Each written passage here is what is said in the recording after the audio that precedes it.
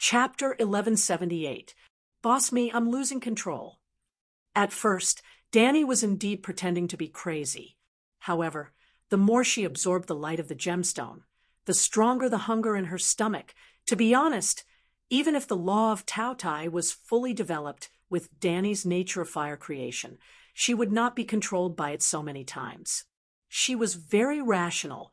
Most of the time, she was just pretending to be crazy. She was using her craziness to gain benefits. However, this did not mean that the desire to eat was fake. On the contrary, the desire to devour everything had been bothering her. Danny never knew that a mere law could have such a huge impact on her. The first time, at the Wall of Night, she had devoured Mirko's secret flame origin. It was not big. It was only the total amount of the first flame after devouring all the demon gods in the Battle of Smoke Sea. The second time, during the Battle of the Colossal Lamp, just the power of the secret flame within the Colossal Lamp was enough to create 10 Song of Ice and Fire realms. In addition, after the battle, the Colossal Lamp had devoured the earth fire from 4 Song of Ice and Fire realms to repair the damage to the earth. The third time, during the second battle of the gods between Villa and Mirko, she did not participate. Instead, she had repaired the earth after the battle. There were about 2 ice and fire worlds origins. The key was the fourth time.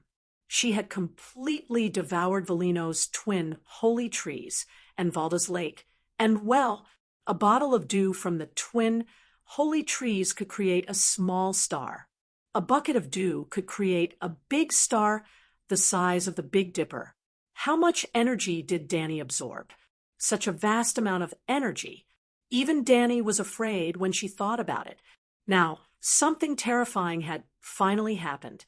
Lord Mirko, I really can't control myself this time. Danny's voice gradually turned ferocious. If you can't control yourself, then don't. At the back of the demon army, Mirko had ensured his safety. His tone was relaxed. Attack together. Kill her. He ordered the Balrog and Fallen Maya. I'm sorry, my good friends Arg. Danny raised her head and let out a terrifying howl.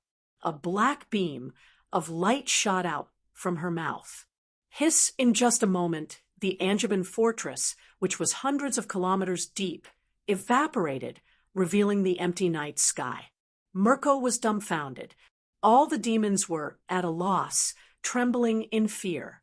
In Manway's palace far away, Villa, who was discussing whether to immediately attack Morgoth, stopped arguing and looked towards the northeast in shock. A huge black beam of light pierced through the sky and went straight into the dark universe. Some stars blocked the path of the black light and were directly reduced to nothingness. However, the Eye of Angorian was not affected. It appeared above Danny Angorian's head, bringing an ominous bloody light to its master. Ah, the Eye of the Angorian. As expected, it was a star of calamity. It even devoured its master. Angorian's death knell has rung, Soren said with a trembling voice. Not good. The ominous bloody light cast by the Bane has also landed on our faces. Run! Angorian is about to evolve to its final form. The others were shocked, but the little old goblin Sagrado, who had no sense of existence, suddenly exclaimed in shock. Tyrant Eudemo lifted the goblin and shook it vigorously, asking loudly, "Speak clearly, what is the final form?" King Mirko, run, run! The goblin was suspended in midair, kicking his short legs with all his might. He urged anxiously, "Leave this place quickly. Angorian is about to turn into a black hole." TSK, TSK, TSK. At this moment, Danny opened her arms and hundreds and thousands of silver spider webs shot out, just like the 1,000-hand guanine. The spider webs were like the long tongues of frogs. They licked a mosquito at lightning speed and retracted in an instant. The flame demons and fallen Maya were more helpless and weak than mosquitoes, but they were more delicious. King, save. Once the wailing demons entered the dark wall behind her, they disappeared without a trace. The deeper the darkness, the more it expanded. The bloody light cast by the bane in the sky became denser. Ah, the bane has betrayed us. This is my bloody disaster. We gave it our blessings. A demon king, who was entangled by the spider webs, wailed loudly. It's not a blessing, it's a curse. I curse it. Another demon king was filled with deep hatred. He cursed half of it, but it was immediately swallowed by the darkness. Gulp. Mirko swallowed with difficulty. With a whoosh, he disappeared from the Angevin pit with the goblin in his arms. Whoosh, whoosh, whoosh. Seeing that the situation was not good, Soren and the other demon kings disappeared one after another. Those who could not disappear were finally pulled into the darkness by the spider webs and digested cleanly. Kaboom! After some time, the earth in the north shook. Rocks and trees slowly floated up. A dot of black light floated from the bottom of the pit. It followed the black light that shot out from Danny's mouth and floated into the sky, entering the wall of darkness, outer space. What is the form of a black hole? Mirko mumbled as he looked at the darkness in the distance. It's like that bastard's heart is too dark, and he tricked all of us. All of the fated ones who entered Iya were chosen by it, and they could provide what Iya lacked. Sagrado sighed. Get to the point. Mirko growled. King, do you know about the abyss? I'm the abyss of darkness and evil, Mirko said impatiently. The old goblin's mouth twitched a few times and said, Once a magic queen in the Faerun continent summoned me to the second level of the abyss. In the second level alone, there were no less than 10 terrifying demon kings like you. Bam! Tyrant Utamo punched the goblin's head and roared, Bastard, how dare you humiliate me like this? King, this is not a humiliation. The demon kings of the abyss feed on the world. All the worlds in the universe are their hunting grounds. Being able to enter the top 10 is already enough to shock countless universes, Sagrado said hurriedly. I don't believe you. Sagrado sighed. All right, I was wrong.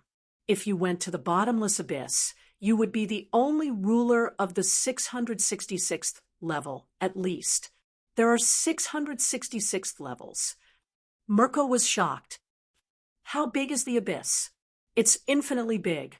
It's the amalgamation of all the chaos, evil, ugliness, and brutality in the universe.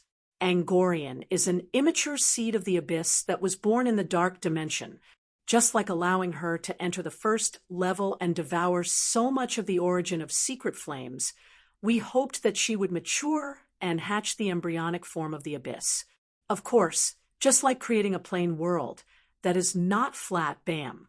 Mirko punched him again and scolded, You're trying to fool me again. Why is the land of Arda not flat? A flash of hatred flashed across Sagrado's eyes, and the flattering smile on his face grew. This is only the initial form of the universe.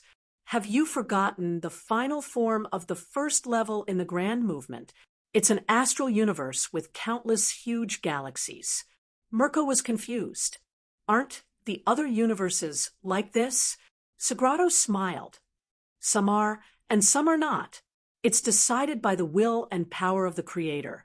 For example, the same stellar universe model, but the Creator's power is not as strong.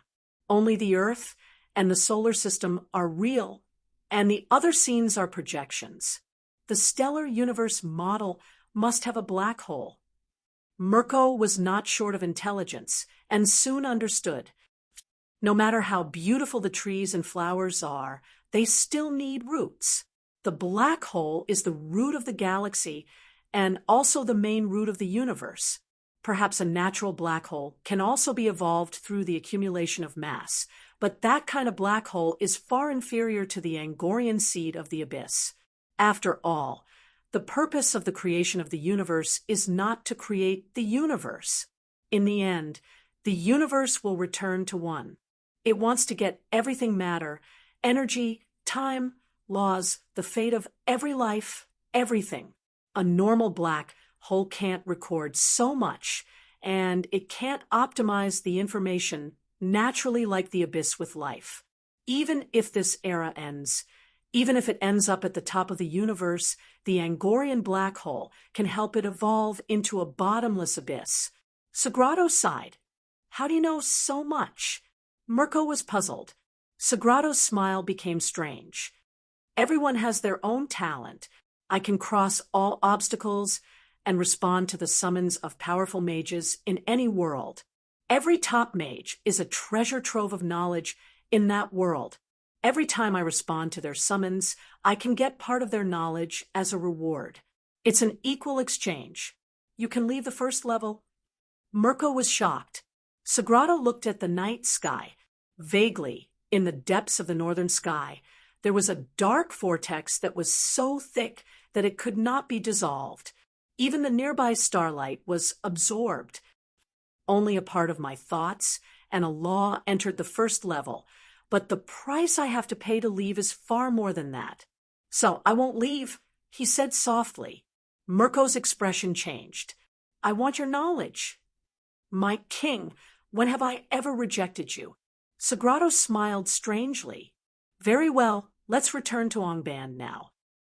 In order to avenge his father's death, in order to take back the Silmarillion, and also because he had enough of Villa's vexation, not long after Dany ascended, Fino called on Nodo's elves to leave the cage set by Villa and go to the free and rich Middle-earth to live a normal life. At the same time, he also wanted to take revenge on Morgoth. Fino and his son swore in the name of Manwë and Valda. Anyone who dares to seize or possess the Silmarillion, no matter if he is Villa, the Demon King, an elf, or a human, we will pursue him to the ends of the earth and to the end of time with revenge and hatred in our hearts. Manwë's messenger, Ianwe, said to Fino a sentence that represented the fate of all the mortals in the Lord of the Rings world. As long as the first level is still here, the universe has not reached its end. Other than Villa, no one can think of defeating any Villa. Any action or oath that challenges Vera's will fail. Fino looked up to the sky and laughed, his heroic spirit reaching the clouds. Leaving the Amen continent, leaving Villa's protection, I will lose a lot, but at least I will have the freedom to choose the path I want to take. I might fail against Mirko, or I might be killed by him, but at least in the face of my enemy, I did my best and launched an action. I did not sit around and grieve all day. All of you powerful beings, just watch. On the day I die in battle, the damage I cause to Mirko will definitely shock all of you. Fino was the first mortal to openly rebel against the gods. Even though his achievements in his life were fewer than many elf kings, and his evil deeds were more than all the elves, he was still the greatest king of Nodo that Villa also recognized. Later on, there were also humans who challenged the gods, but they were out of ugly desires, and they were also bewitched by Sorin to the point of losing their rationality. They could not be compared to Fino, who always had a clear mind and knew what he wanted for the sake of righteous revenge. The influence of the holy oath on fate was even more terrifying than in the Song of Ice and Fire world. Just as he finished bragging in front of Ianwe, Fino fell into the curse of challenging Villa's oath. He killed his own family. The Amen continent and the Middle-earth were separated by a deep and narrow sea. When they first came over, it was Yumu who used a small island as a boat to pull the elves over. Now that they wanted to go back, they could only take a boat. The Teleri elves lived by the sea and had many boats, but they were clingy. On one hand, they agreed with Fino that Nodo is a great benefactor to the Teleri race, P.S., but on the other hand, they were unwilling to lend their boats to the Nodo elves.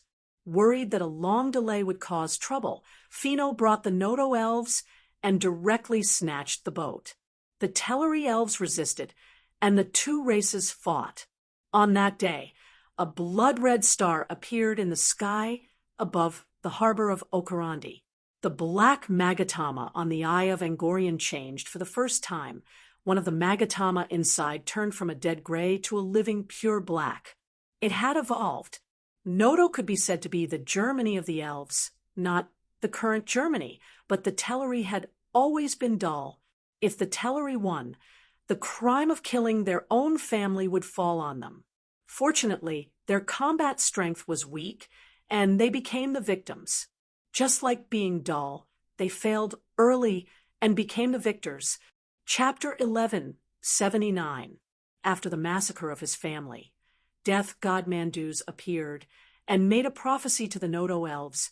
Villa will seal off Valinor, and all of you will be banished forever. Villa went back on his word. No matter where you go, Villa's wrath will envelop the Fino family and those who follow him. Regardless of whether it is considered righteous or kind, or evil or malicious, you will be driven to do it by the oath, and the end result will be a disaster. But even if you do so many things that go against ethics and morality, you will not be able to get back the Silmarillion that you have always desired. Treachery will happen often, and you will live in fear of being betrayed. The Fino family will be homeless forever, and in the end, have nothing. This was not only a prophecy, but also a curse. When Manduz made such a prophecy to the Noto elves, it meant that Manduz had chosen such a future for the Noto elves. This was a way for the gods to punish the mortals. There was no escape and no resistance. The more one escaped, the more one resisted, the faster a tragic fate would befall them. Hearing Manduz's curse, many of the Noto elves felt fear.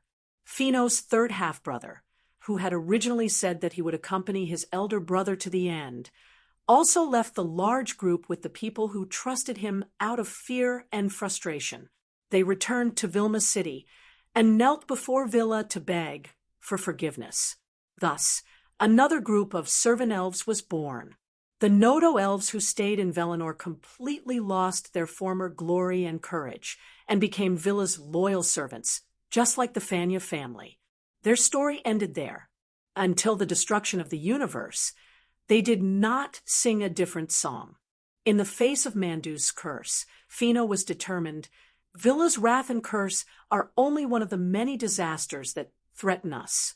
From the beginning, when I made the oath, I had the awareness to walk towards destruction, because I know very well that the Morgoth that I am going against is the strongest Villa. Mortals cannot challenge Villa. I will not and have no power to object to this statement. But if I had listened to Manduz's prophecy and become fearful, cowardly, and fearful, I would have given up my vengeance against Morgoth. Then, for the rest of my eternal life, I would have suffered from cowardice and regret. I accept any fate that still befalls me after I fight against it. But I must add a footnote to this fate. I have worked hard to create glory. My descendants, please spread my life's achievements through the ages. Unfortunately, fate was far more cruel to him than he thought. Noto had two younger brothers of the same father but different mothers. The second brother was Funguafeng, and the third brother was Finnefen.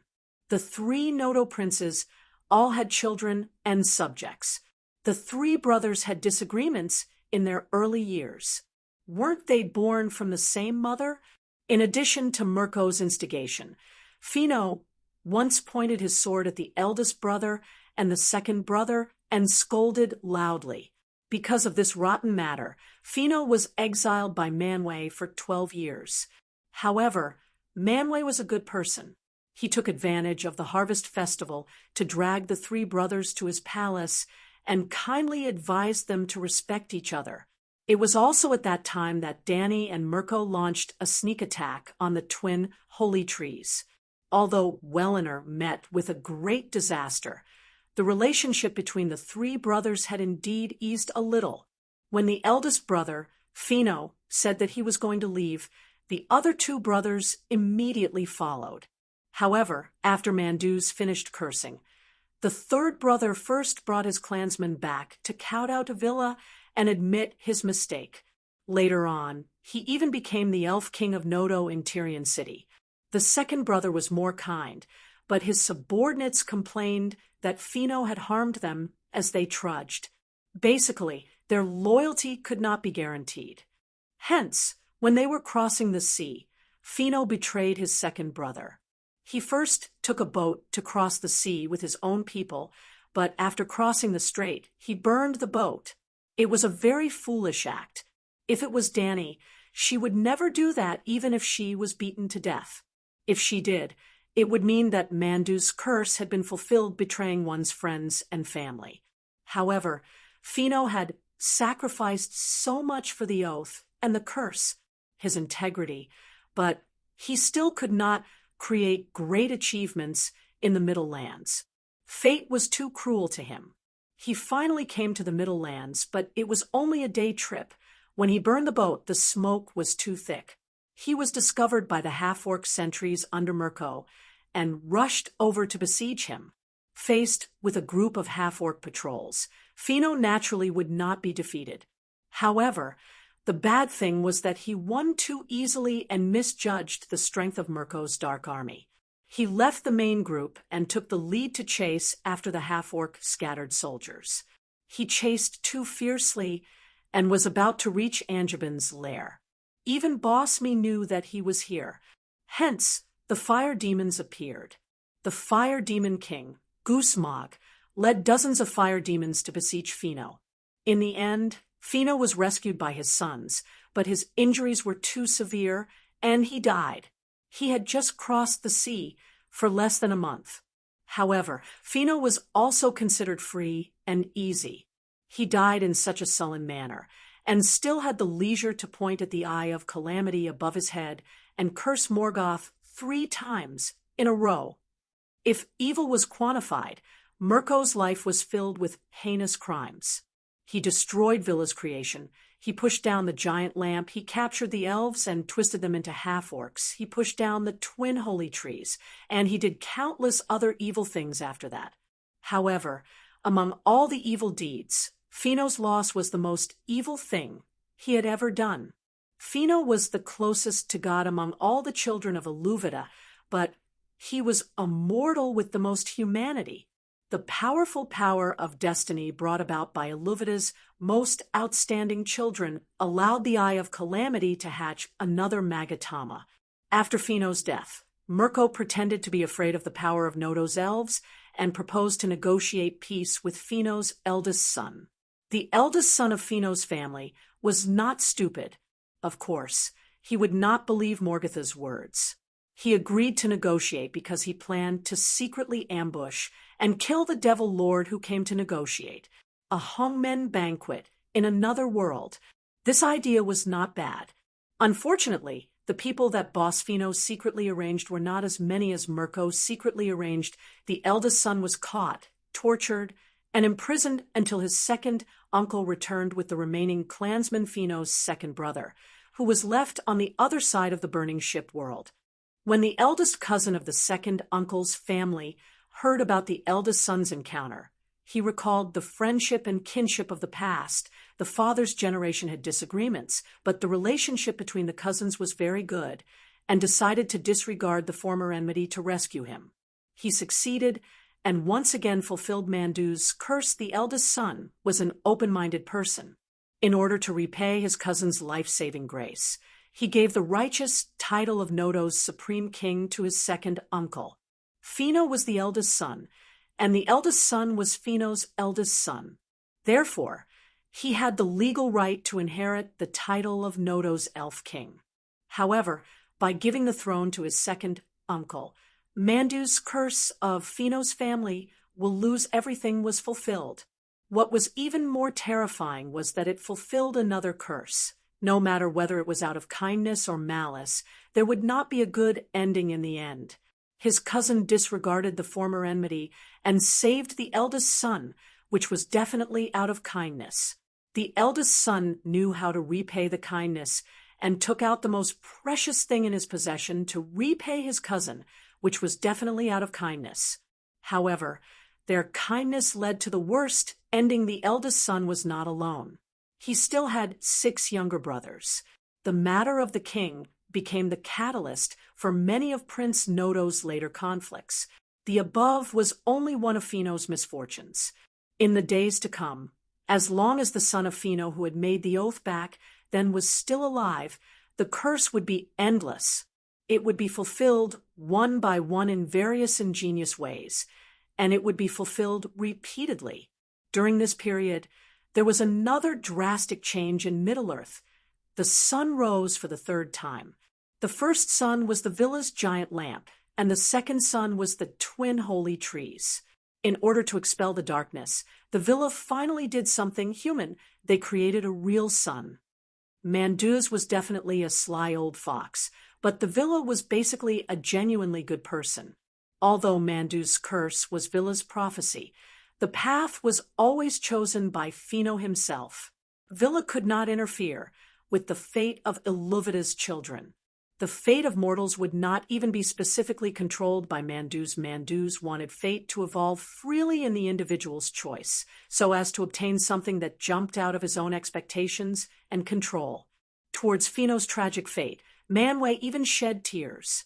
He asked Manduz to convey the prophecy, not because he wanted to see Phino's misfortune, but because he hoped that Phino would not fulfill his own fate. For the upcoming humans, and also to repair the damage caused by Mirko, Manwë asked Yavanna and Nina to do their best to repair the twin holy trees. Nina's tears were almost dry, and Yavanna's throat was almost hoarse from singing. Finally, a miracle happened. The male tree's roots bloomed with a silver flower, and the female tree's roots bore a golden fruit. Manwë conferred the silver flower and the golden fruit as saints, which was to give them spirituality. Aoki and his subordinate Maya tailor-made a spaceship for them, a magic spaceship. Valda sang the song of the moon to the silver flower, and the song of the sun to the golden fruit. The song of the sun and the moon made them shine brightly. After that, Valda placed them on 2 spaceships, launched them into the sky, and circled Arda.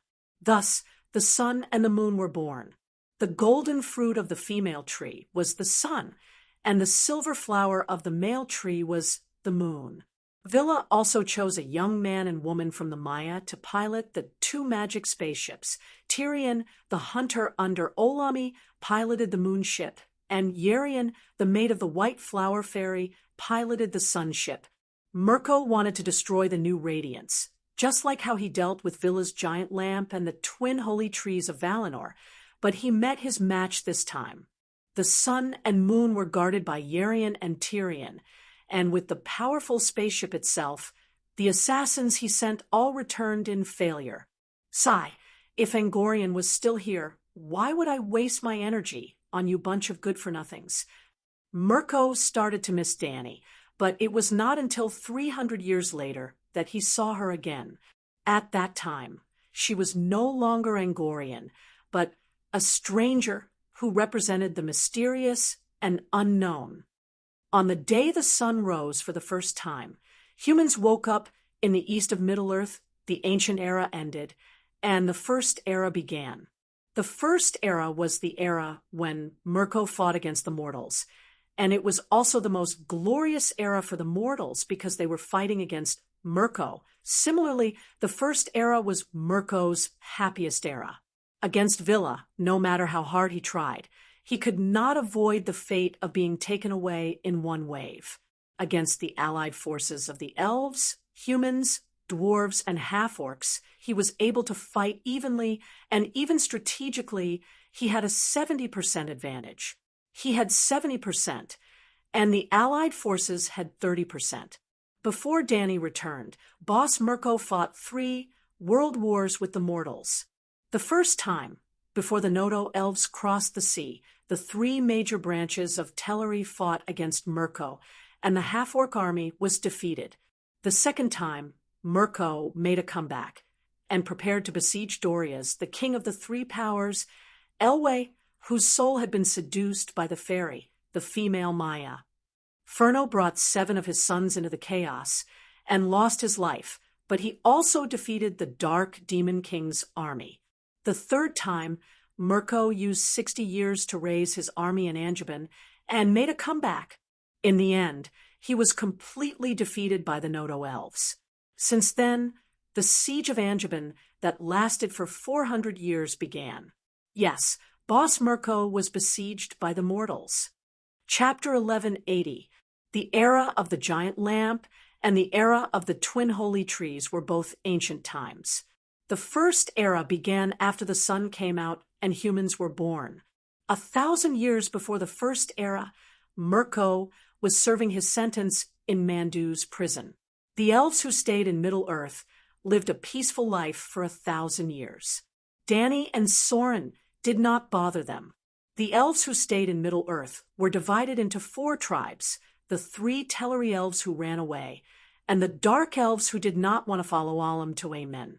The dark elves did not build a kingdom. They were scattered all over the world. When the 3 powers met with Villa, they decided to bring their people to Amen. The Fanya and Nodo elves did not hesitate. The Teleri elves, however, were restless. At that time, Alim personally led the Teleri elves. The elves were slow. He could not stay with them all the time. Sometimes, he had to go out to do other things. The Teleri elves would stop working. Some of them even ran away and went to other places. The first batch of Teleri elves who ran away became the Green Elves, River Elves, and Forest Elves. They ran away to the land of 7 rivers and the Forest Elves, respectively. They were also called the Nando Elves. The second batch of Teleri elves who ran away was one of the 3 powers. He was also the king of the Teleri elves. He heard the singing of the most beautiful girl, Melian, and ran away from the main group. After that, he married Melian and gathered a group of Teleri elves who were looking for him to build their own kingdom, the Mini-Kingdom. This group of elves was also called the Cinda elves or the Grey elves. The third batch of Teleri elves who ran away were more innocent. They did not want to run away, but they could not just ignore the fact that their king was missing. So, a large group of elves stopped by the sea to look for elves. But at that time, elves and Melian were looking at each other in the forest. They were looking at each other. They were in a trance for decades. The Teleri elves who stayed by the sea were also called the Sea Elves. These 3 groups of elves who ran away built 3 kingdoms by the sea in the west, in the middle of the continent, and inland in the east. They were all far from Mirko's nest.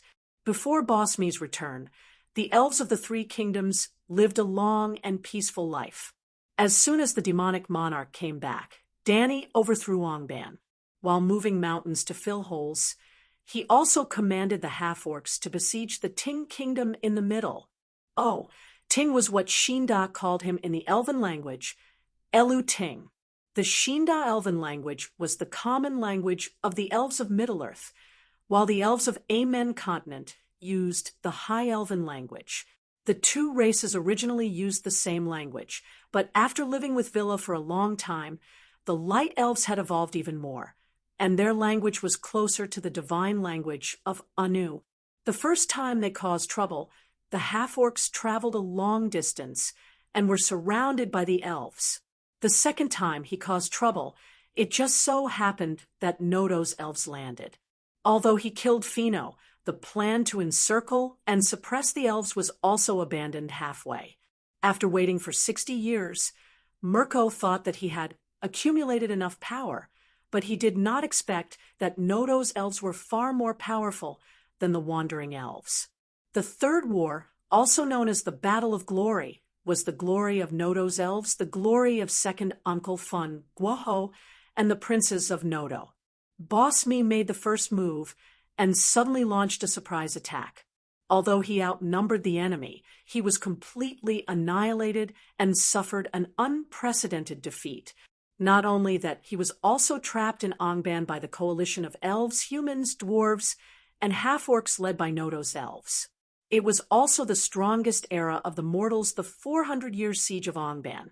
Look at the map. Prince Nodo circled in red blocked Mirko's way out.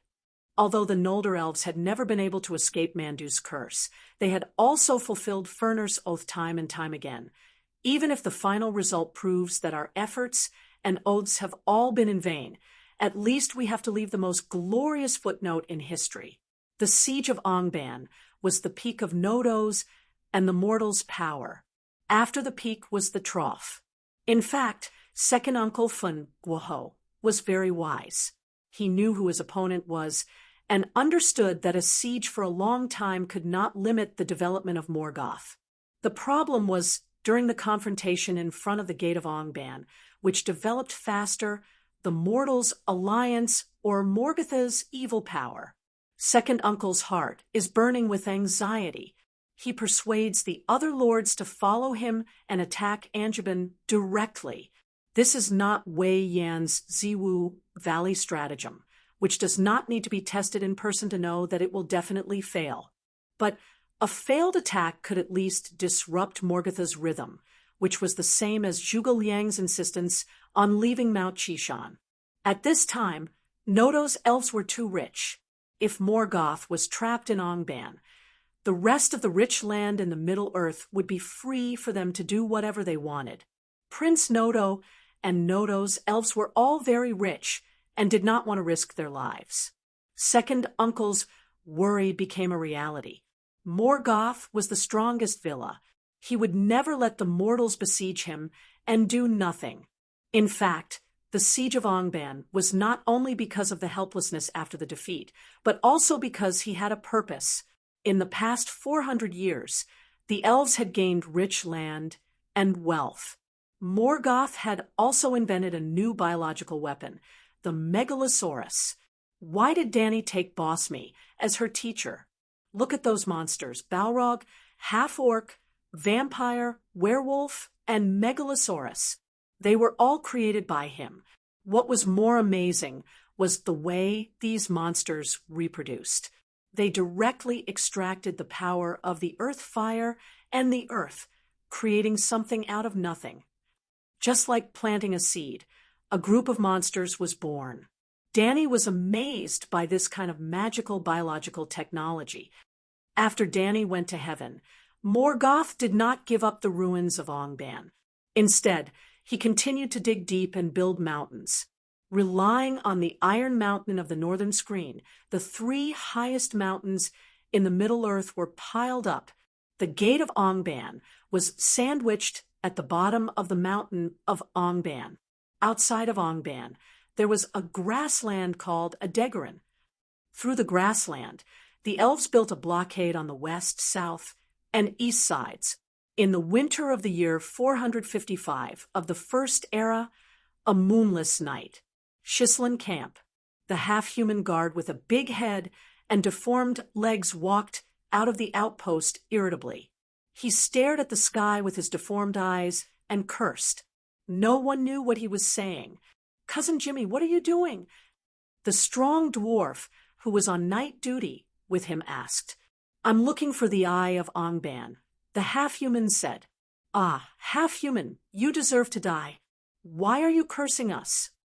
A human said in horror, "May the Eye of Angorian never see us." The elven soldiers quickly prayed, as if chanting a curse. "I'm serious." The half-human stamped his feet anxiously. "Someone go and inform Battalion Commander Harvey that something bad might happen tonight. It's best to keep the whole camp on alert until dawn." "Half-human, are you crazy?" The human man scolded. The tall, fair-skinned elf Nodo stopped him and asked with a serious expression, "Jimmy, did you awaken the blood of disaster?" "What blood of disaster?" the human asked in confusion. "You humans were born late and don't know some secrets of the ancient times. It is said that the half-humans were created by Ongban, and the Eye of Ongban was also created by the ancient evil gods. In this way, some half-humans are born with a special connection with the Eye of Ongban, thus foretelling good and bad fortune." The elf said, "It's not the blood of disaster. It's a half-human prophet. My grandmother was a half-human prophet, and she was a consultant for King Ting for 30 years.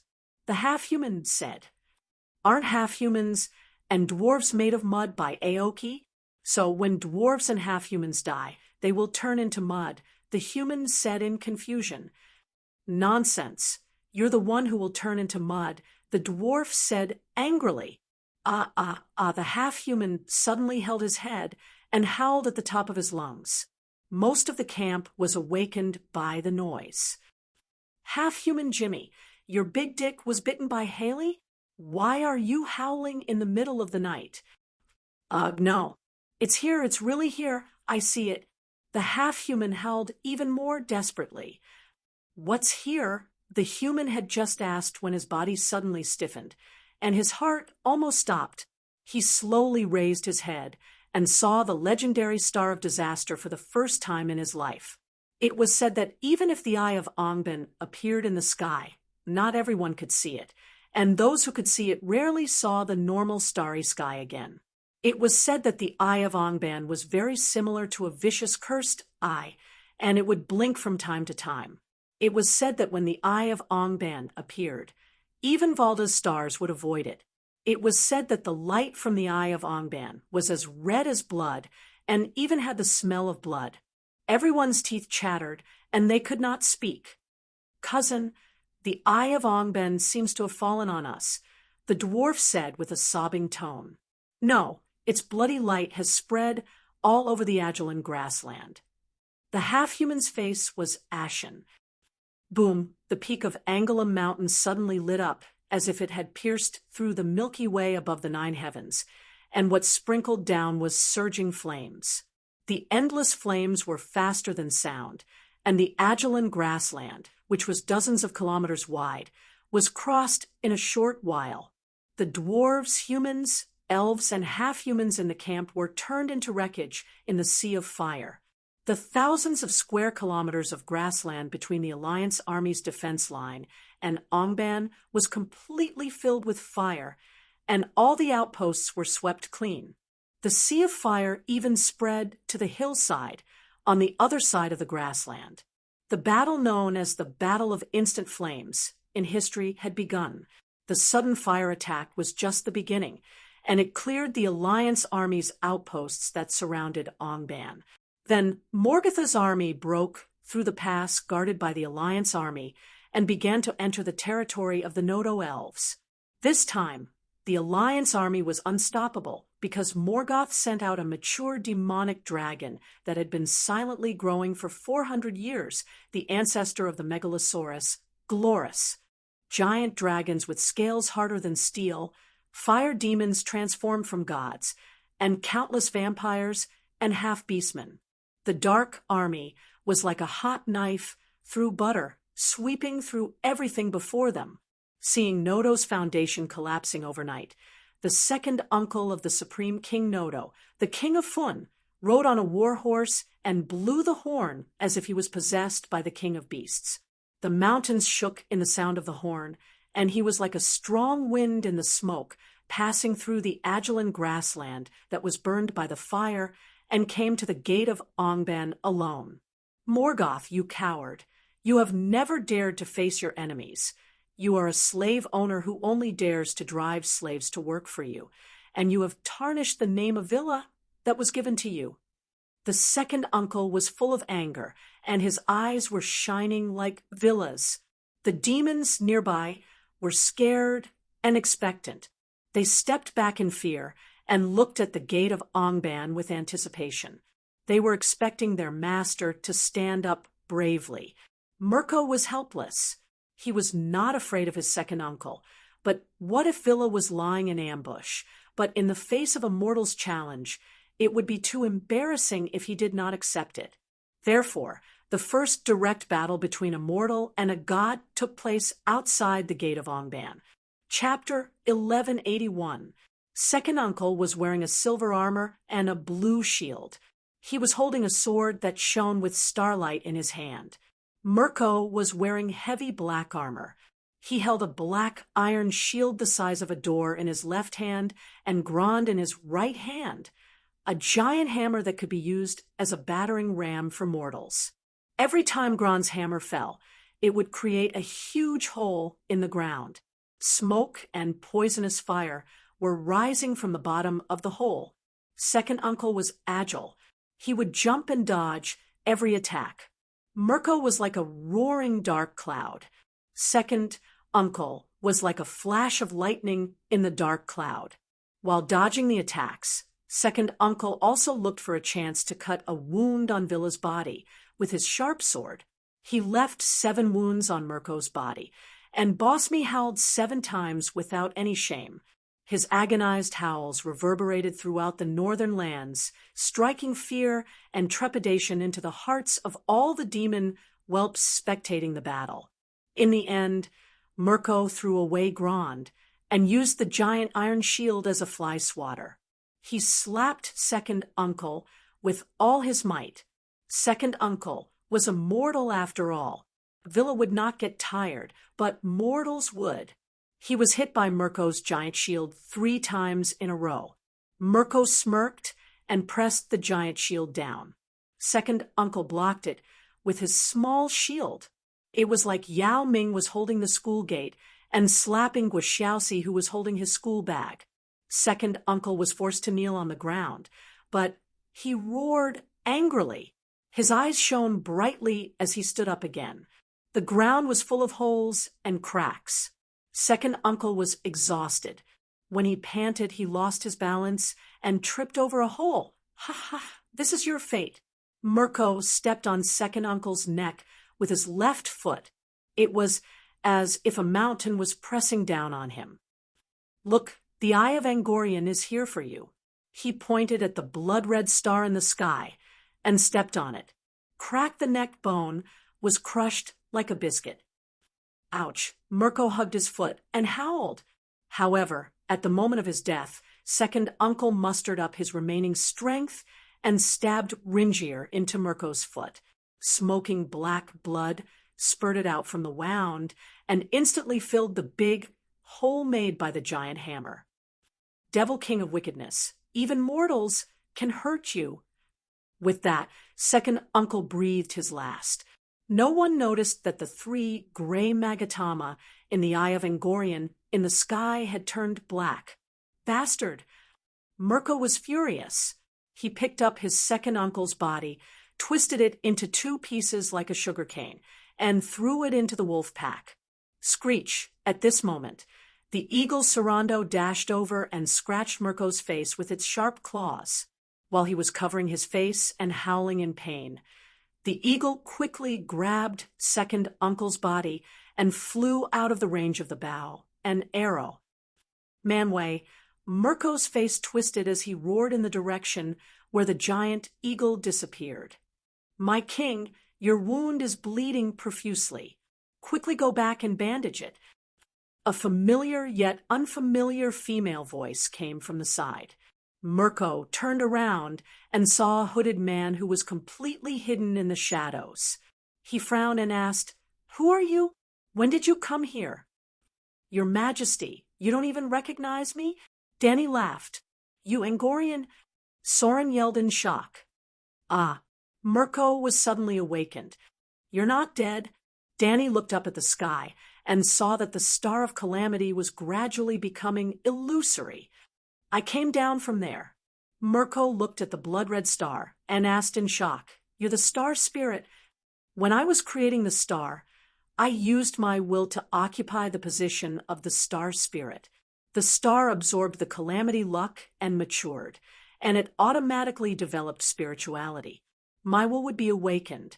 It was an idle move back then, but I didn't expect it to save my life today." Danny sighed.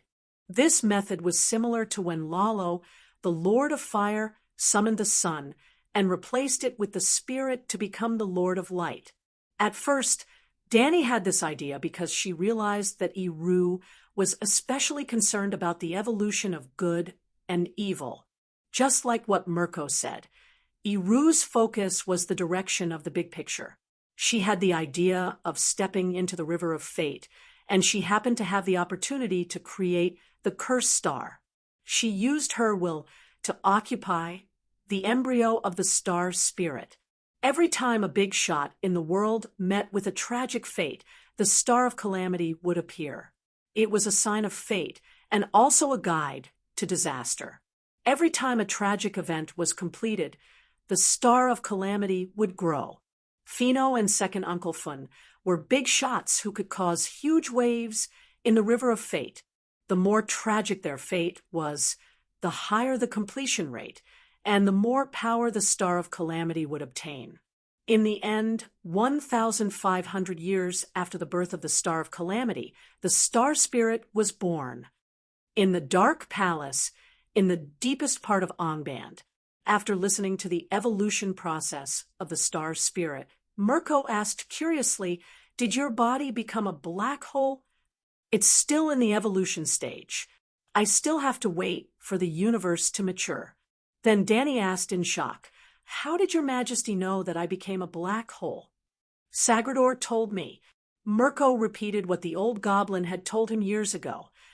"Sagrador has that kind of talent. Summoning across dimensions can definitely break the seal on Yaya." The hood covered Danny's expression, but it could not hide the shock in her voice. "Where is he now?" she asked. He, I know he's a treasure. After I came back, I sealed him in a metal box. No matter how much his clone outside the universe summons, Yaya's body can't leave." Mirko laughed. Danny nodded slightly. Even if Big Me was bleeding and howling in pain because of a mortal, it did not mean that he was not the strongest Villa. Mirko said expectantly, "Since you've become the spirit of the Star of Calamity, can you always let the light of calamity cover the top of the elf's head? You're the Lord of Darkness. You're just a mortal. There's no need to cheat, right?" Danny looked at Big Me's left foot. Her tone was not so sure. The wounds caused by Lingier no longer bled, but there were deep scars. The scratches on his face from the giant eagle Zorando did not disappear. His left leg, which had been injured by his second uncle's dying strike, was even crippled.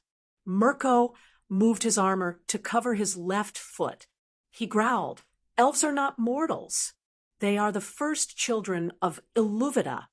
Even though Danny was wearing a hood and her expression could not be seen at all, he still felt that she was mocking him. He thought too much. Danny had already mocked him when he was screaming in pain from second uncle's attacks. Now, her reaction was calm. "Your injury," she said with concern. "In order to create the demon dragon, I've used up too much of the origin of secret flames. Moreover, after destroying the twin holy trees, I've also been cursed by the Varus. This body cannot be repaired, nor can it be replaced." Mirko said darkly. The price was a little high.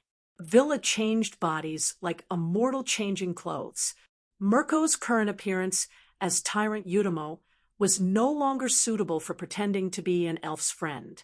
In fact, when he was imprisoned by Welliner, his image was even more glorious than Manway's. He was a handsome and kind elf who emitted the light of Amen. Just say it. Can you make the elves and humans suffer? Oh, right, and the halflings. They are not strong, but they are very smart. The halflings played a big role in the formation of the Mortal Alliance. Danny shook her head. The fate of Illuvida's children is protected. No one is allowed to interfere directly. It can only evolve naturally according to their own choices. Then what can you do now? Mirko asked coldly. Sigh, I plan to become a bard and wander the world as a stranger who represents mystery and the unknown. Is there something wrong with your brain? Mirko asked with a straight face. I am now a wandering soul without power. I can no longer serve the king. I can only do what I like. However, even if I become a bard, I will not forget to spread the king's fear and the name of the evil demon king. Mirko looked at her deeply. I thought you couldn't wait to see Sagrador. Danny smiled and said nothing. Of course, she wanted to see Sagrador. She also wanted to send a message to her original body outside the universe through him. But she also knew that Iru was the creator. He knew everything in the first dimension. No plan could be hidden from him. When she devoured the origin of the secret flame, she did not care about Iru's identity as the god of creation. But the experience of turning into a black hole made her understand that Iru knew everything and managed everything in the world. He was also very black-hearted. He only wanted to exploit the evil gods and would not easily give away any benefits. Why did Sagrador confess his talent? Did he need to say those words to Mirko? Or did he say it to her through Mirko? Maybe even Manwë did not know that she could return to the world as a star spirit, but Iru must know. If Sagrado's words were what Irue wanted him to say to her, then what did Irue want? Dani did not dare to think about it, but she could control herself and not do anything. What entered the first dimension was only a part of Angorian's will. It was an independent entity, but it was not all of Dani. She did not bring the secret of the fire of creation into the first dimension at all. At this time, Dani, who entered the first dimension, only knew the basic knowledge of the first flame and the way to study it. But she knew nothing about Dani's fire of creation. She also did not have the memory of the fusion of the opposite attributes of the Song of Ice and Fire and the transmigration talent. She did not even bring in the memory of, so this is the world of the Lord of the Rings. In the first dimension, Iru was omniscient and omnipotent. If Dani brought the memory of the fusion of the Song of Ice and Fire into the first dimension, Iru would know as soon as she entered.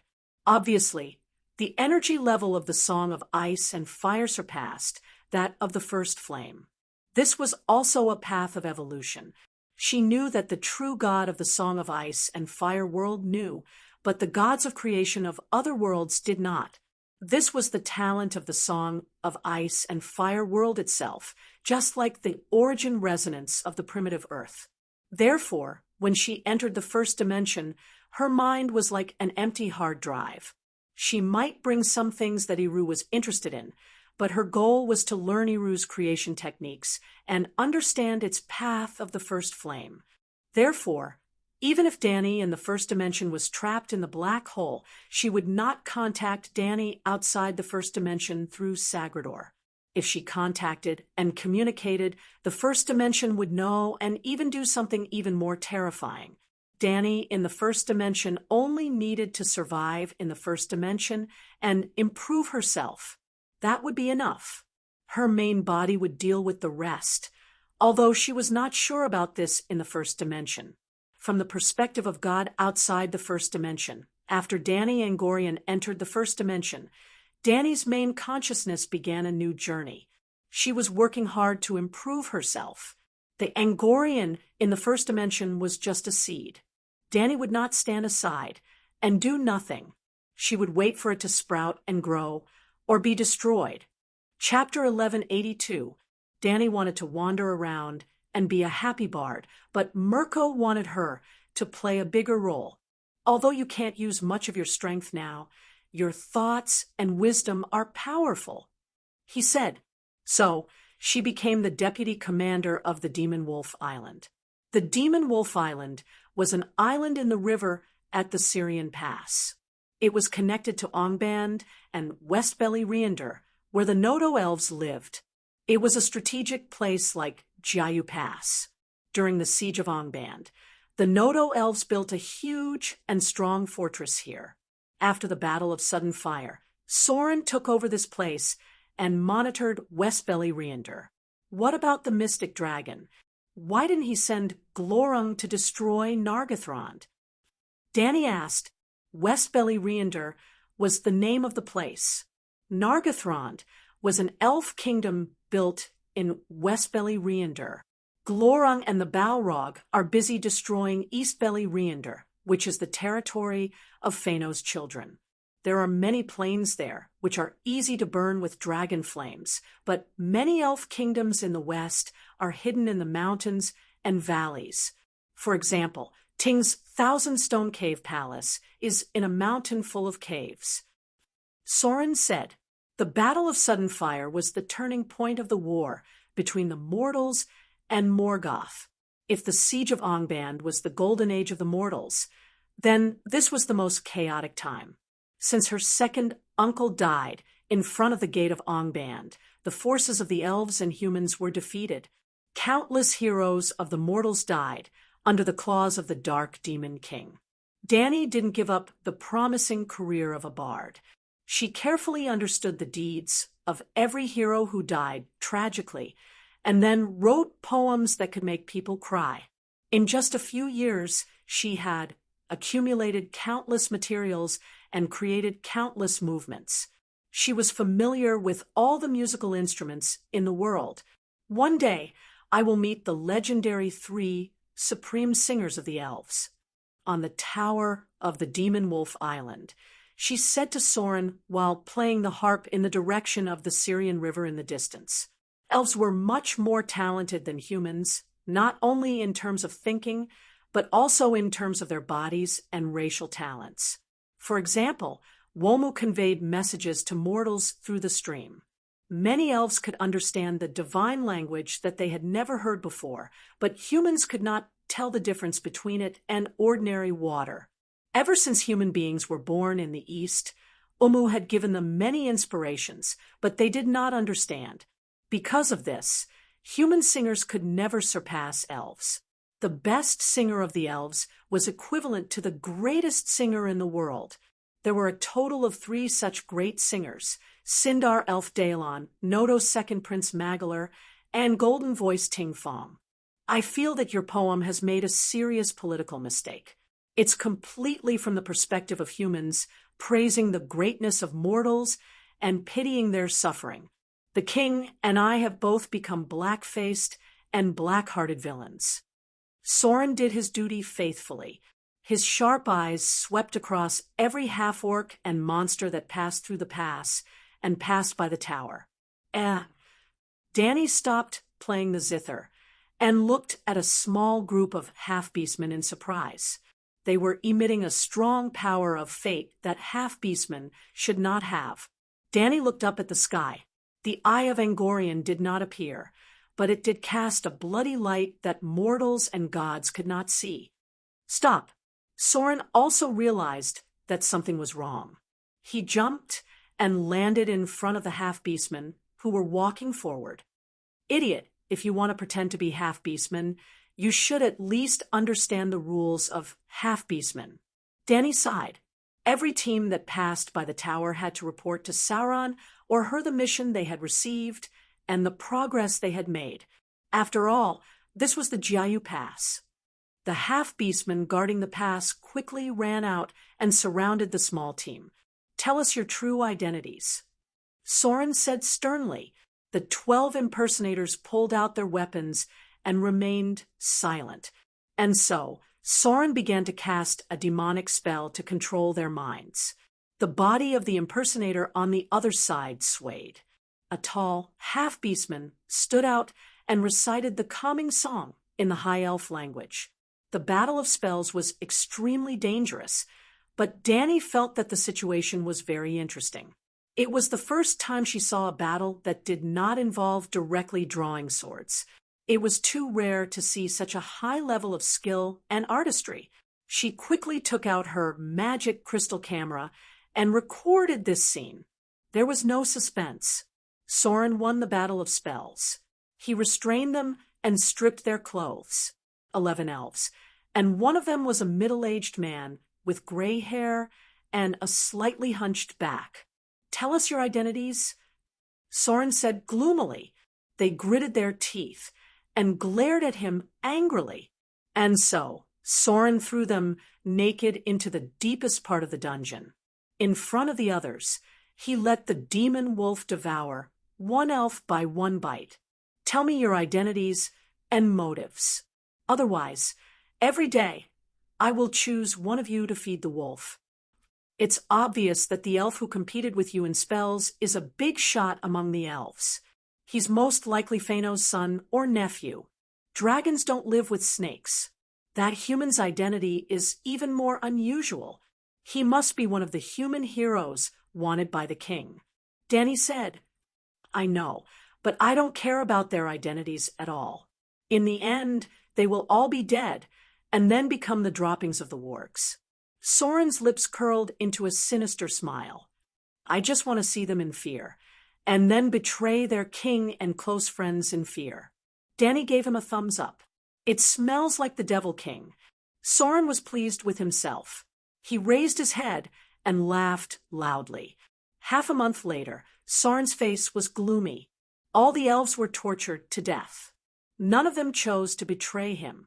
In the end, the elf who was identified as Prince Nodo even broke the iron chains that could not be broken. He risked his life to kill the demon wolf that bit his human friend. Sigh, you gave them too many good choices. Danny smiled. I didn't give them any choice. Soren said coldly. He could hear the sarcasm in her laughter. Danny shook her head. You gave them the choice to become great heroes. What else? Soren's face darkened. Either they die in humiliation, or they become heroes and die bravely. Even an idiot would know which choice to choose. If you separated the 12 elves, you wouldn't let them be influenced by their teammates' courage. You wouldn't let the elven prince's gaze cheer them on. Instead, you would create the illusion that many of them have already surrendered. He. Danny laughed sinisterly. Soren's face darkened even more. He knew that she was right. If he had followed her plan, at least half of the 12 elves would have fallen. Why didn't you say so earlier? Now that all the elves are dead, there's only an old man left crying in despair and pain. Danny pointed at the star of calamity that appeared in the sky because of the elven prince's death and smiled. I'm the observer of calamity, not the creator. From the tragic fate of the elven prince, she obtained a huge amount of fate power.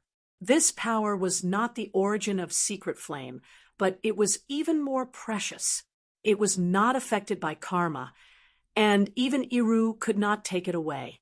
Soren was about to say something when his expression suddenly turned serious. He said in a low voice, "We have guests." Even without his reminder, a gentle song that was like the morning mist under the sun came from the entrance of the fortress. It was very soft and gentle, but it passed through the thick walls and went straight into the underground cave. Danny closed her eyes and listened. The song brought her to a secluded forest under the stars. Birds were singing in the trees, and shimmering flowers were blooming in the wilderness. Soren murmured, "It's Lucian, the daughter of Ting and Marion. She has the blood of both mortals and gods. Only her song can be so." Danny had heard of Lucian's story. She was born in the era of the twin holy trees. She was a legendary person who was famous in Middle-earth for her appearance and singing. The hunchbacked figure in the cage suddenly woke up from his sorrow and responded to the song outside the gate with a loud song of challenge. The Song of Challenge was a song that mortals sang to praise the Big Dipper, because Valda created the Big Dipper to harvest Mirko. It was Villa's scythe. Lucian's song changed. At first, it was filled with the joy of reunion. Then it became angry. The island began to shake, and the half-orcs and demon wolves roared in fear. "I see. Ha ha, my good dog. You finally licked your destined goddess. Now, let me see your ultimate potential." Danny laughed. After 1,000 years, she saw the divine hound one again. It carried Lucian here.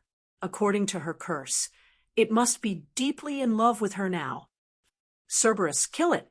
The Cerberus was the descendant of the Cerberus that Danny created in the early years. As soon as it came out, it was bitten to death by Juan. Sauron's face was gloomy as he sent out one demon wolf after another. One after another. The demon wolves were bitten to death by Huan. You're helping it level up. It's about to evolve into the god of licking dogs. Danny laughed. "I also want to know its limits."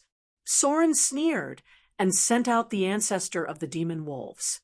It was a demon spirit that Mirko created by combining the souls of 5 divine hounds, Zhuogu Luin. Danny and Soren stood at the top of the tower and watched as Zhuogu Luin fought, won the licking dog. The battle lasted for 2 hours. Every time one was at a disadvantage, It only needed to turn around and glance at the worried Lucian. It was full of energy and even stronger. Finally, a Zhugu Luin howled and fell into a pool of black blood. Is the power of love so strong? Soren was shocked. In theory, Zhugu Luin, who was created by combining the souls of 5 divine hounds, was at least 5 times stronger than Juan. Not to mention, he and Mirko had trained it for 1,000 years. But now, I'll try it myself, Soren said with a serious face. Before he fell and became the big eye, Soren was proficient in the 72 transformations. The dark creatures he transformed into also had the abilities of this creature. He jumped and landed on the ground. He had already turned into a majestic dog. He was the biggest and most ferocious werewolf in history. That was a battle that shook everyone's hearts. Juan, who was in front of Lucian, was protected. Every time he was hit, the golden light on his body became brighter, and his strength doubled. Gradually, Soren's dark witchcraft, Fang's venom, and even his powerful attacks could no longer hurt him. He was like Villa, radiating the holy light of Amen from his power. Impossible! Soren howled in disbelief. Roar! Juan let out a wild roar. The deep love and sorrow that came from the bottom of his heart all turned into a surging power. The mountains nearby trembled under the howl. The powerful shockwave shattered all the bones in Soren's body, like a cannonball. Impossible! I'm Maya. Juan's dog paws were like iron hoops pressing down on his neck. He looked down at Soren, but there was no joy or happiness in his eyes. There was only a faint sadness. Are you in pain? Soren looked at his dog's face and was stunned for a moment. Then he laughed. Chapter 1183. Soren laughed maniacally. How can you not be in pain? Your power is so strong that you can even defeat the strongest Mia. What kind of love is this? Ha ha. But your love-a-woo, Lucian was right beside him. One did not want her to know the secret of the curse of love. He was even afraid that she would know that he loved her. Therefore, he bit Soren hard on the back of his neck. Soren felt the pain and began to use the 72 changes crazily. He turned into a writhing python and then into a bat flapping its wings. No matter how much he changed, he could not escape from the dog's claws. Help me, Angorian, help me, Soren wailed. When the divine hound trembled and looked around in fear. There was no response from the fortress.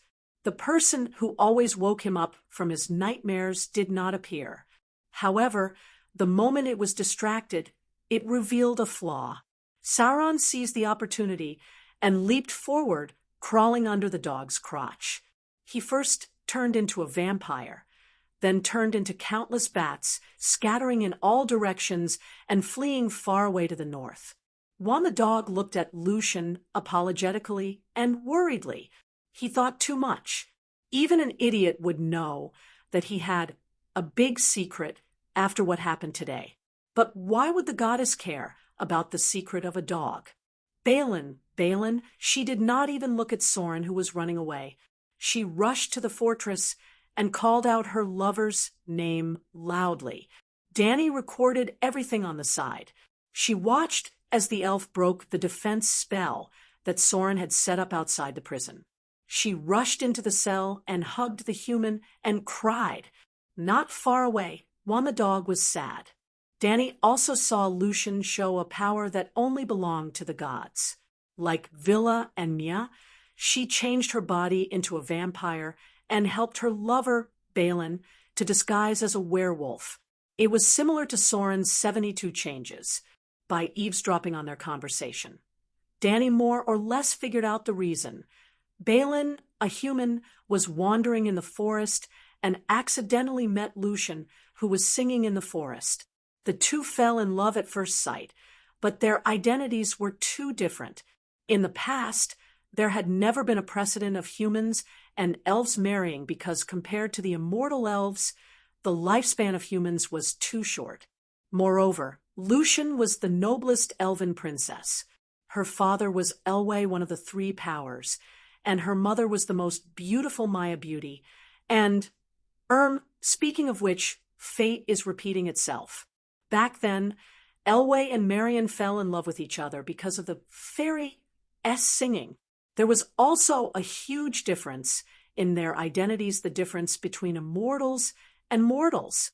However, Elwë was far luckier than Balin because Melian had no family, while Lucian had a father who demanded a high betrothal gift, the most beautiful appearance, the noblest status, and of course, the most expensive betrothal gift in the world, a silmaril from Morgoth's iron crown.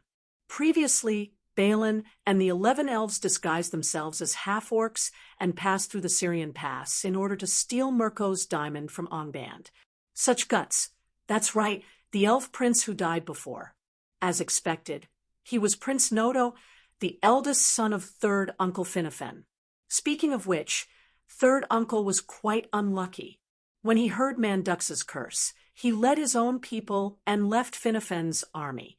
However, his children followed Finnefen all the way to the Middle Lands. He had 3 sons and a daughter. The second and third sons died in the Battle of Sudden Fire, the battle where Mirko burned the plains and broke through the encirclement of Angband. The eldest son died in the fortress that he built. The fortress on the Demon Wolf Island originally belonged to the Allied army to form the encirclement of Angband. Out of the 4 children, only the youngest daughter, Galadriel, survived until the end. She was the elf queen who appeared as a top boss in The Lord of the Rings. At this moment, she was still just a little sister. The bosses in The Lord of the Rings were all minions in this era. Dany admired third uncle's eldest son, Fenrod, very much. She decided to write a Song of Ferrigan for him. Yes, Fenrod was the name given to him by his father, and Ferrigan was his title when he was the king of the Middle Lands. A few years ago, in the Battle of Sudden Fire, the Allied army was suddenly attacked and suffered heavy losses. Ferrigan was in charge of a part of the encirclement of Angband, the Syrian Pass. At that time, he was surrounded by the demon army. Fortunately, Balin's father, Balahin, brought people to save him. In order to repay the kindness of saving his life, Ferrigan gave a ring and swore, as long as the direct descendants of the Bo family came to him with this keepsake, he would help them no matter what. Actually, there was no need for Ferrigan to make such a vow. Since the beginning of the human race, Ferrigan had been showing kindness to the Bo family. Balahin's ancestors were once Ferrigan's attendants. Their 2 families had a vassal relationship for hundreds of years. However, he still made the vow and fulfilled his promise. When Balin came to him because of the astronomical betrothal gift, Ferrigan immediately gave up his throne and led 10 guards to follow Balin to the north. In the end, he paid the price with his life. Angband. What the hell is this poem? The whole poem uses Soren and me to set off Ferrigan's bravery and integrity. Won't the humans and elves be more courageous and determined to resist? After listening to Dany's new Song of Ferrigan, Mirko was so angry that his face turned black. King, that's exactly what you want them to resist. What's the point of conquering obedient slaves? Dany said, but in your poem, Soren doesn't look like a demon king. Instead, he looks like a clown. Mirko said, I swear, I'm not making this up. Soren was really bitten by Juan. He even begged loudly for mercy. Dany said, what about Soren? Where is he? Mirko frowned. He's too embarrassed to come and see you. He probably needs some time to adjust his mind. Mirko's face darkened. Loser. The longer he lives, the more backward he becomes. He can't even defeat a dog. Juan is with Lucian and Balin. They're about to arrive at Angband. Dany reminded him, let him come. I've already arranged for Enwë to guard the gate. Mirko sneered. I want to see who's stronger, jealousy or love. And Wei was the one who surrendered among the 10 dogs years ago. Unfortunately, Lucian had cheated. She had cheated even more than Yang Jian, who had the blood of a human and a god. Lucian, Elena, and the dog walked through the dark path on the cliff and came to the foot of the cliff. At the wide and dark gate, they met a hungry wolf that was as big as a small hill. Then Lucian suddenly awakened the blood of Anu. Her whole body shone brightly. With a simple sleeping spell, she knocked down Enwei, who was about to roar. Good, very good. Take off your disguises and see me with your real faces. Mirko gritted his teeth. Why do you want to see them? Danny asked curiously. I want to crush their little heads with my own hands. Mirko said fiercely. Unfortunately, Lucian really cheated. She came to Mirko fearlessly and sang a song. The whole of Angband fell into a deep sleep. Mirko fell off the throne and fell into a deep sleep. Balin began to drop equipment, the Silmarillion. Danny recorded this scene excitedly. Then she ran to the gate and kicked the dog awake. Kill them! Ow, the fateful battle between love and jealousy finally began. The 2 dogs, one big and one small, crashed into the Iron Mountain from the gate of Angband to the Adegalan wilderness dozens of kilometers away. In the end, the 2 dogs died together. One did not die at that time. He was seriously injured after biting Enwei to death. But when Mirko woke up, he did not have time to recover. He carried Lucian and Balin and ran desperately. He bled and died. Lucian did not even have time to mourn for him because the ancestor of the Megalosaurus, Gloris, came. It was also the first time Danny saw the Megalosaurus of this world. It could talk, had high intelligence, strong defense, and knew magic other than dragon flames. It was indeed the Megalosaurus of the higher universe. It had a higher starting point and growth speed than Blackie and the others. But its potential, Danny felt that the Megalosaurus created by Mirko was much weaker than Blackie in terms of potential. The Megalosaurus of the Song of Ice and Fire could grow together with the human dragon spirit. The Megalosaurus of this world. When Mirko created the demonic dragon, he engraved the genes of Destroy Iluvida's children in its soul. So they would always be demonic dragons and evil dragons. They could not establish a symbiotic relationship with other creatures, especially humans. In the following days, Danny wandered outside, looking for materials for her creation. At the same time, she studied Gloris and the other demonic dragons that were hatching and growing. Her Mother of Dragons talent had not been brought into the first generation, so there was no possibility of snatching Mirko's Master of Dragons. In fact, even if she could create a Megalosaurus, she would not do it. In the world of the Song of Ice and Fire, when she became the King of Gods, she was almost omniscient. She knew the location of all the fossilized dragon eggs, but she did not hatch another dragon. The reason was simple. The modern society was open to having a second child. So why didn't everyone want to have a first child? Every child was the responsibility of the parents. The 5 dragons had already made Danny worried. Moreover, the first generation she created was her battlefield and not her home ground. If she gave birth to a dragon child, would it become her burden and give the enemy something to use against her? My king, I heard a news recently. Balin and Lucian have been resurrected. They are the first pair to return from Mandu's Hall. How did they do it? On this day, Danny hurried back to Angband. She found Mirko, who was in a daze on the throne, and asked him about the doubts in her heart. Every world had its own rules. Currently, Danny had summed up 3 special rules of the Lord of the Rings world. First, because the power of the rules could not be used in a fight, physical strength was more helpful to combat power than magic. Second, the dead could not be resurrected. Even Villa did not know where the souls of humans ended up. Third, good and evil were closely related to fate, and the fate of humans was the focus of attention. Well, this was just a special rule. Similar to the holy oath, kinslaying and cursing, there were also rules in the Song of Ice and Fire, so they were not special. Make it clear. Haven't Balin and Lucian been dead for a few years? Mirko was also shocked. In the War of the Jewel, not long after one killed the Wolf of Jealousy, he died of exhaustion. Balin was burned by Glorung's dragon flame in order to protect Lucian, although Manwë intervened later, and the giant eagle Zorando saved Balin and Lucian. Balin died within 2 days. Not long after, just like Liang Shanbua and Zhu Yingtai, Lucian died of heartbreak for her lover. I saw Lucian with my own eyes in the mini kingdom. It was also because of seeing her that Ting regained his happiness.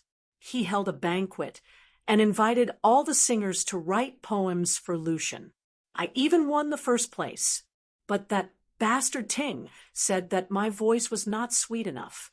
My music also had a kind of unsettling shadow, and I was far inferior to the 3 elven singers. Danny said angrily, "You really have the mood for leisure." Chapter 1184. I'm sure that Mandos has neither the right nor the ability to revive Balin. When the elves die, their souls return to Mandos Hall, but the human souls don't go to Mandos Hall at all. No one knows where they went.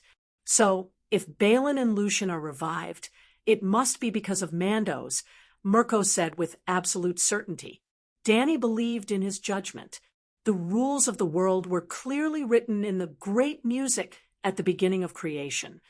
What's so special about Balin and Lucian? Why did they change their own rules? Getting the Silmarillion is considered to have fulfilled their destiny. Danny frowned as she pondered. Her words reminded Mirko. He suddenly understood and laughed. I get it now. It's because of the Silmarillion. What do you mean? Who has the Silmarillion now? Mirko asked with a smile. Ting. I've seen him wear it before. It's holy and majestic. It's very stylish, Danny said. Tell me, why don't I try to get the Silmarillion back? Mirko laughed sinisterly, because after seeing Lucian's power, you started to fear her mother, Mayanne.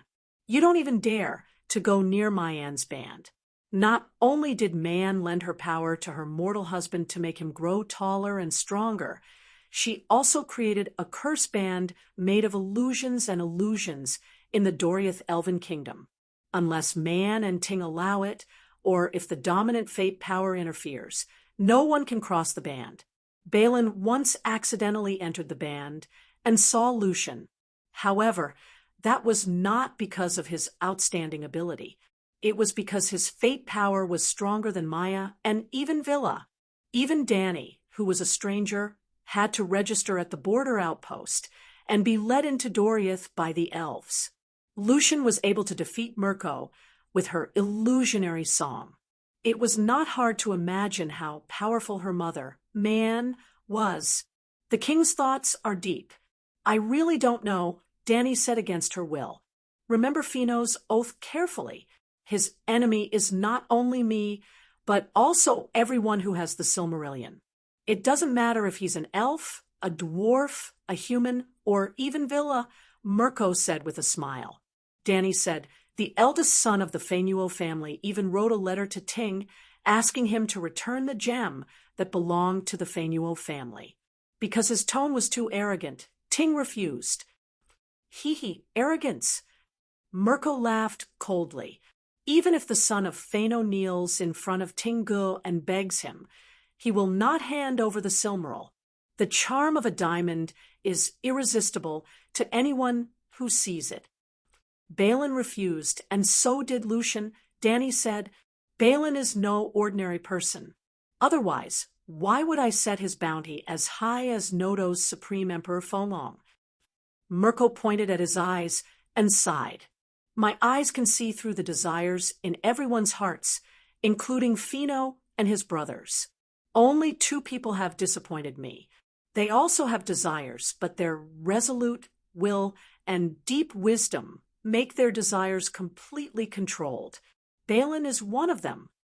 What about the other one? Danny asked curiously. The second son of the king of Fun, the second uncle who chopped Mirko into a cripple, the king of Gondolin, Tegang. I'll kill him sooner or later. Mirko gritted his teeth and laughed again. No one can refuse the Silmaril, but anyone who holds it will fall into Nodo's curse. This is the power of fate, and no one can go against it. Tell me, what kind of ending will Ting have?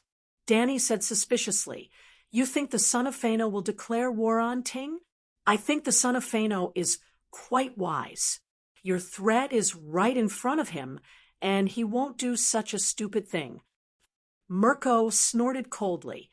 Okarandi slaughtered his friends and family, crossed the sea, and burned the ship.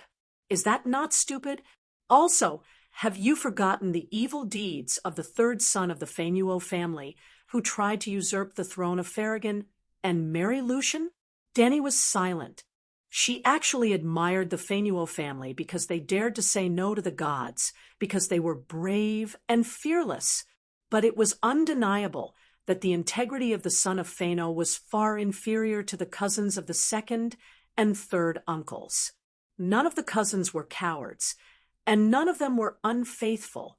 For example, the eldest son of the third uncle, Ferrigan, put his life on the line in order to fulfill his promise to the mortals. But the son of Fëanor was not inferior to others in terms of martial prowess, and he did many bad things. For example, he took advantage of the fact that Ferrigan and Balin were arrested by Sorin to plot against Ferrigan's kingdom. For example, when Lucian was looking for Balin, they met her and lusted after her, mostly to seize Ting's family property. I think Ting's fate is coming to an end, and those who obtain the Silmaril will die a horrible death. The only purpose of Lucian and Balin's resurrection is to give birth to Ting's heir. Mirko said with certainty. Later on, the facts proved that Boss Mirko was indeed Iru's eldest son. What he thought was very logical. After his resurrection, Balin was no longer the human hero, who was Morgoth's archenemy. Even though the dark forces were crazily suppressing the living space of the mortals, he no longer led the people to exterminate the half-orcs. Instead, he brought his wife and hid in a small island in the south that was far away from the dark forces. He had retired from his life, but Balin's influence did not fade away. His act of snatching the Silmaril from Mirko greatly encouraged the sons of Fëanor. Mirko was not undefeatable. Boss Fëanor started to run around, contacting all the elves and humans to prepare to counterattack Angband. The fifth War of the Gods was about to begin. Yes, the battle between Mirko and Villa was the War of the Gods, and the battle between the allied forces of the mortals and the Dark Demon Lord was the War of the Gods.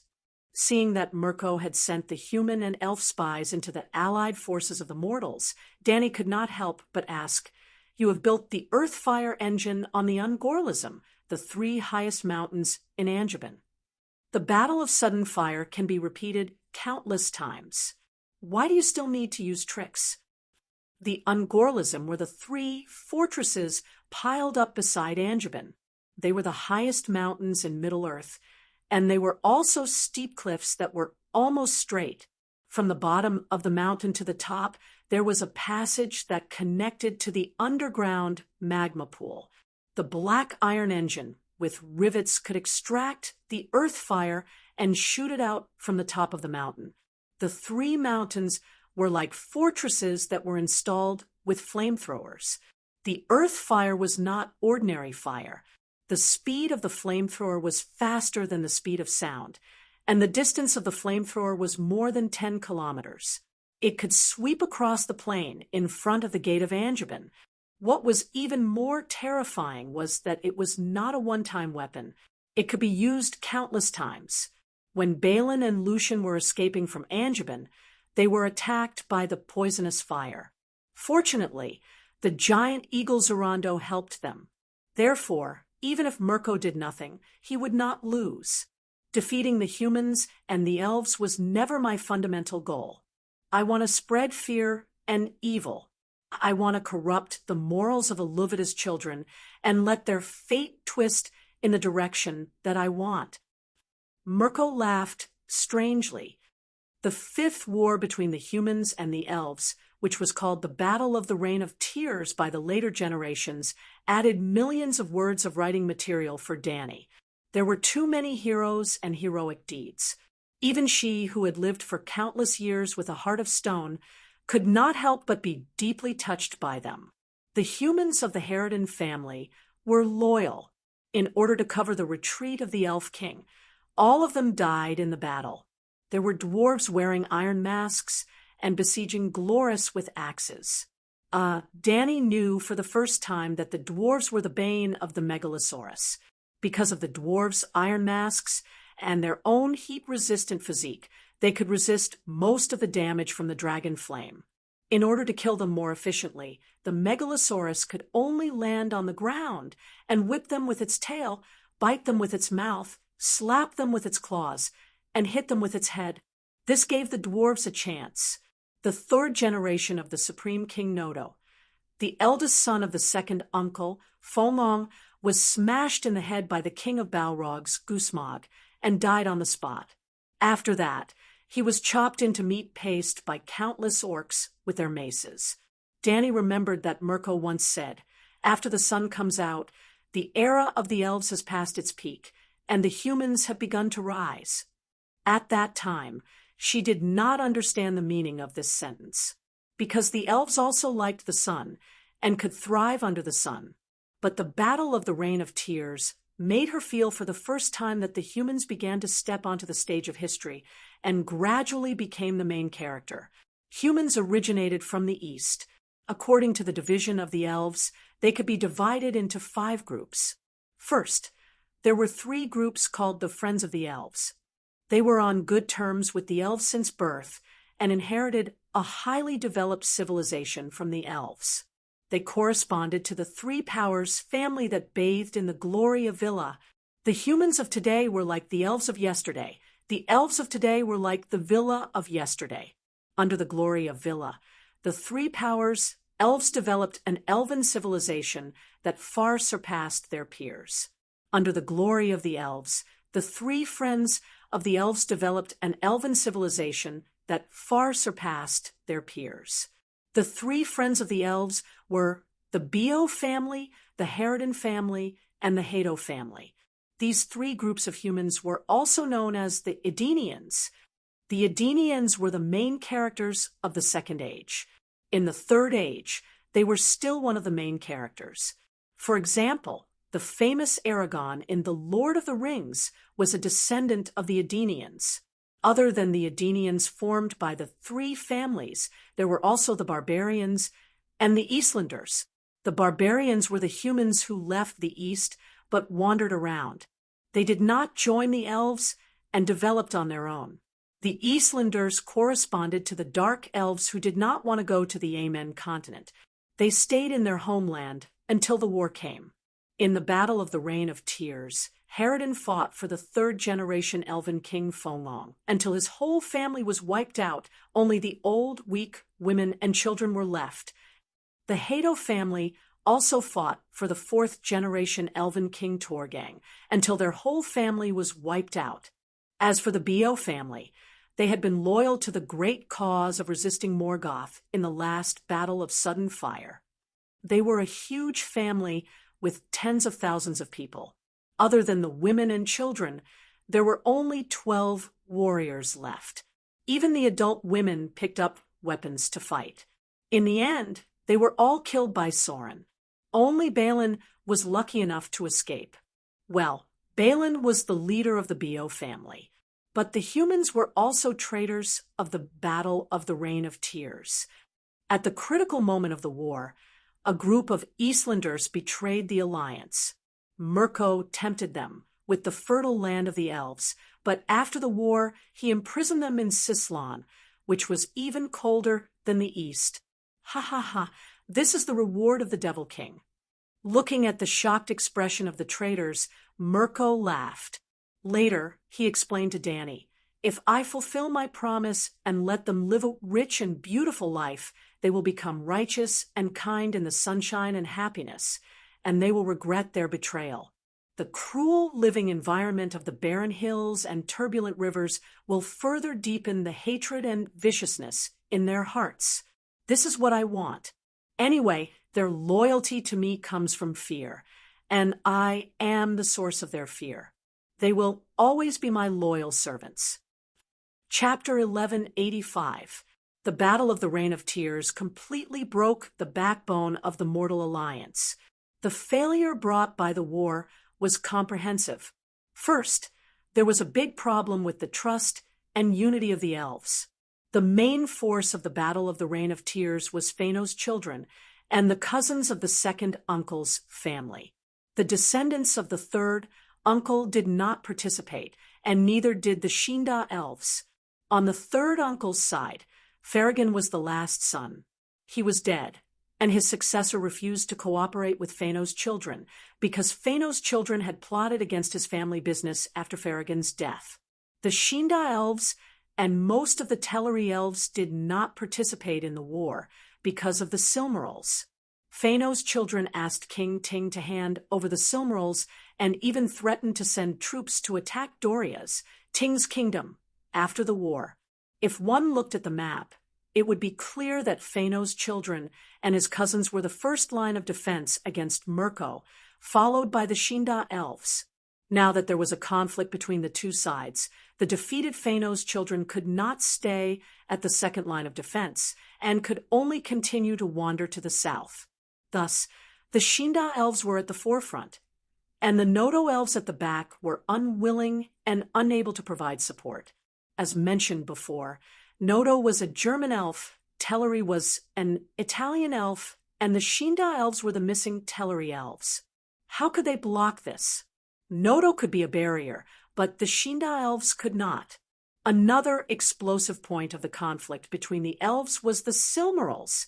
Previously, Phanos' children were busy fighting the Fifth War of the Gods, and still had hope of defeating Mirko, who had 2 Silmarils.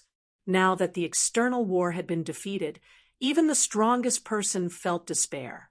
The external war had failed, and the internal conflict had nowhere to go, and could only erupt more violently. Other than the internal conflict between the elves, there was also a crisis of trust between the elves and the humans.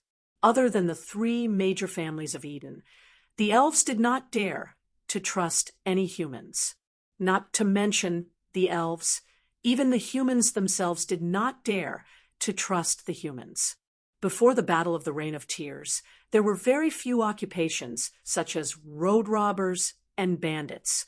Even if there were, they were guerrillas at the northern border that specialized in ambushing the orc patrols. Now, countless humans who had lost their homes began to rob and kill the humans and elves that passed by, killing for money regardless of friend or foe. Mirko had truly won.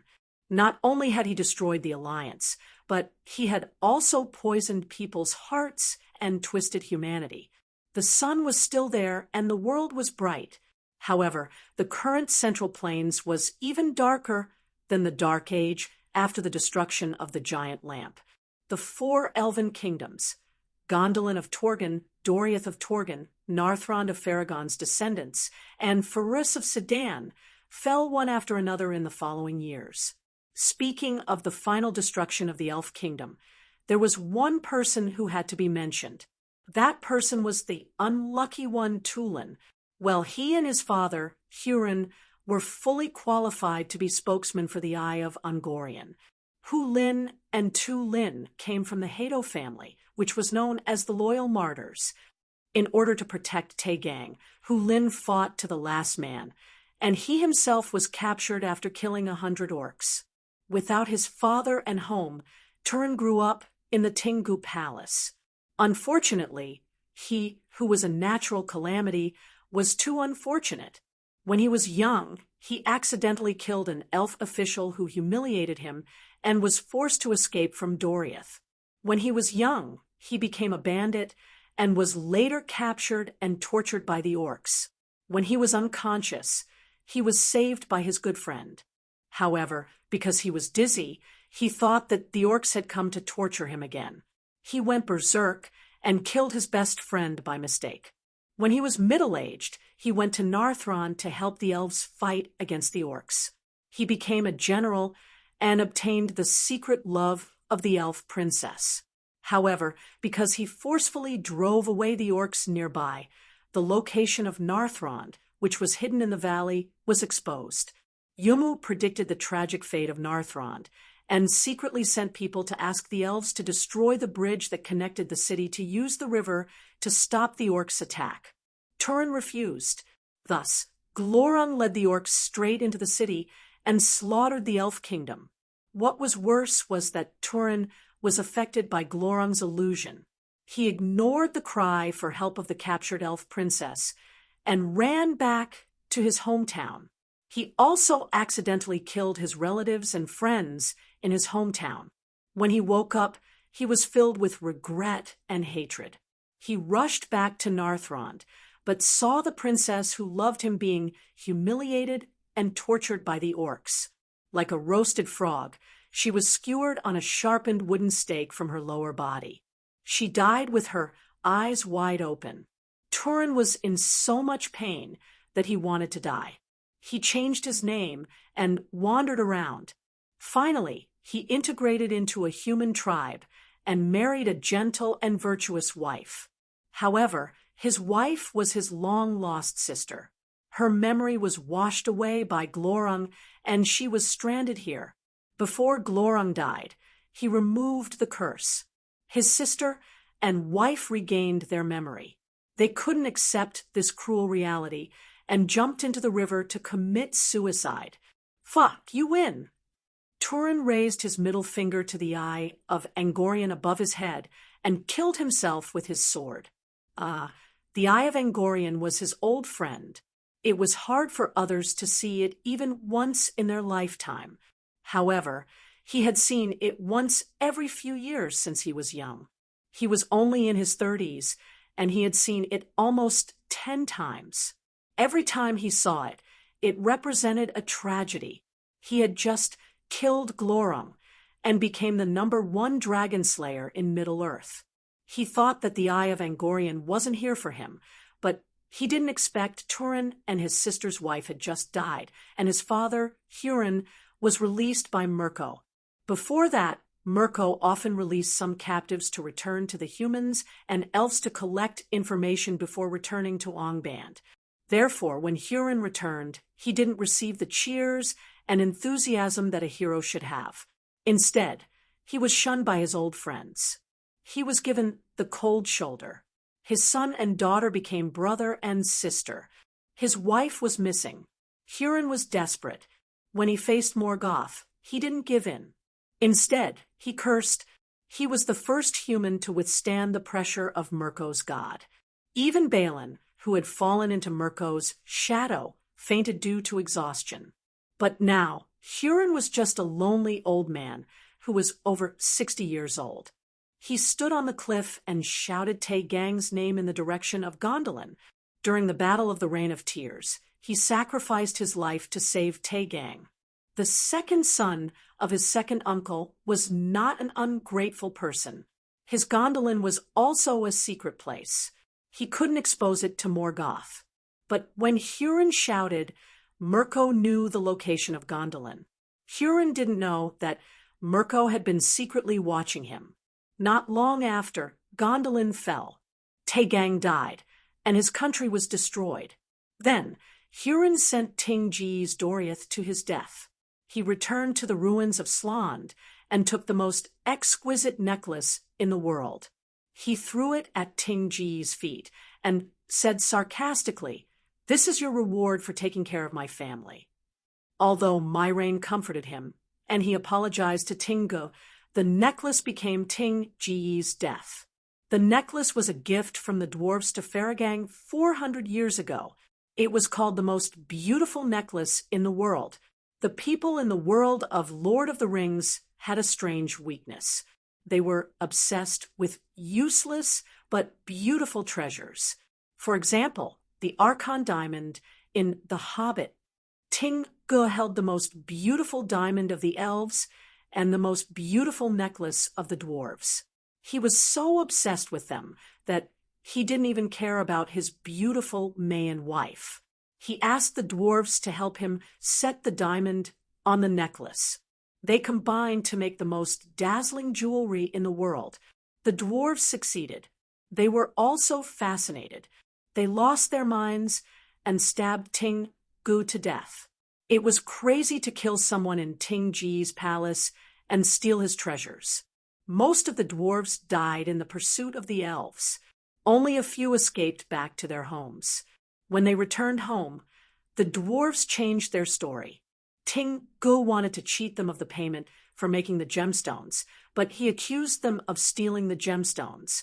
Therefore, the elves and dwarves fell out with each other. Although the rational halflings tried to persuade the dwarves that it was not worth it for a piece of broken stone, the war between the elves and dwarves broke out. The dwarves did what Mirko wanted to do, but couldn't. They washed Ting Ji's palace in blood. Well, after Ting-Gu died, Marion left Middle-earth and returned to Valinor. Marion, who protected Doriath, disappeared. As the prince consort of many with the right of inheritance, Balin, who had retired, couldn't sit still. He led people to destroy the dwarves who robbed Ting Ji's palace and took back the most beautiful diamond necklace in the world. Mirko laughed. That's exactly what I want to see. The plot will be even more exciting. He was not wrong. Without Marion, who was the guardian of the country, Doriath had no ability to protect the Silmarillion. In this bright dark age, there were too many jackals, wolves, tigers, and leopards. After Balin and Lucian were resurrected, they became mortals with limited lifespans. And mortals were not qualified to wear the Silmarillion. Bathed in the light of the diamond, they aged faster and died not long after. Their son inherited the throne of Doriath, Ting Ji's kingdom, and the gemstones. But less than 2 years later, the sons of Fëanor, driven by the Nodo oath, led people to wash Mini for the second time and killed all the male heirs of the Ting-Gu family. Balin's grandsons all died, and only his granddaughter escaped with the Silmarillion. For the first time, the 7 sons of Fëanor also suffered losses. The 3rd, 4th, and 5th died on the spot. But they did not get the Silmarillion, so how could they give up? Gondolin, Nargothrond, and Doriath were destroyed one after another. Mirko's army marched straight into the interior of Middle-earth and destroyed the last resistance force, Théoden's port kingdom of Ferris. There was no longer a peaceful place in Middle-earth. The elves only had 2 strongholds left, the Syrian estuary near the sea and Théoden's Baral Island. Balin's granddaughter, Elwyn, grew up at the Syrian estuary with the Silmarillion and finally married the second half-elf, blessed Erendil. The remaining 4 sons of Fëanor once again killed their way to the last sanctuary of the elves, which was the Syrian estuary. That day, the eye of Angorion bloomed with a shockingly bright and bleak bloodlight. The light even eclipsed the Silmarillion in Elwyn's hand. The sin of killing their own kin happened to the sons of Fëanor for the 3rd time. They slaughtered all the rebels and forced Elwyn to jump into the sea to commit suicide. 2 of their own brothers died in battle again. The 7 sons of Fëanor were only left with the eldest and second. It was so bleak. At the same time, the Lord of Calamities, Mok Angorion, absorbed the power of sorrow. Ha ha! The elves and humans are completely finished. The elven civilization has completely collapsed. The elven race is on the verge of extinction, and the humans... Thinking of the humans, Mirko laughed proudly again. Other than the Edenians, almost all the humans have surrendered to me. They worship me, not Manwë and Eru. I won, ha ha ha. If the story ended here, Mirko had indeed won a complete victory. He used facts to prove to the elves and humans that Villa had ruled on Nodo's elven fate back. Then, Mortals could never defeat Villa. But Mirko was not the only villain in the world. The third battle of the gods officially began. When the elves and humans representatives knelt in front of Manwë to admit defeat and asked for forgiveness from Villa for their past arrogance and crimes, Mirko's end came. Chapter 1186. Burin's granddaughter's husband. Erendel was the one who represented the humans and elves to submit to Villa completely. His identity was very special. He was the second half-elf, the child of a human prince and an elven princess. Erendel's father, Tuo, was the cousin of the god of misfortune, Tulin. He was also a close cousin of Burin. Tulin and Hurin were blessed by the Eye of Angorian and had bad luck their whole lives. Hurin's brother's family, on the other hand, was blessed. Hurin's brother, Hu, lived until the Battle of Tears. This was nothing. The key was that his son, Tuo, married the daughter of King Nodo without any betrothal gifts. Think about the price Burin paid for Lucian. Tuo almost got an elven princess as his wife. Later, he seemed to be the first human to reach Valinor and lived with his elven wife until the end of the universe. Think about his cousin, Tulin, and the history of their lovers becoming siblings. On this day, a star that was as fast as an arrow rose into the sky in the west. It was shining with unprecedented brilliance. Dany suddenly felt endless disgust and annoyance. "My lord, our great enemy has appeared." She stood on the peak of Mount Angoradam and looked at the white star in the west with a serious expression. It was a star of destiny similar to the Eye of Angoradam. It was different from all the stars that Valda had created. Valda also could not control the power of destiny. The Eye of Angoradam was blessed by all the demon kings. It was the star of misfortune. This new star brought hope and light to those who saw it. In fact, when humans and elves first saw it, they would unconsciously say the name Star of Hope. Not only was it the Star of Hope, but it was also a great hope. How great was the hope to have such a name? The hope of salvation. Damn it, that's the Silmaril. Mirko was furious. His roar shook the mountains. Someone brought the Silmaril to Valinor, but Manwë had already sealed the passage between Middle-earth and Amen continent. Villa has broken her oath. Because of the Silmaril, they could only reach Amen continent. Dany said. Mirko suddenly realized something and said coldly, "I understand now. It's Erendel and Erwin." When Fëanor's son launched a surprise attack on the Syrian estuary, Erwin took the gemstone and jumped into the sea. At that time, Wolmu must have made his move. Villa wants to... Soon, the scouts returned with news that the sailors who had gone out to sea with Erendel to search for Valinor had returned. It was indeed Yumu, who had saved Elwyn and sent her and the elven diamond to Erendel's ship. At that time, the elves and humans were only left with the Syrian estuary as their sanctuary and were on the verge of extinction. Erendel parted ways with his wife and son and led 3 sailors out to sea in search of Valinor. In the past few years, they had been unable to get close to the legendary land until Erwin and the elven diamond arrived. The elven diamond emitted the light of the 2 holy trees and pointed them in the right direction. Erendel's wish was fulfilled.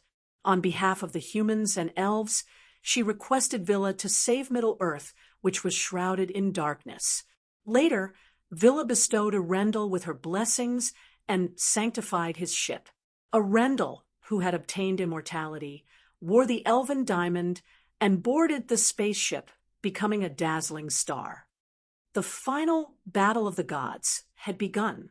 On Villa's side, Villa, Maya, and Fanya's elves were the main force, the sparse number of Edenians, and the Nodo elves led by Third Uncle served as support.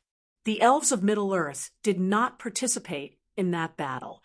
On Mirko's side, ironically, most of the humans were on Boss Me's side. More than 1 million well-equipped human soldiers.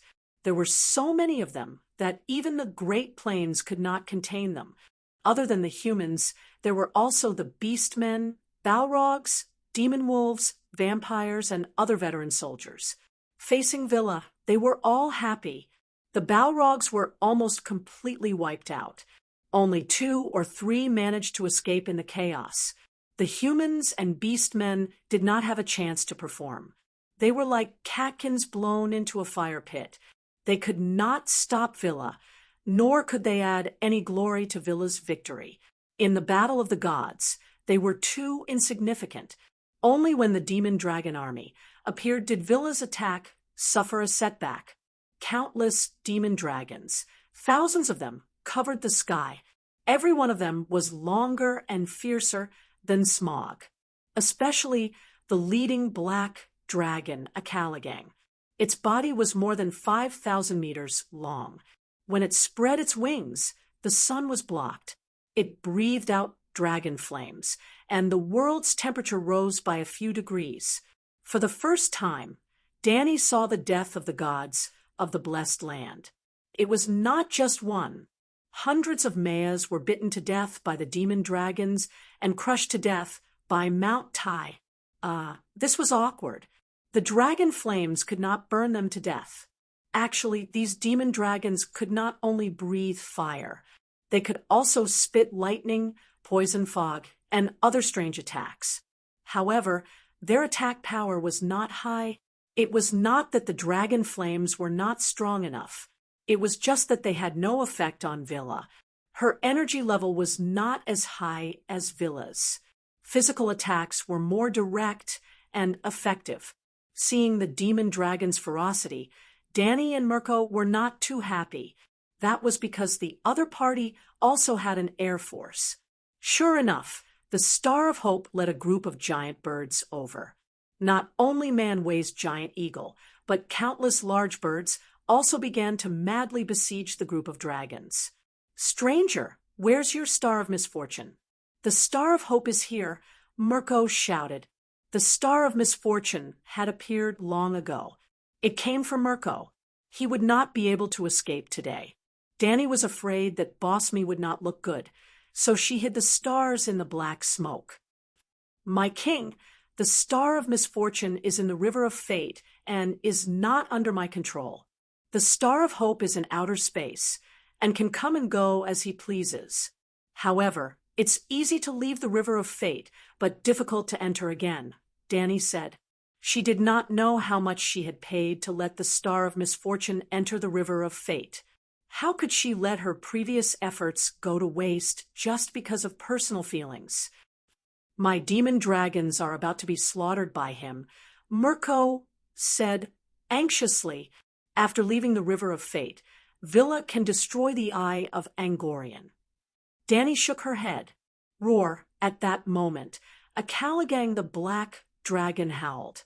It fell from the sky like a mountain collapsing. Boom! Angorion Peak was the highest peak in the world. It was more than twice as tall as Mount Everest in the future. However, when a Caligang fell, it destroyed 3 peaks that were more than 10,000 meters tall. "It's over!" Mirko howled and hurriedly escaped to the deepest part of the underground cave. "My king, don't run! Crown the prince first!" Dany shouted from behind. The power of misfortune was too strong. The Eye of Angorion could not help but reveal itself. Blood splattered everywhere. The Star of Hope bathed in it felt a burning pain.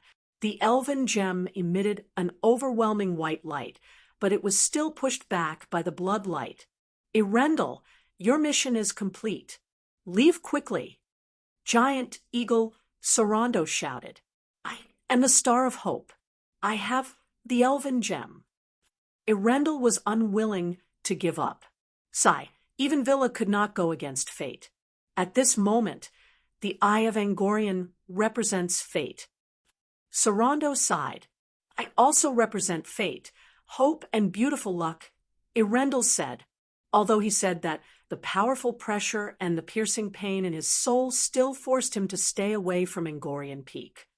"Erendel, I request for peace negotiations with Villa. When Villa started to open the land of Angorian Peak, like the last time, Mirko could not help but beg for mercy. This time, Manwë did not participate. He only sent the chief herald, Arendelle, as the commander. Manwë was not the only one who did not come. Many powerful main gods, such as Tokus and Alum, did not come. There was no need. Morgoth, thy end is at hand, said Eonwë, who had kicked Mirko over with his foot. 2 unknown Mayor advanced and handcuffed him. One of the Hercules under Tokus punched him and turned Mirko's iron crown into an iron collar. Another Villa chuckled and took away 2 elven gems. Mirko was extremely embarrassed. He squatted on the ground and squeezed his head tightly between his knees. He was like a prostitute who had lost her footing in the street under the neon lights during a crackdown on pornography. The last time he was caught, Manwë sentenced Mirko to 1,000 years in prison. This time, he was thrown to the wall of night. His hands and feet were bound, and he floated alone in the dark outer space. He would never be able to return to Arda. 590 years after the sun came out, the first era ended, and the second era began. 200 years later, Dany finally found Mirko, who was floating in the dark void like a meteorite. His current state was very strange. He had been stripped of his physical body as Tyrant Eudemo, but he had another body, a body that was a mixture of soil, air, ice, and rock, which was also a planet. King. Dany glanced at the gate of night in the distance. Her mental fluctuations were minimized. It was a gate of void that was emitting a faint silver light. It had been following the movement of Mirko's star. On the other side of the gate was Velino. From time to time, Villa would poke her head out to check on Mirko's movements. Angorian. After some time, Mirko finally woke up a part of his consciousness. It's me. King, how are you? My power is being extracted bit by bit and spread to the entire wall of night, Mirko said weakly. Why is this happening? Dany asked, puzzled. She could feel that Mirko was dissipating. At first, she only thought that this was Villa's punishment. I will become the dark energy that fills the universe. It is invisible and unobservable, but it is an evil energy that truly exists. This energy can help speed up the formation of the new universe, Mirko said. Dark matter. Dany was shocked. Mirko was silent. Why did you give the dark matter the evil attribute? Dany asked, puzzled, as the controller of the 3 songs of Law of Darkness, Ice, and Fire. It seemed reasonable for him to become the dark energy of the universe. But why was Mirko's evil not removed? Instead, it seemed like he had nurtured the evil in Arda so that he could become the world of dark matter. I don't know the content of the 4th theme, Mirko said bitterly. This time, it was Dany's turn to be silent. How is Arda? Mirko asked. The continent in the northwest is broken again. Some elves responded to Villa's call and returned to Velino. Manwë forgave them for their arrogance and disrespect. The Teleri elves of Okarandi also forgave Nodo for killing his kin. It was a happy ending.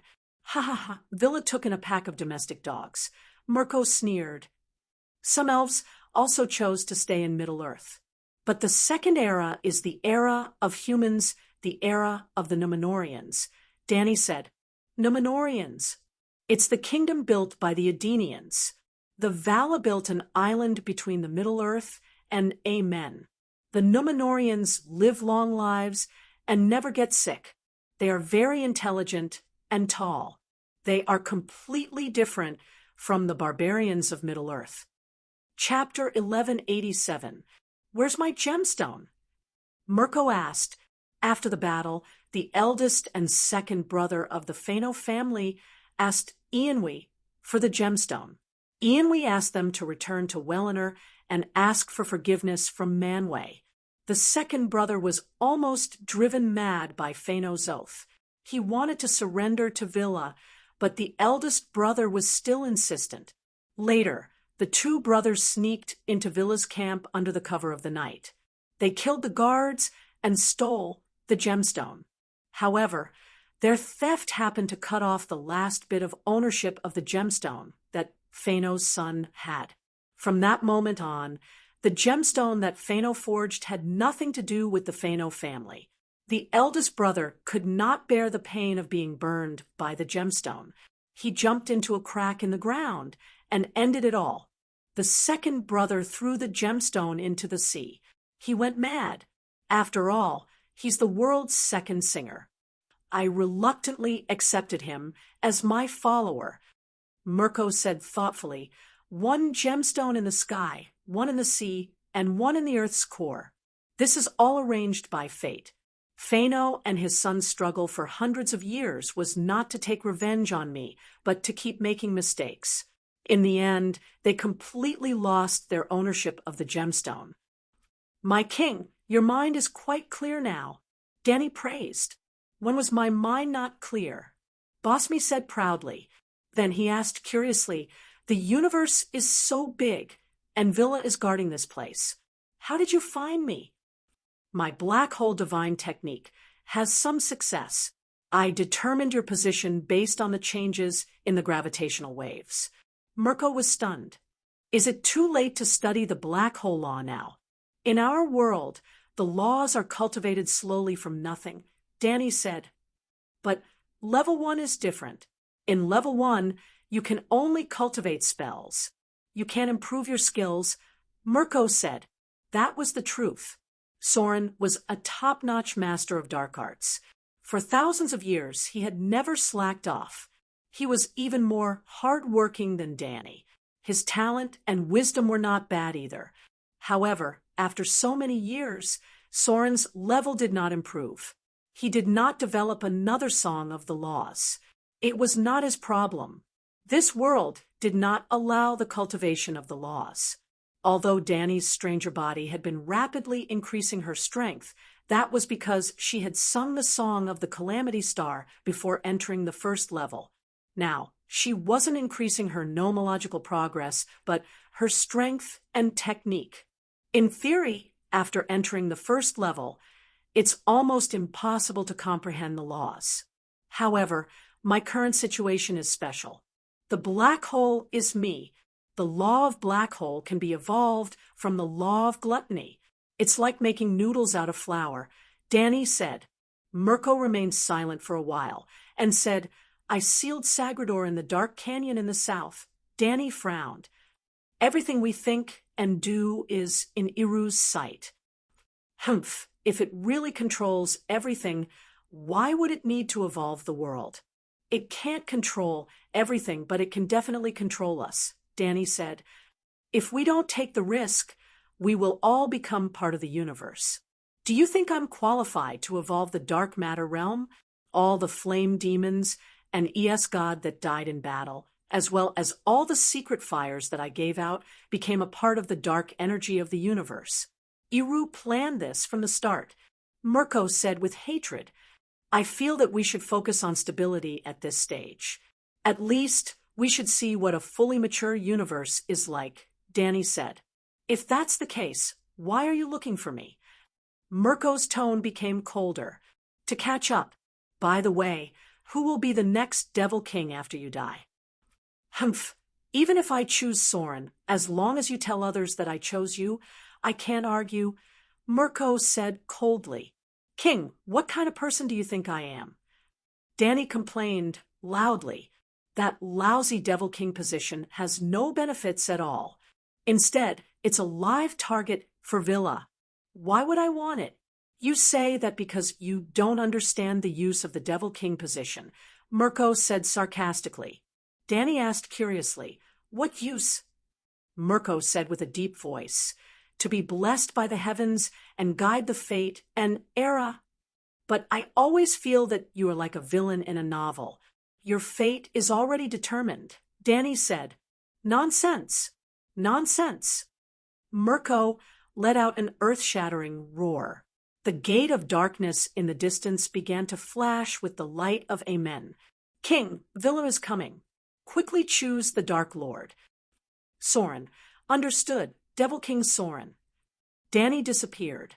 Mirko said, Soren and you fight.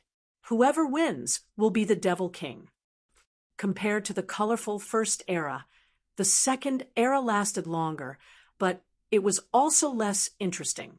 The Star of Hope, Erendel and Erwin had two half-elf sons. The eldest son was the top boss in The Lord of the Rings, King Elrond, the guy who acted as the villain of The Matrix. King Elrond and his younger brother, Elos, were only half-elves. They did not have the eternal lifespan of elves. Because of their father, the savior, Villa gave them the freedom to choose their own fate. King Elrond chose the elven fate, to become an elf and live forever.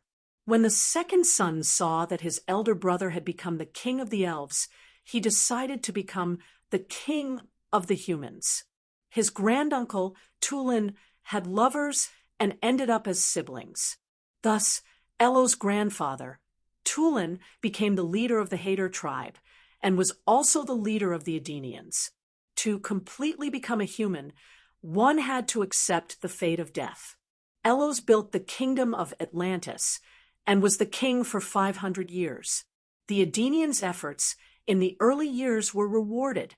After the final battle, Villa built a large island between Valinor and Middle-earth, Numenor.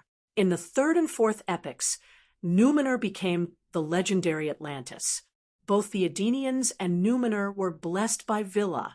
The weather was good, and there were no epidemics. The Numenorians were tall and handsome. They were strong and intelligent. They never fell sick and could live for 300 to 400 years. They inherited and developed the elven civilization. The humans in Middle-earth were treated the exact opposite. They sided with Mirko in the War of the Gods and were completely abandoned by Villa. Not only were their physiques and intelligence much weaker than the early humans, they also lost the human civilization that the elves developed in the first era. They became barbarians while the Numenorians became gods. In fact, when the Numenorians traveled through Middle-earth, they were worshipped as gods by the barbarian tribes. There were only a few small elven tribes left in the Middle Lands. The one with the highest status, Galadriel, was just a little girl in the previous era. Actually, Sedan's seniority was higher, but he had no royal bloodline. Galadriel was the mother-in-law of King Elrond, and King Elrond was Aragorn's father-in-law. In the second era, 1595, Dany found the hard-working demon Lord Soren at Mount Doom. What have you been doing all these years? In less than 600 years, the king has already destroyed the humans and elves. You've been the Devil Lord for almost 600 years, but you haven't even established a single base. Even when you're out there, you're always sneaking around, not daring to show your true face. King Soren looked around and sighed. Look, there's only the two of us now. There's not even a flame demon or a demon dragon. Our family's resources were all lost in the last war. What can I, the Demon Lord of Darkness, do? We're weak, and the humans and elves are even weaker. Dany said, now is Numenorian's golden age. We need to keep a low profile. Just the people of Eden. They can't even be considered as the main characters in the early years. Dany said with disdain, Numenorian is just beside the Amen continent. They're too close to Villa. Soren said. Then he looked at Dany and asked, you said that I've been doing nothing. What have you been doing for the past 1,000 years? Writing poems and singing songs. When I'm tired, I go back to the underground world to rest. Soren said with a straight face, I heard that you have demon dragons and flame demons in your underground city. How can an underground city be called an underground city without black dragons?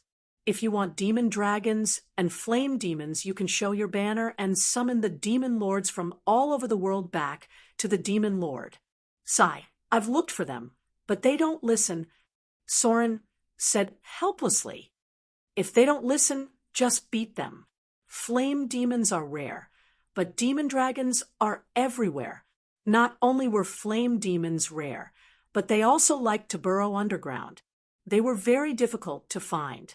In the last battle, thousands of demon dragons died, but hundreds of them escaped. Now, Middle-earth was often plagued by dragon disasters. Those old dragons are too strong. I've tried, but I can't beat them, Soren said, awkwardly.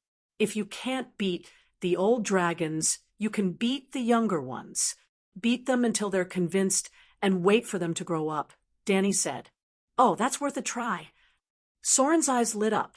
He then said excitedly, when the One Ring is completed, my power will increase by several times. I can even control a large number of elf kings. When that time comes, I should be able to tame many demon dragons. Danny came for the One Ring.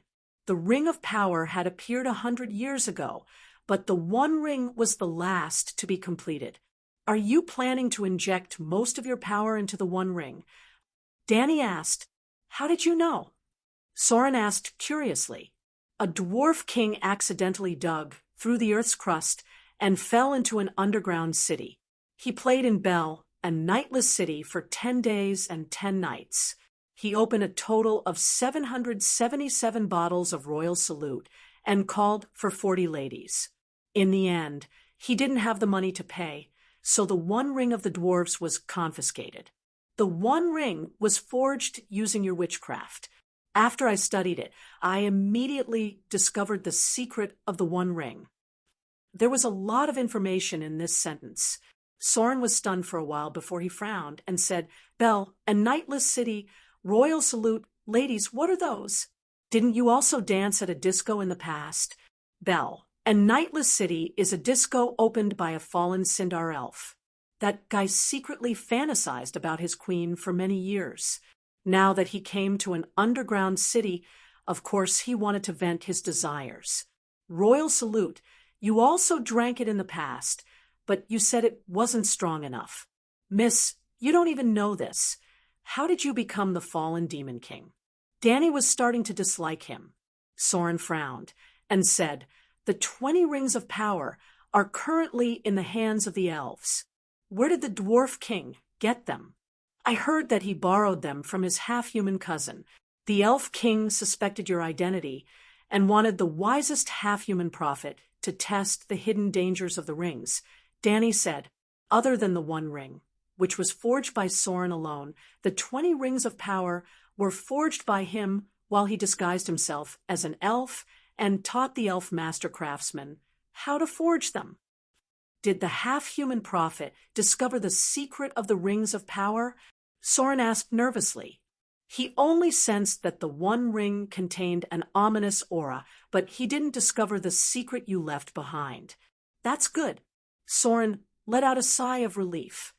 If you put most of your power and will into the One Ring, your strength will be greatly reduced, and you'll also have a fatal flaw. Destroying the One Ring is the same as destroying yourself. You're looking for death. Danny warned. Chapter 1188. As long as the One Ring doesn't leave my body, all flaws are no longer flaws. As long as I have the One Ring, no one in the world can take it away from me, Soren said proudly. We've been friends for countless years. Danny sighed and said sincerely, maybe you don't know much about yourself, but I can tell you clearly that you're not good at fighting. I had many achievements in the past. Soren's face turned red. It's all because of schemes. Hundreds and thousands of heroes emerged from the humans and elves, but you didn't kill any of them. Soren gritted his teeth and said, when I wear the One Ring, you'll know my power. Danny said, do you have to make it into a ring? Why not fake teeth or armor? The fake teeth are hidden in the mouth, and the armor is hard to remove. Also, the One Ring is indestructible. If it's made into armor, it can increase your defense. There was no doubt that the One Ring could be made into armor. The One Ring was not made of materials that could be seen with the naked eye. It could fit anyone's finger, be it a hobbit's small hand, a giant's big hand. Even the 1,000-meter-long ancient megalosaurus could wear it. Soren was stunned and said, "The fake teeth are too ugly, and the armor is too unartistic. You disguised yourself as an elf and mingled among the elves for 1,000 years. Did you also pick up the bad habits of the elves?" Soren said hesitantly, "The One Ring suits the aura of the One Ring of Darkness better. When King Mirko obtained the Silmarils, he didn't make them into weapons or armor. So, the first king has passed away." Soren looked at the forging table beside the volcano's lava pool and fell silent. Danny advised, "Trust me, if it's made into a ring, your flaws are too obvious. If it's made into armor, there are almost no flaws." "I usually dress as a conjurer. I don't like to wear armor," Soren said hesitantly. "Soren, are you sure your hesitation comes from your heart?" For the first time, the face behind the stranger's hood revealed a pair of glowing eyes. He stared straight at the fairy-like Soren. "What do you mean?" Soren frowned. A mysterious and unknown power rose from Danny's body and enveloped the two of them. Her voice rang softly in his ear. "In the stories of novels, all the demon kings will be defeated by the heroes. The author of the novel is the master of fate. If you forge the One Ring, destiny will create a hero. He will find an opportunity to snatch the One Ring and defeat you. If you cast it into armor and wore it every day, the hero who could take it away wouldn't need to take it away from you. It's almost impossible for such a human or elf hero to appear." Soren shuddered. An inexplicable fear filled his chest. In an instant, his face turned pale, and sweat poured out of his forehead. "I want to forge armor," he said. As soon as these words were spoken, the Eye of Angorian, which had been drifting in the river of fate, suddenly changed its direction. It followed the surging river water and turned in an unknown direction. "I'll help you." Danny smiled. She even took out a piece of mithril that the fallen dwarfs offered to the Spider Queen and made it into a chainmail that covered the armor. After 3 years, a set of dark golden armor with a sci-fi feel was successfully forged. It didn't have the complicated patterns and decorations of the elves. It was smooth, simple, and ironed without any extra parts. The core part of the One Ring armor is this pair of golden underwear. Even if someone used a trick to steal your armor, they wouldn't strip you of your underwear, right? Also, Danny looked at the lava pool of the volcano that was emitting a shocking red light and heat. She sneered, "Only the Mount of Doom, which is used to forge armor, can destroy the armor. What's the point of leaving such a huge flaw? We did many things that destroyed the continent in the past. It's just a volcano. So what if it's destroyed?" Soren nodded in agreement. It was difficult for Soren to defeat an elf king hero in a one-on-one battle without using the power of the law. However, it was easy for him to destroy the volcano and shatter the earth with the power of the law. He still wanted to build a base in Mordor. He didn't destroy the Mount of Doom, but he did drain the nearby earth veins of the Earth's fire in a short period of time, causing the active volcano to die. When the volcano was extinguished, Danny stopped Soren, who was about to try on the armor of the ring. "As long as you wear it, the elves will discover the secret of the Ring of Power, and the war will begin. Are you ready for the war now?" "I'm definitely on the offensive side. Before the elves unite, I'll defeat them one by one," Soren said confidently. "Sigh, you're not looking at the big picture." Danny sighed. "Tell me about it." Soren's face darkened. In the last era, King Mirko didn't care about the Sindar elves. Reality has proven that he was right. Now, the elves of Noto who can fight are either crippled or have returned to Valinor. The remaining elves in Middle-earth. Danny shook her head. She didn't even want to look down on him. Just by watching The Hobbit and The Lord of the Rings, One would think that the elves were awesome in terms of appearance, attire, and battle.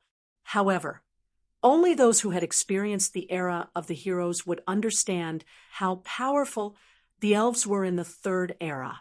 For example, the elven Prince Legolas, whose father was the Elven King, was just an ordinary Sindar elven noble in Doriath. He was really ordinary and couldn't even be considered a branch of the royal family. When the elves of Fëanor slaughtered Doriath, he fled in a hurry and finally built a kingdom in a small forest. Even when the Sindar race was at their peak, Dany looked down on them as stupid elves. One could imagine how powerful the small noble kingdom was later. The supreme king of Nodo in the First Era had the power to challenge Mirko head-on. At least, he could fight until he was exhausted and hurt Bosmi Exarion. One of the 12 lords of Gondolin killed 3 fire demons in one go before he died. He even dragged Gothmog, the fire demon king, down with him. In the era of the Lord of the Rings, the achievements of the German elves were unimaginable. The elves now are all the descendants of cowards and losers. They're not worth mentioning. You have to focus on the West. In the last era, the main characters were the elves of Nodo. Now, the Númenóreans are the main characters. I'm used to seeing the heroic deeds of the elves of Nodo. Of course, I don't care about the Númenóreans, but you're not Mirko either, Dany said in a low voice. Númenóreans are just the descendants of the Ardennes. Soren's eyes flashed. Have you never been to Númenórean Island? Dany asked. It's too close to Amen, Soren said. It's indeed very close. Standing at the top of the mountain, you can even see the harbor of the Light Elves in the west. You've been there. I've been a court musician there for 400 years. Soren said strangely, you sure have a lot of free time. Didn't you disguise yourself as an elf and hang out with them for 1,000 years? Soren's heart skipped a beat. Did the Númenóreans offend you? Those mortals were too arrogant. They publicly insulted me on Arendel's anniversary. They claimed that the blood-red light of the Eye of Angorion would never fall on the descendants of Arendel. Dany said coldly. The founding emperor of Númenórean was the second son of the great star of hope, Erendel. In the past 1,600 years, the Númenóreans who had been blessed by Villa had indeed lived a smooth life. They had never seen the Eye of Angorion. Soren asked, You've been a musician for 400 years. They don't know who you are? Villa knows, the queen knows, and most of the royal family knows. Her father hired me as her music teacher with the highest etiquette and the most precious jewels. They were very respectful to me in the early years, but now they're old and muddle-headed, daring to look down on me. Then Dany explained the powers of the Númenóreans. Strong physique, intelligence many times that of a mortal, and mastery of elven magic and industry. Soren frowned. Isn't that another Nodo elf? That's why you have to be careful. Only wear the armor of the ring when you're ready. What else can I prepare? Dany said mysteriously, I've recently developed a type of demonic art called the Martial Arts Secret Manual. With some success, you'll be able to sense the illusions of gods and devils beyond the 9 heavens and borrow their power. If you're talented and have many fortuitous encounters, you can even replace them and become a true god.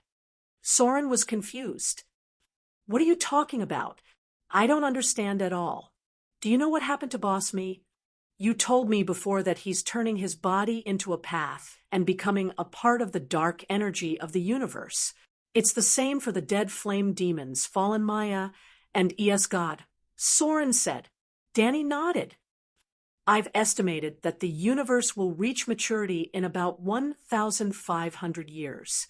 At that time, Boss Me and the others' power and consciousness will completely turn into dark matter, but their laws won't disappear. In fact, they're not completely dead, but in a special state where mortals can't see or touch them. Sauron was very smart. When he heard this, his heart moved, and he said in surprise, "Could it be that your technique can absorb dark matter and then resonate with the opposite demon gods, and finally seize their song of laws?" Yes, Boss Me and the others have now become a type of universal energy. By absorbing this energy into one's body, one can gradually grasp the power of the former Demon King.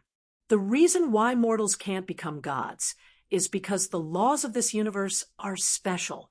They can't comprehend new laws. Since that's the case, I'll use the 3,000 great paths left behind by the old senior. Each path represents a path to becoming a god. Danny said proudly, "If I can grasp the laws and powers of all the demon gods." Soren's eyes lit up.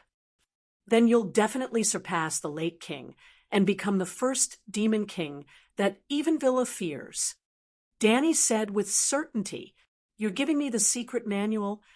Soren asked suspiciously, "Why don't you cultivate it yourself?" "First of all, my original body is a black hole, and I ascended a long time ago. Second, I'm ES God, and ES God won't allow me to grasp great power. The secret manual has just been invented, so I don't know if there are any side effects, or how I can cultivate it. Let me take a look at the secret manual first," Soren said hesitantly. Danny flipped through it with her left hand and tossed it up. A dozen goatskin scrolls appeared out of thin air and floated in front of Soren. Dragon Elephant Technique, which cultivates the law of strength. Nisha's Leg, which cultivates speed and agility. Adamo Tyrant True Body Technique, which cultivates the power of darkness. Ice. Soren was dazzled. "No one has tried it before. You're the first." Soren frowned. "I'll have to find someone to try it first." In the next decade or so, he found many beastmen and fallen barbarians to test the technique.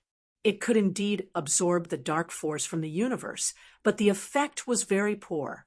According to the progress of the test subjects, they wouldn't be able to touch the Song of Laws even after 10,000 years.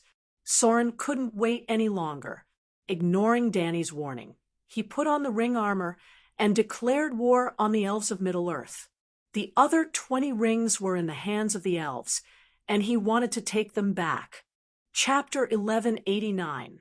At the end of the First Era, the War of the Gods shattered the continent in the northwest of Middle-earth. Many elven kingdoms had been built in the region of Beleriand. Morgotha's home in the north sank into the sea. Soren chose a new home in the southwest, the elves in the midwest, and the barbarian humans in the east. When Soren activated the armor of the ring, a war between him and the elves was inevitable. Of the remaining 20 rings of power, 3 were forged by the elves, and the rest were forged by Soren. Either way, Soren's power was thinned out. He had to take them back and give them to those who could be tempted. If the elves hid the rings of power and did not wear them, wouldn't his efforts be wasted? Danny's judgment was right. The elves left in Middle-earth were all trash. Soren did not have flame demons or demon dragons. He only relied on the half-beastmen and the fallen humans to destroy the elven kingdoms in Middle-earth in one wave of attacks. They could not stop him at all. "I can easily take down Middle-earth without learning your secret manual." Soren was in high spirits after slaughtering an elven kingdom and taking back 17 rings. But a year later, he fled back to Mordor with his defeated army. The elves asked for help from Numenor. The fleet was so huge that it covered the entire ocean. The soldiers were well equipped, and they had the arrogance to sweep away everything. With the strength of 100 soldiers, King Sauron's army was swept away. Even he himself was almost captured. How can they be so strong? They're not any weaker than the human heroes of the last era. Soren could not accept it. The humans of Middle-earth are deteriorating, but the Númenóreans have greatly evolved under Villa's blessing. They're stronger, smarter, and more mature. They're almost perfect humans. Danny sighed. The effects of Villa's blessing were obvious just by looking at Valinor. Normally, when mortals walked, their feet would be covered in dirt. In Valinor, there was dirt too, but after Villa's blessing, the dirt shone like diamond powder. It was so holy that it could be used as milk tea. If the dirt and rocks were like this, what more humans? Númenóreans also had the right to evolve. They had Ainu's blood in their veins. The ancestor of the Númenórean royal family was Erendel's second son. Erendel himself became the god of luck and hope, and his wife was the granddaughter of Maiamien. What kind of bloodline was this? The Númenóreans were a bunch of inferior versions of Yang Jian. Because of the pressure brought by Sorin, the White Dao Association was established thousands of years later. A Maya called Sorin came from Valinor, and together with Galadriel, Elrond, and Sedan, the three elven kings formed a loose organization to fight against Sorin. Why, Gandalf is not in Middle-earth yet. But in the following centuries, Sorin kept a low profile, leading a group of trusted aides to train in secret techniques. He also developed the human and dwarven forces in the east, trying his best to avoid conflict with the elves and Númenóreans. But when he wanted to farm in peace, the Númenóreans would not let him. The battle against Sorin in 1700 showed the world and Mordor the power of the Númenóreans. It was also the first time the Númenóreans realized how strong they were. They became arrogant, looking down on the gods, and desired more. More wealth, more powerful rule, more immortal lifespan. Before that battle, the Númenóreans had always thought of themselves as humans, often crossing the sea to help the humans in Middle-earth develop their civilization. After that battle, they gradually felt that they and the barbarians were two different races. Friendship and peace turned into conquest and plunder, establishing colonies, demanding tributes, and even killing and plundering. Númenóreans became richer, but the desire for wealth was easy to satisfy. But how could eternal life be achieved? Death was Iluvatar's gift to the humans, and no one could take it away, although the humans did not necessarily want this gift. The more prosperous one's life was in the modern world, the more unbearable it was to die. More and more Númenóreans began to resent Villa and Iluvatar, because Villa did not allow them to go to Welinor, because Iluvatar gave the elves eternal life, but deprived them of their wealth. The kings of Númenórean no longer went to Iluvatar's temple to offer sacrifices during the harvest season. Because of their hatred and jealousy, they cut off all contact with the elves. There were even kings who called themselves the ruler of the West, a title given to Manwë. In the year 3261 of the Second Age, the 25th king of Númenórean, Ar-Pharazôn, personally led an expedition against King Sorin of Mordor. Why? Sorin roared at the Ringwraith. In the past few years, he had been training while using his subordinates to test Dany's secret techniques. At the same time, he developed his forces among the humans, searching for the best human talents and bestowing them with rings of power. Although he caused quite a ruckus, he was very honest. Your Majesty, there are 3 reasons. First, you call yourself the King of Men, and Pharazôn feels greatly offended. Second, he believes that our forces have invaded Númenórean territory. Third, it is said that a Middle-earth human has told Pharazôn that you have the intention to overthrow Númenórean. A Ringwraith said while kneeling. Sorin was stunned. The 9 Ringwraith under me are the most outstanding human kings. The title of King of Men is well-deserved. The One Ring did not turn a person into a Ringwraith. In fact, the One Ring only had one negative effect, a constant -1 of will. It was like a debuff. Every half a year, one's moral values would decrease. No one could avoid it, including the future Hobbit. Frodo was able to possess the One Ring, not because he was immune to its negative effects, but because his initial moral values were too high. Before becoming a Ringwraith, the elites of the human race had enough time to grow into kings. Soren chose the elites of the human race and gave them the One Ring. The power of the One Ring helped the elites become the most outstanding kings, and then they would slowly degenerate into spirits. The One Ring did not bestow upon the great, but it helped those with potential become great. That was why Soren called himself the King of Men. Your Majesty, Pharazôn is an arrogant person. He does not even care about Manuel and Illuvita, a dark sorcerer advised. This was a fallen human sorcerer who practiced the divine arts. Soren asked again, I have always told you to avoid conflict with the Númenóreans. Why did you invade their territory? Your Majesty, the land we occupied was a colony that they wanted, not an invasion. Intolerable. Soren gritted his teeth. The Númenóreans did have the right to bully him. Their army was like a flood of steel, easily breaking through Mordor's defenses. Soren's minions fled at the sight of them. In the end, King Soren was surrounded by the army in the Balador fortress. He took off his tyrant Mordor jacket and put on the pleasing elven body. He came before Emperor Pharazôn and respectfully swore his loyalty. Sigh, the Dark Lord is getting worse with each generation. Dany sighed as she watched Soren leave with the Númenórean army. Soren became a prisoner, and in a few years, he became the prime minister of the Númenórean king. A series of actions began. He bewitched the Númenóreans into believing in the darkness, abandoned the temple of Illuvita and turned it to worship Mirko, and sacrificed the living to pray for eternal life. The descendants of the Edenians used Illuvita's believers as blood sacrifices to Mirko, and called Mirko the ruler of all, torchbearer of freedom, and fountain of power. This Dany stared in amazement. To increase his persuasion, Soren even gave her divine arts to the Númenóreans. The effect was unexpectedly good.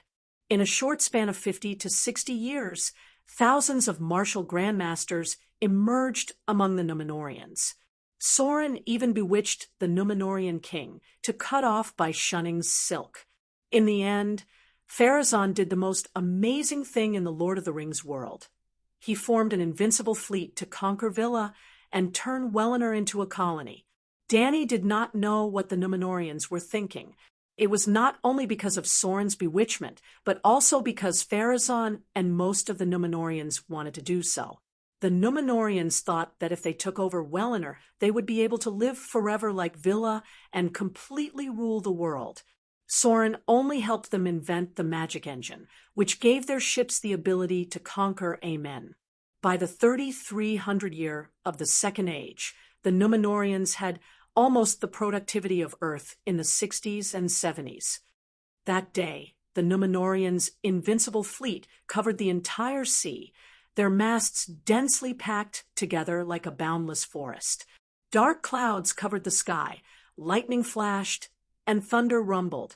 Manway's giant eagles were in formation, their wings wide enough to cover the sun. This was Manway's last warning to the mortals. But the Emperor of the Númenóreans blew the horn to set off. The sun was completely silent. The wind stopped, the waves stopped, and the world was completely silent. Silence. When the first batch of Númenóreans landed on Amen, Yiru made her move. Not Manway, but Yiru. At that moment, all the villas returned their songs of laws to Yiru. At that moment, Yiru was almost complete. Boom! The sea between Númenórean and Amen split open into a bottomless abyss. The seawater, along with the invincible fleet, all fell into it without causing any ripples. Númenórean Island was at the edge of the abyss. The disaster came quickly and fiercely. The wind blew, the earth roared, the sky shook, and the mountains slid. None of the women and children on the island escaped. The magnificent buildings and the treasures plundered from all over the world all sank into the sea. Later generations called it Atlantis. The appearance of the world changed at that moment. From a flat land to Earth, the sun ship became a star, and the moon ship became Earth's satellite. The solar system was formed. At the same time, in the dark space infinitely far away from Earth, black hole Danny suddenly shone brightly, the endless light illuminating the entire universe white. The white light wrapped around a surging river formed by stars, planets, and small black holes. It was a galaxy. Black hole Danny turned into a white hole, ejecting galaxies one after another. The physical world of the universe was completely set at that moment, and 99% of its mass came from Danny. She changed from Mother of Dragons to Mother of Milky Way. No, Mirko's weak whale came from the depths of the universe. He also became the dark energy of the universe at that moment. Of course, he did not die, but he changed into an invisible, untouchable, and undetectable existence. He became the ghost of the universe, the father of darkness. Amen, where Villa lived, also broke away from the physical world and became an independent small plane of a higher dimension. However, Wellener was not completely cut off from Earth. On the curved sea, there was a straight channel that only the elves could find that led to the world of the immortals. Chapter 1190. The Second Era did not end with the sinking of Numenor. The great demon king Sorin had yet to be defeated. The formation of Earth and the physical universe once again caused great changes to the landscape of Middle-earth. However, the residents of Middle-earth felt that the world had changed, and their lives were not affected at all. Not all of the Numenorians were killed. It was very similar to the Valeglia in A Song of Ice and Fire. Or rather, the author of A Song of Ice and Fire had borrowed Numenor when creating the Valeglia and Targaryen. During the Great Destruction of Valeglia, the nobles of Valeglia who stayed in colonial cities like Volantis, Lys, and Pentos survived. When Numenor sank to the bottom of the sea, the nobles of Numenor who stayed in the colonies of Middle-earth survived. Before the cataclysm of Valeglia, the Targaryens were under political pressure and left the capital of Valeglia in advance, thus preserving the descendants of the Dragon King. Before the cataclysm of Numenor, Prince Erendil, Aragon's ancestor, a branch of the royal family, who was close to Villa, was pressured by the Emperor and the anti-Villa faction. He moved away from the west coast of Numenor. The west coast was near Amen, which was also the site of the cataclysm, and moved to the east coast near Middle-earth. When the cataclysm came, the descendants of the Emperor survived. Later, Aragon's ancestor lost his royal power, and Whitetown, the capital of Gondor, was ruled by the Prime Minister. Later, Dany and Ryza's father was destroyed and lost the King's Landing, and the ministers ruled the country. Aragon was born because a witch told his parents that the union of the two could give birth to the child of destiny. Dany was born because a forest witch told her grandparents that the union of the Mad King and Layla could give birth to the savior. Aragon had a broken sacred sword, and after fixing it, he became the king of men, recognized by the people of Gondor. Dany had a petrified dragon egg, and when the dragon hatched, she became the queen of the Undals, Numenor, and the First Folk. He had digressed. The Numenorians in the colony and the human emperor's ancestors under Villa's protection had all survived the Numenorian cataclysm. In 100 years, Erendil's two sons each built a city at the gates of Mordor, forming a country, Gondor. Some of the Numenorians in the colony repented and turned over a new leaf. They no longer dared to rebel against Villa and returned to the rule of the Gondor.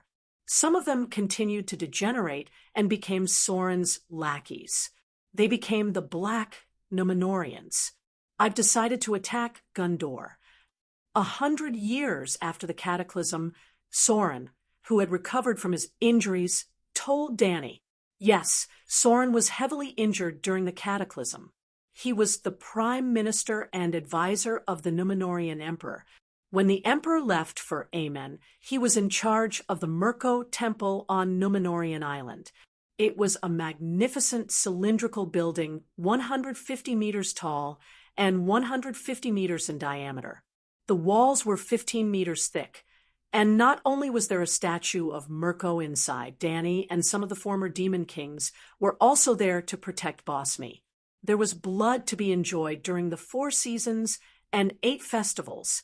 To be honest, using a believer as a sacrifice was quite delicious. Of course, Soren would not follow the Númenórean emperor to Welinor. He had purposely sent them to their deaths. However, even with Soren's dark heart, he did not expect Aluvita to be so ruthless as to destroy the entire Númenórean island.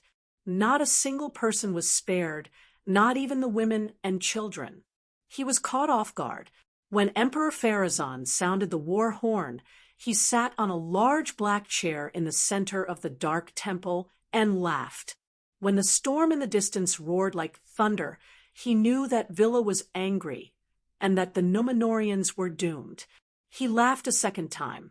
When the invincible fleet approached Amen, the blood-red eye of Angorian covered the land. Soren knew that everything was set in stone and laughed a third time. He laughed as he followed the temple and the island into the bottomless abyss.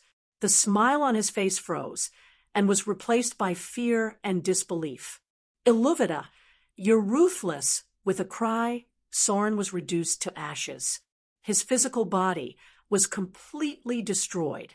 Not only was one of his clothes destroyed, he had also lost the ability to wear and change clothes.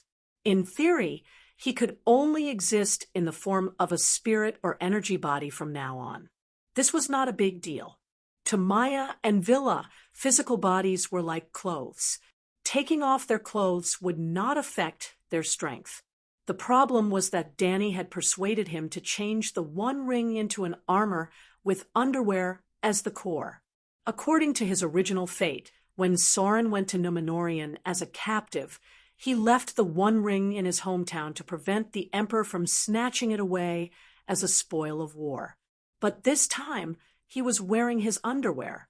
The Númenóreans would never think of taking off someone else's underwear. This was also the reason why Danny had designed the One Ring as underwear. No one would think of it, and even if they did, they would not have the ability to take it off. If there really was someone who could forcefully pull off Sauron's pants, then he wouldn't need the Supreme Demon Pants anymore. He could just crush Sauron to death with his own strength so as to avoid dirtying his hands and eyes. Such a perfect design, with almost no flaws. But he did not expect to meet Aluvita, who did not care about martial ethics. The Supreme Devil Pants were indestructible only for mortals. Not to mention Aluvita, even Villa in Valinor could easily crush the One Ring or Devil Pants. King Soren, have you fixed your Supreme Devil Pants? Danny asked, glancing at the ringwraith and devil spawn below the throne. Soren's ferocious face was filled with shame and anger. 80% of them were destroyed. I only managed to save some fragments. The mithril chainmail and the Supreme Devil Armor were destroyed. The core of the pants became tight briefs. Danny pursed her lips and asked, You lost 80% of your strength as well? Not that much. When the devil pants shattered under the power of the cataclysm, the spirit and magic that leaked out were absorbed by me. Overall, I only lost 30% of my strength compared to when I was at my peak. But not only did the Númenóreans lose 90% of their population, they also lost their civilization and wisdom. They lost far more than I did. Soren said, How are the devil pants now? Danny asked. Soren's expression was awkward as he said in a low voice, The style has changed, but it can still be used. Its functions are intact. Then he showed Danny and the other devils the brand new ring armor, a pair of golden thighs, a helmet, and a round shield. The ring armor had changed from the Roman armor to the armor of the 300 Spartan warriors, without armor. Isn't this a little too revealing? Danny did not dare to look at it, afraid that the poison would blind her eyes. After losing the ability to transform into a human form, Sauron, like Mirko, used dark energy to construct the body of the demon lord. His skin was dark, could absorb light, and exuded the light of fear. His body was as powerful as Thanos, and his appearance was terrifying, but wearing a pair of golden thighs. It was too, "Why don't you give me some mithril and let me make a chainmail?" Soren also felt that this outfit was too revealing. "No, mithril is too rare. Also, I made an oath a long time ago. The dwarves' self-abandonment doesn't count, but I can't attack them," Danny said. "Sigh, I can only use normal metal armor for a while. When I unify Middle-earth, I'll ask the dwarves to give me mithril." A year later, the Devil Lord Soren took down White City and burned the white tree that represented the destiny of the human king in the city. The Gundor people were defeated one by one. Under the matchmaking of the White Dao Association, the Gundor people, Middle-earth elves, and dwarves formed a great alliance. The Devil Lord is too strong. Normal people can't defeat him at all. We have to borrow his wisdom. In the meeting of the alliance's leaders, Isildo took out a scroll of parchment with a serious expression. The words "Evil Warding Sword Manual" were written on it. He was the Lord of White City, the eldest son of a prince who had escaped from Numenor's calamity. The current Gundor kingdom was built by him and his younger brother, Anarion. TSK, this is the secret sorcery manual Soren passed down to his eunuch slaves. His father, Irendel, exclaimed. Gilgarad frowned. Wasn't Numenor's lesson enough? I thought you firmly believed in Villa. He was the supreme king of Nodo, who had stayed in Middle-earth. He was the grandson of his second uncle, the king of Fun. He led a portion of Nodo, who had not returned to Valinor, and the Sindar elves who had lost their home in the First Era. Isildo said, I respect Villa, but faith can't change the outcome of the war. We need power. Countless martial artists have proven that the darkness origin power absorbed by the secret sorcery manual can affect one's mind, but as long as one's mind is firm, they can refine an even stronger martial will. If you're really worried after defeating Soren, you can cripple your inner strength and return to normal. The Elven King, hesitated. You can try. No martial artist has ever degenerated into a demon. At most, they'll be a little extreme. After crippling their inner strength, they'll return to normal, Saruman said. You're a white-robed wizard, but you can't defeat Soren? The Elven King frowned. He knew Saruman's background. Like Soren, he was a Maya. Soren has the demonic pants. The white-robed wizard sighed. Everyone fell silent. After a while, Elendir said, You can learn the secret sorcery manual, but not the Specia sword manual. You can learn the dragon elephant art or the 9 sun divine art from the emperor. They'll be more powerful and have more potential. But it'll take a long time. What we lack now is time, but the Specia sword manual can be learned quickly, Isildo said. But this is a secret manual for eunuchs, the old man said with difficulty. I'm more than 200 years old, and I have several sons. In the end, Aragorn's ancestor became a eunuch. The two sides fought in Mordor for almost 10 years. The human and elven armies lost 70% of their forces, but they still managed to hold on until the end. In the final battle, Soren left Beridir Fortress wearing the demonic pants and joined the battle. He was unparalleled in the alliance. It was like a giant beating a human child. No one could stop him except for heroes with noble bloodlines. Even the human king Arendel and the supreme king of the Noldor, Gil-galad, had died under his greatsword.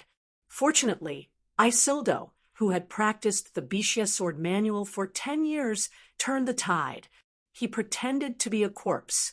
When King Soren was laughing while holding his father's head, Isildo's sword came from the west and cut him in half. This was what he learned from the water god Yumu. The broken demonic pants couldn't protect the whole body. There was a fatal slit at the waist. No. Soren wailed and turned into a shadow in the black smoke, floating toward the far east. The devil body he had left behind was like a piece of burnt coal. With just a squeeze, it was crushed into pieces. A breeze blew the pieces away, leaving only a golden pair of pants. Although it was a bit eye-catching, anyone who saw it couldn't help but be fascinated. The great hero Isildo picked up the demonic pants and took a deep breath. His eyes were full of intoxication and satisfaction. Capricious, the Second Era ended. Chapter 1191. The Númenóreans were the main characters of the Second Era, and the Númenórean kingdom was the starting point of the Second Era. However, the fall of the kingdom did not mark the end of the Second Era. She had waited for more than 100 years for Soren to recover from his injuries during the Great Calamity, and for him to be defeated by the combined forces of the humans and elves. Only then did the Second Era officially end. Danny could not help but shudder. The end of every era was accompanied by the fall of a dark demon lord. Soren had not completely fallen, but Danny could already foresee his final outcome. He would continue to be the demon lord in the new Third Era, and then be completely defeated at the end of the era. She was afraid, because after Soren, only she could be the demon lord. Destiny was the mission given by the heavens.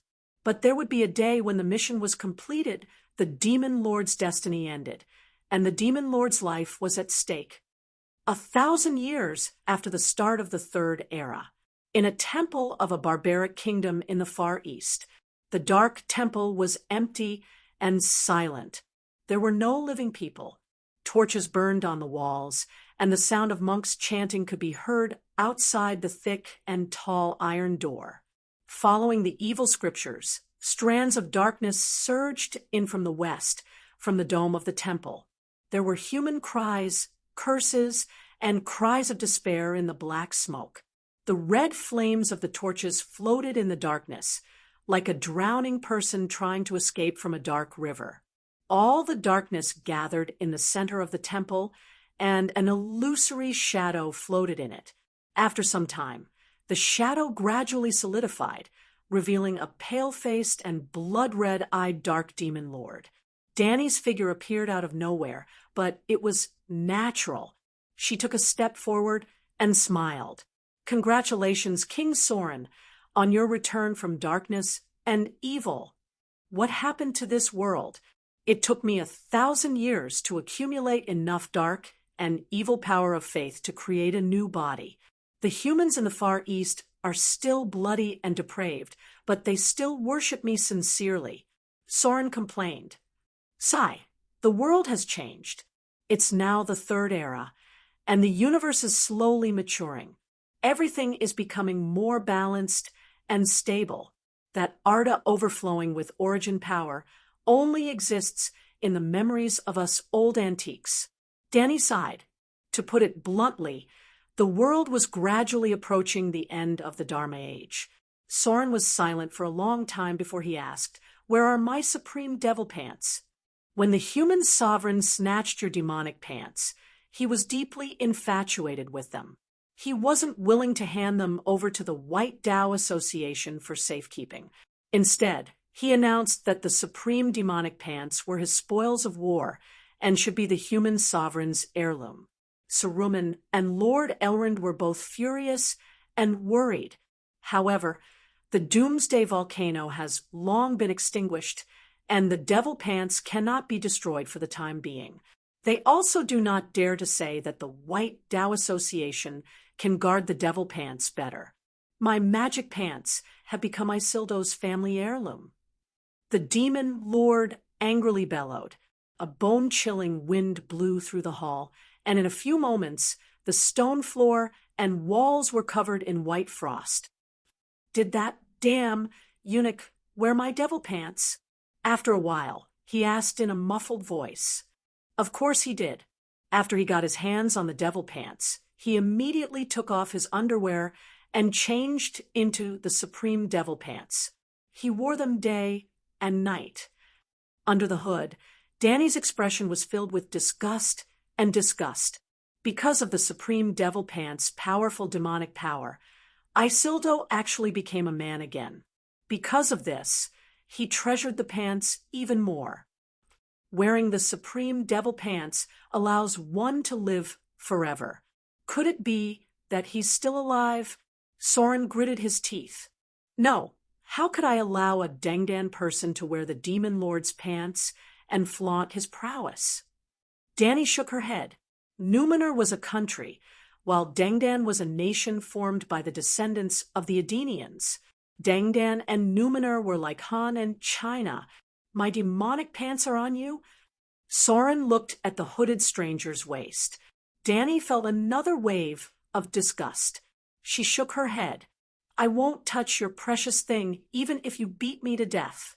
After the war, I picked a hero from the human kings who believed in darkness and trained him for 30 years. Finally, when Isildo was out hunting, I successfully assassinated him. At that time, Isildo was cut in half. He was still alive and asked in disbelief, "Why is your sword faster and lighter than mine?"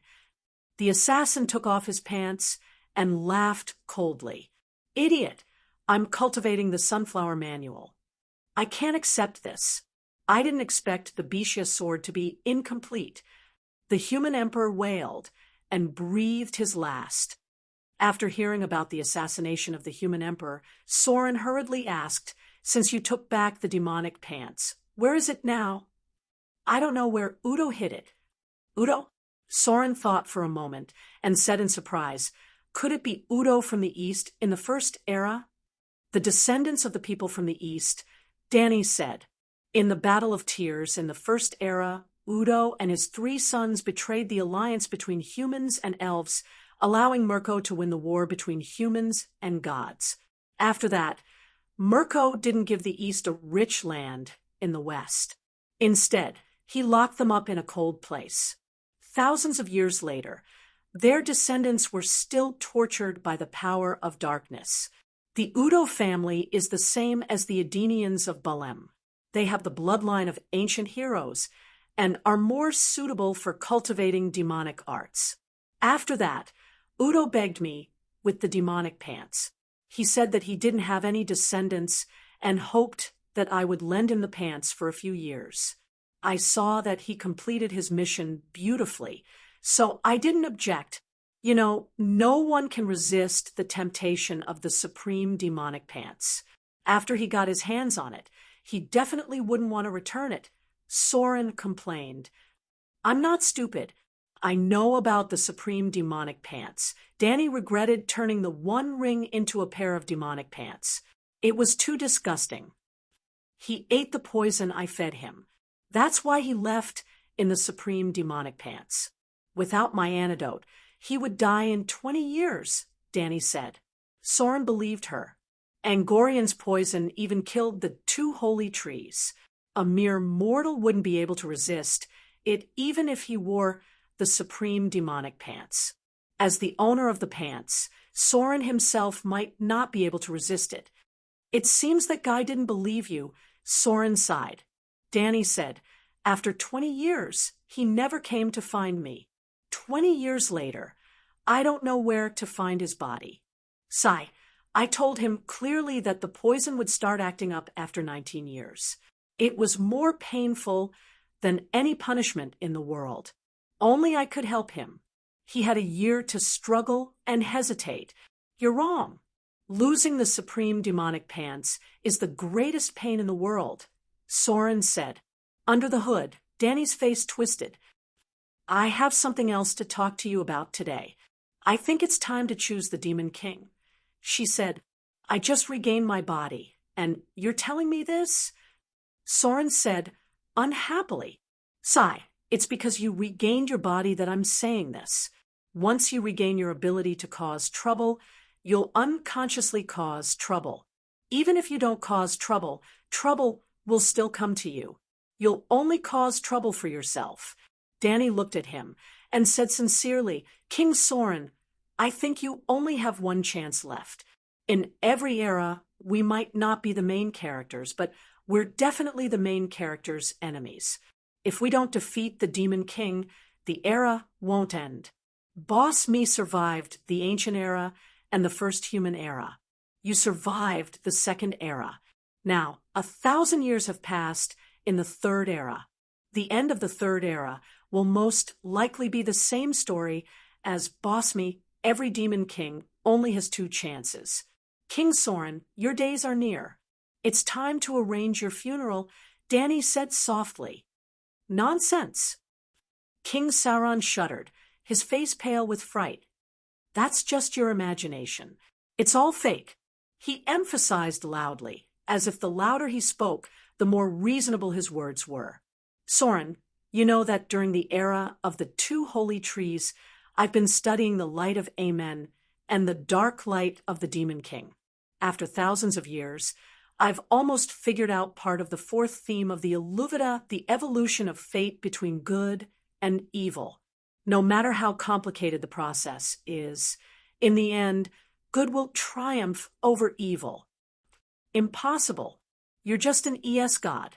It's impossible for you to decipher the 4th theme of the movement. Even King Mirko can't do it. Soren shook his head. Sigh, let's wait and see. Soren thought that Danny was just exaggerating. However, not long after he regained his human form, the White Dao Association sent 2 blue-robed wizards, also Maya, to the east. They disrupted the Demon King's allies while searching for the Demon King's whereabouts. Soren did not want to fall into the terrible fate that Angorian had created. He could only leave the east and disguise himself as a warlock living in seclusion in a desolate mountain in the middle of the continent. After thousands of years of hard training in the city called Duguardu, Soren finally mastered the dragon elephant art. Stranger, your theory is correct. I can really understand the song of law of the deceased Demon King. He was so excited that he immediately used a magic crystal to send a message to Danny. Have you been affected by the demon gods, Will? Danny asked. Yes, but I'm the Demon King. Lodo is afraid of me. How would he dare to interfere with my thoughts? Lodo was the original owner of the Dragon Elephant Art's corresponding rule of law. He was a fallen Maya and Soren's former underling. If that's the case, the Demon King's status has a miraculous effect on cultivating warlock scrolls. Danny pondered. Other than King Mirko, which Demon King isn't my underling? Soren laughed proudly. Give me 100,000 years.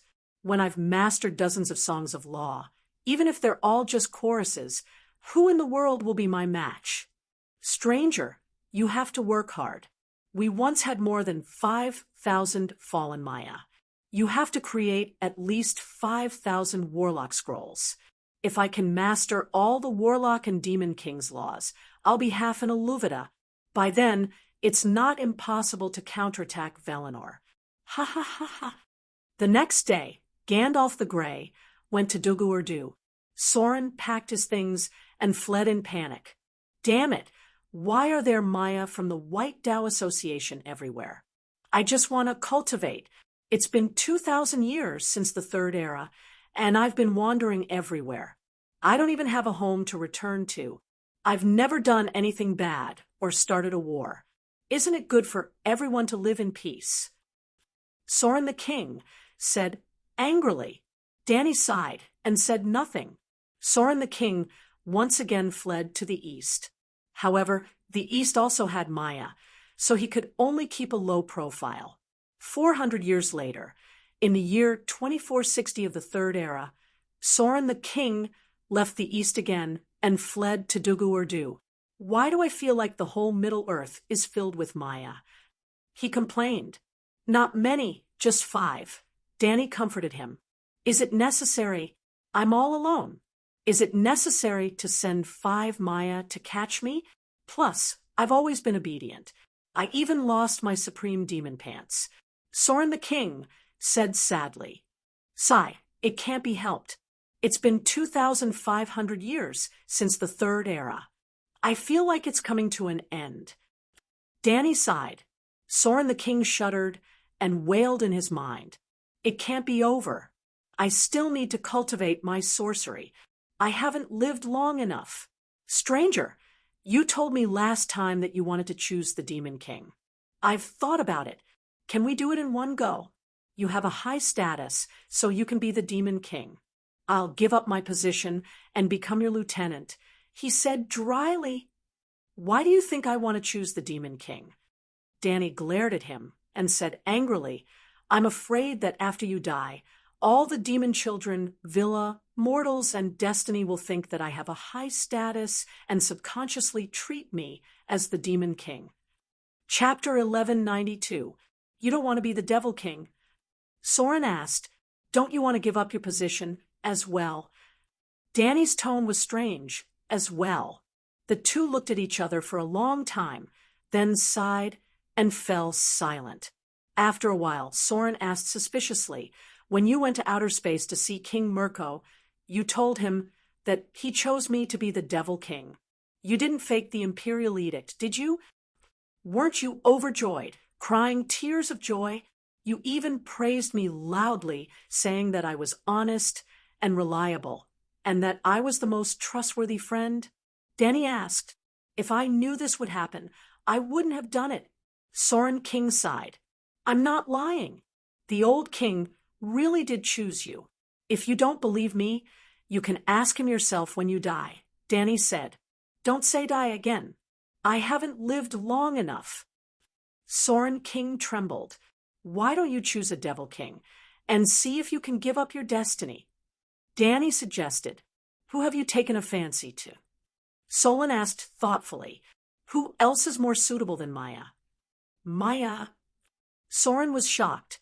You mean the 5 Mayas who corrupted the White Tao Association? Danny nodded with a smile. I think Gandalf has a lot of potential.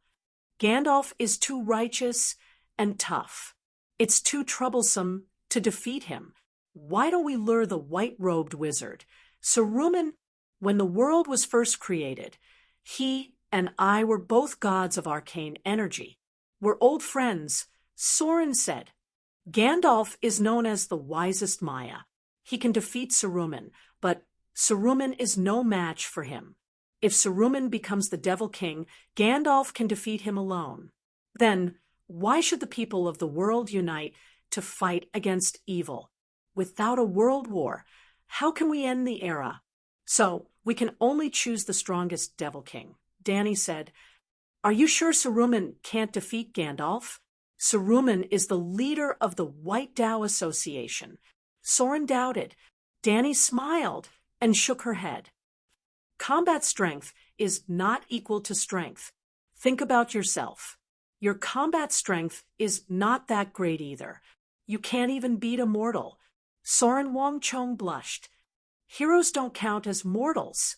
I've decided to choose Saruman. Saruman is useless. If he fails, then Soren and Soren were both gods under Aoki. Until the fall of King Soren.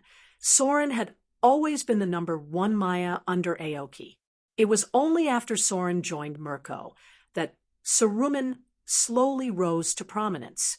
But even today, he was still not the most powerful man under Aoli. Gandalf, on the other hand, was too awesome. He was the number 1 subordinate god of the god King Manwë. Although in the previous eras, Eowyn and Sauron appeared more often, and Gandalf barely had any lines, Eowyn was only Manwë's messenger, and Sauron the Great Eagle was his hired thug. What was Gandalf doing back then? He was also the number 1 subordinate god of crybaby Nina. He was helping Nina repair the earth and pacifying the undead in Mandu Hall. Nina was a main god on the same level as Aoki, Yavanna, and Valda. Danny felt that if Soren did not turn dark, he would not even be comparable to Gandalf. The great world of the 7 gods. Dragon calendar, year 1800, spring. Snowy mountain, sky dragon temple. Great ancestor, you must help me. The thief is vicious. My kingdom is about to fall. A silver-haired old man in his early 50s kowtowed and wailed on the ice crystal floor under the stone steps outside the temple. Stop wailing. This is not the Targaryen family's villa. Do you want to be laughed at by the great families of the world? Through the door, the dwarf's impatient voice could be heard clearly. Great ancestor, I am about to become the first Targaryen to fall. The people of the world will laugh at me. What is there to be afraid of? The old man shouted. The mottled red wooden door creaked open. The dwarf walked out with a wretched expression. Beside him was a tall and mighty brown-haired woman. 200 years ago, your great ancestor had already made things clear. Flowers do not last 100 days. If you lose your kingdom, then so be it. The clan will ensure that you live a worry-free life. The dwarf sighed. Great ancestor, I am the three-headed red dragon Targaryen. The old man pointed at the clan crest on his chest. There were 4 major branches of the Targaryen family. Dany's newly created pentashade dragon Targaryen. Sansa and Aegon inherited the black sword three-headed red dragon Targaryen from the mediocre King Aegon, Jon's ice-blue three-headed dragon Targaryen, and the dwarf's orthodox three-headed red dragon Targaryen. Of course, to this day, Dany's descendants had produced hundreds of kings. Naturally, there were hundreds of Targaryen branches. Many of them had even changed their surnames. Generally speaking, this old man was a descendant of the dwarf, although he did not leave behind any descendants. Yes, Dany's descendants had inherited his fief. What's wrong with the Deer Cauldron Kingdom? Tyrion asked helplessly. Saladin Leo already had great power and authority. Now he wanted to forcefully marry my only daughter, intending to use marriage as a means to legally seize the throne of the Deer Cauldron Kingdom. I was prepared to find a son-in-law among the Targaryens and had already chosen him. But Saladin was too arrogant. He actually sent someone to assassinate him. The old man complained tearfully. Thunder God Saladin? The dwarf's expression was solemn. I remember that he already has several wives. The Leo family is a heretic that entered our world when the heavenly spheres converged. According to their customs, they can marry multiple wives. But we Targaryens are believers of the 7 gods. How can we marry a heretic and share a husband with several women? That's too much. The old man shouted. Sigh, there have been too many heretics recently. Even the Westeros are in a mess because of them.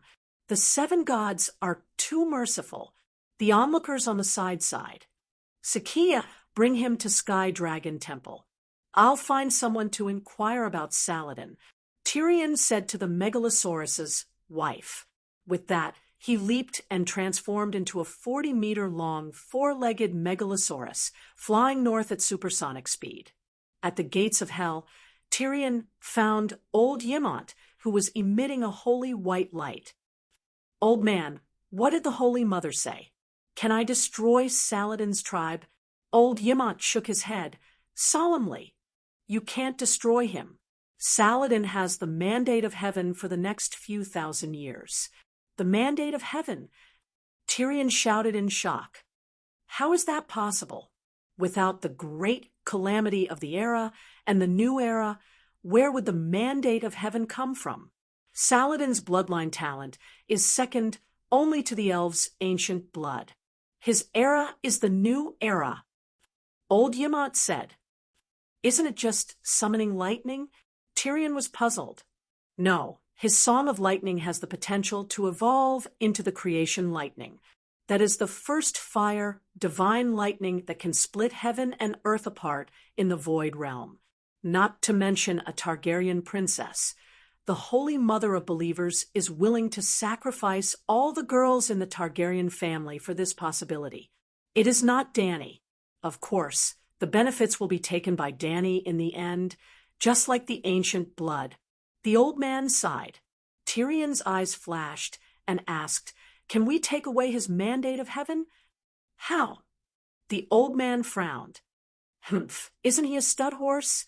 We Targaryens have never lacked women and children. It is only because of the strict rules of the family that they are unable to imitate their seniors and throw themselves into the passion garden. Now it is time for them to display their strengths and contribute to the family.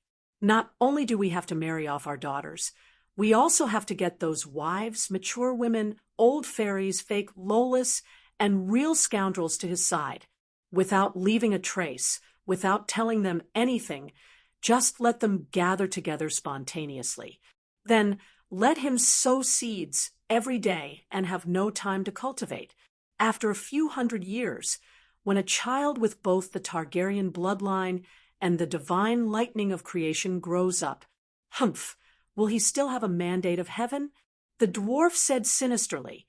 Old Yemont was dumbfounded.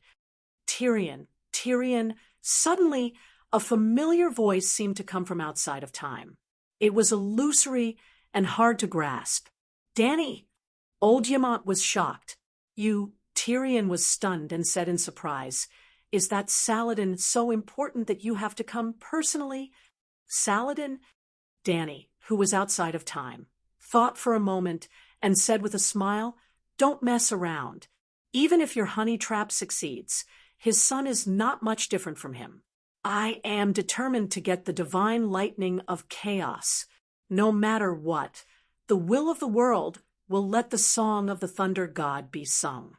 Jon and Jaime might even become true gods after him."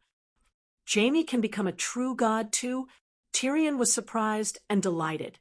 After 3,000 years, his Song of Nights will begin, and after about 50,000 years, it will be completed. Dany said, "Won't you affect the future if you tell us now?" Old Yemont asked worriedly. "Don't worry, you won't affect the future. Old Yemont doesn't appear in the mortal world, but Jaime and I will visit Old Man Tywin's grave every spring festival. After that, we will have a reunion dinner together." The dwarf said, "I'm afraid you won't be able to visit Tywin's grave for the next 3,000 years. I have a mission for you." Dany said, "What mission?" "I've encountered a completely sealed high-level world in a high-level universe. Information and thoughts can only enter but not leave. My clone is facing a great calamity, but she doesn't know anything about it and can't do anything about it. I want you to take on the calamity in her place," Dany said. The dwarf's expression became twisted. "Can't you find me when something good happens?" Old Yemont comforted him. "Dany definitely won't give you a mission that will definitely kill you. With her current realm, she can at least protect your life." "I really have to die this time," Dany said. Old Yemont was stupefied. She hurriedly added, "But old man, you're right. With my current realm, there's no difference between life and death." "It's just a clone. Why do you want me to take the risk?" The dwarf helplessly asked. "That clone knows too many secrets of the high-level First Flame.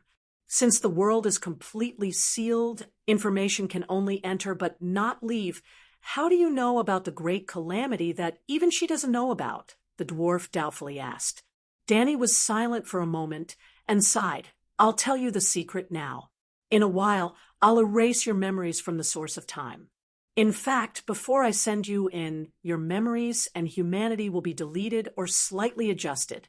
Not only you, but also my clone. She doesn't even know that her main body has the flame of creation. Do you understand what I mean?" Tyrion's expression was solemn. "You have competitors, and their realm in the First Flame is higher than yours? There are many experts in the upper universe, and I'm far from being the strongest." Dany first sighed heavily, and then excitedly said, "But I have the initiative. The Earth I've been guarding can resonate with other Earths, and even the world origins related to Earth. Although I can't see my clone's memories, I can vaguely see the direction of fate, the fate of the world, and the role my clone plays in the fate of the world. When Sorin decided to find Saruman, his fate of defeat was set. But in the 4th and 5th eras after him, who would become the Dark Demon Monarch? My clone thought that by hiding behind the scenes, she could escape the fate of becoming the Dark Demon Monarch and then being defeated. But in reality, the fourth and fifth eras will be modernized and even star-oriented societies. There won't be any great demon monarchs in the classical sense. A mastermind like her happens to be the correct way to become the dark demon monarch of the new era. You want me to be the mastermind behind the scenes? Tyrion asked. With your meager strength and shallow knowledge, how are you qualified to be the mastermind behind the scenes? Dany said in disdain. Chapter 1193. You just said that there was no classical demon lord in the fourth and fifth eras, and that the mastermind is more suitable, Tyrion said with a wooden face. The mastermind is suitable, but not the only one. Of course, I have to make the choice that benefits me the most. But you have no choice, and you still have to let me block the disaster.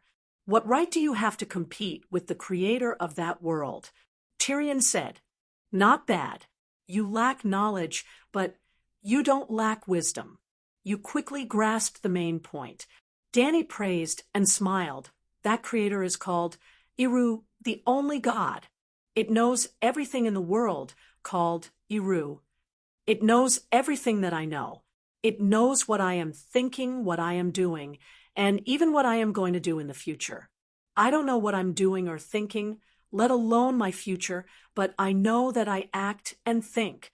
I know what choice I will make when faced with a choice. More importantly, I have roughly figured out Eru's thinking and way of doing things through observation for several eras. I gave the opportunity to choose to Eru and me in Eru. In this way, I achieved the goal of indirectly interfering with the cycle of Eru's era. Of course, I don't have much ambition. I don't want to control Eru. I only hope to ensure that Angorian can survive until the universe is destroyed. Her words were a bit confusing, but Tyrion immediately understood. You in Eru stood on the second floor. Eru stood on the third floor. You here stood on the fourth floor. Dany smiled bitterly and said, You think too highly of me. It's true that Eru stood on the third floor, but I'm definitely not on the fourth floor. I barely climbed onto the balcony on the third floor with 2 hands and tried my best to do pull-ups. The serious lack of information in Eru is a shortcoming that is difficult to make up for. Tyrion thought for a moment and asked, In order to maintain the split soul in Eru for a long time, your main consciousness must also be in the upper universe. Then what are you now? If it's a split soul, it shouldn't be able to exist for a long time through the upper and lower dimensional walls. I'm outside of time. If my main body is in the upper universe from 1600 to 10,000 years of the dragon calendar, then what about after 10,000 years? If I return after 10,000 years, can I return to the present? Of course, my current state is much more advanced than time travel. I am the me outside of time. I am the me from 1600 years ago, and also the me from 10,000 years or 1,000,000 years later. I transcend time and stand above it. The world of the 7 gods is my territory, and I can easily do this. But in the upper universe, I'm just an ordinary Tao seeker. Therefore, my main body must head to the upper universe. Therefore, even though my true body went to the upper universe, I could still control the lower universe. Tyrion frowned. I don't quite understand. You don't have to understand.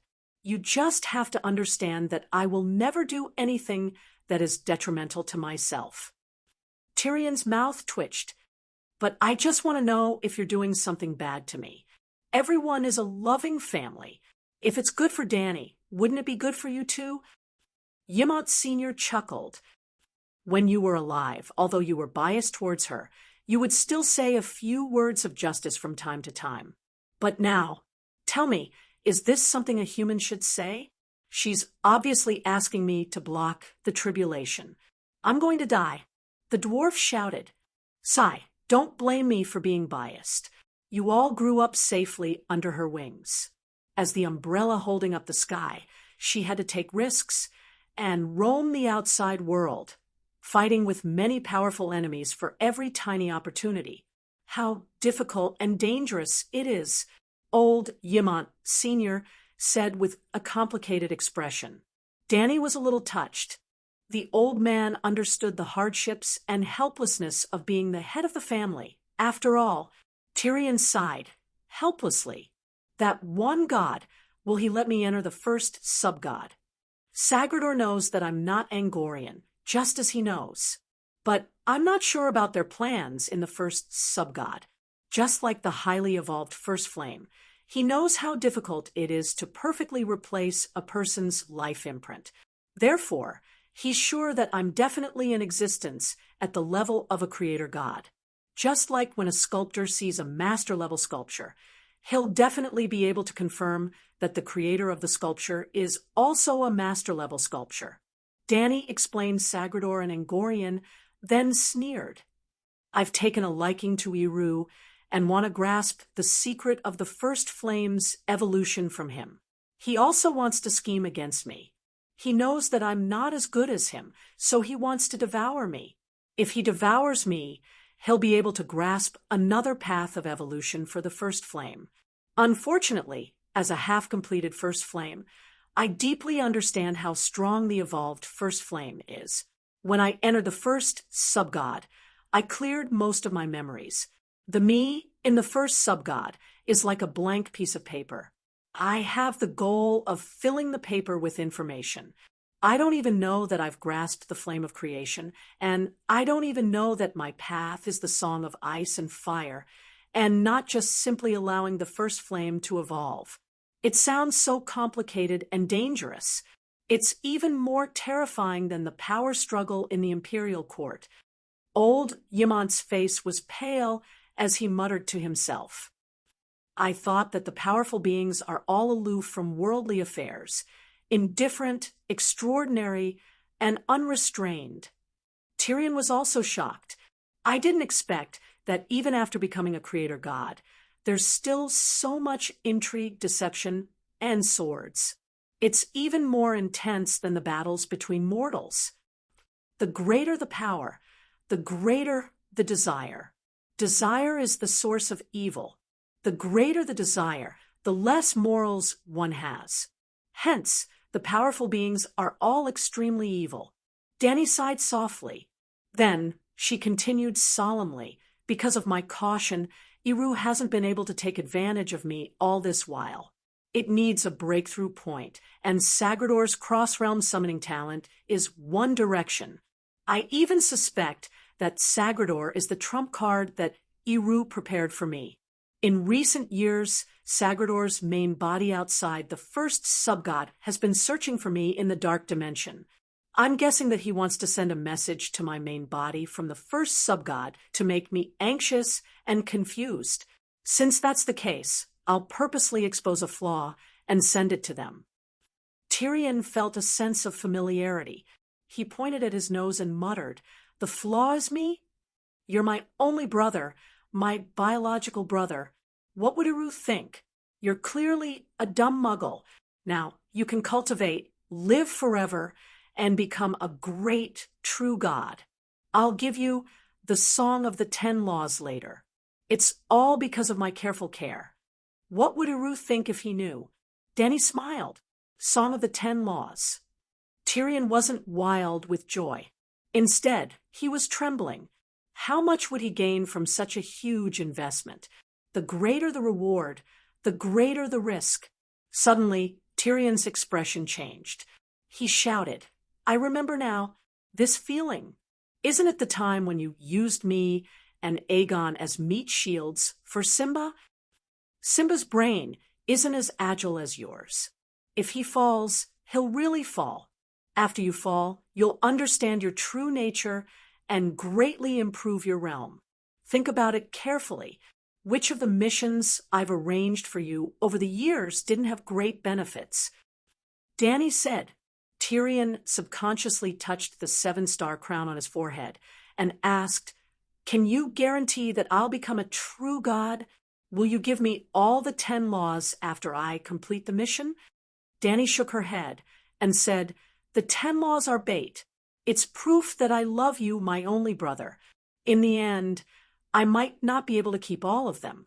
Also, only the laws that you comprehend will truly belong to you. I'll help you comprehend more than one song of the laws.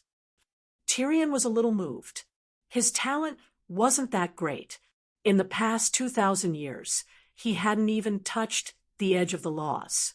Now that he was guaranteed to become a powerful true god with many laws, it seemed, where is your main body, and what are you doing?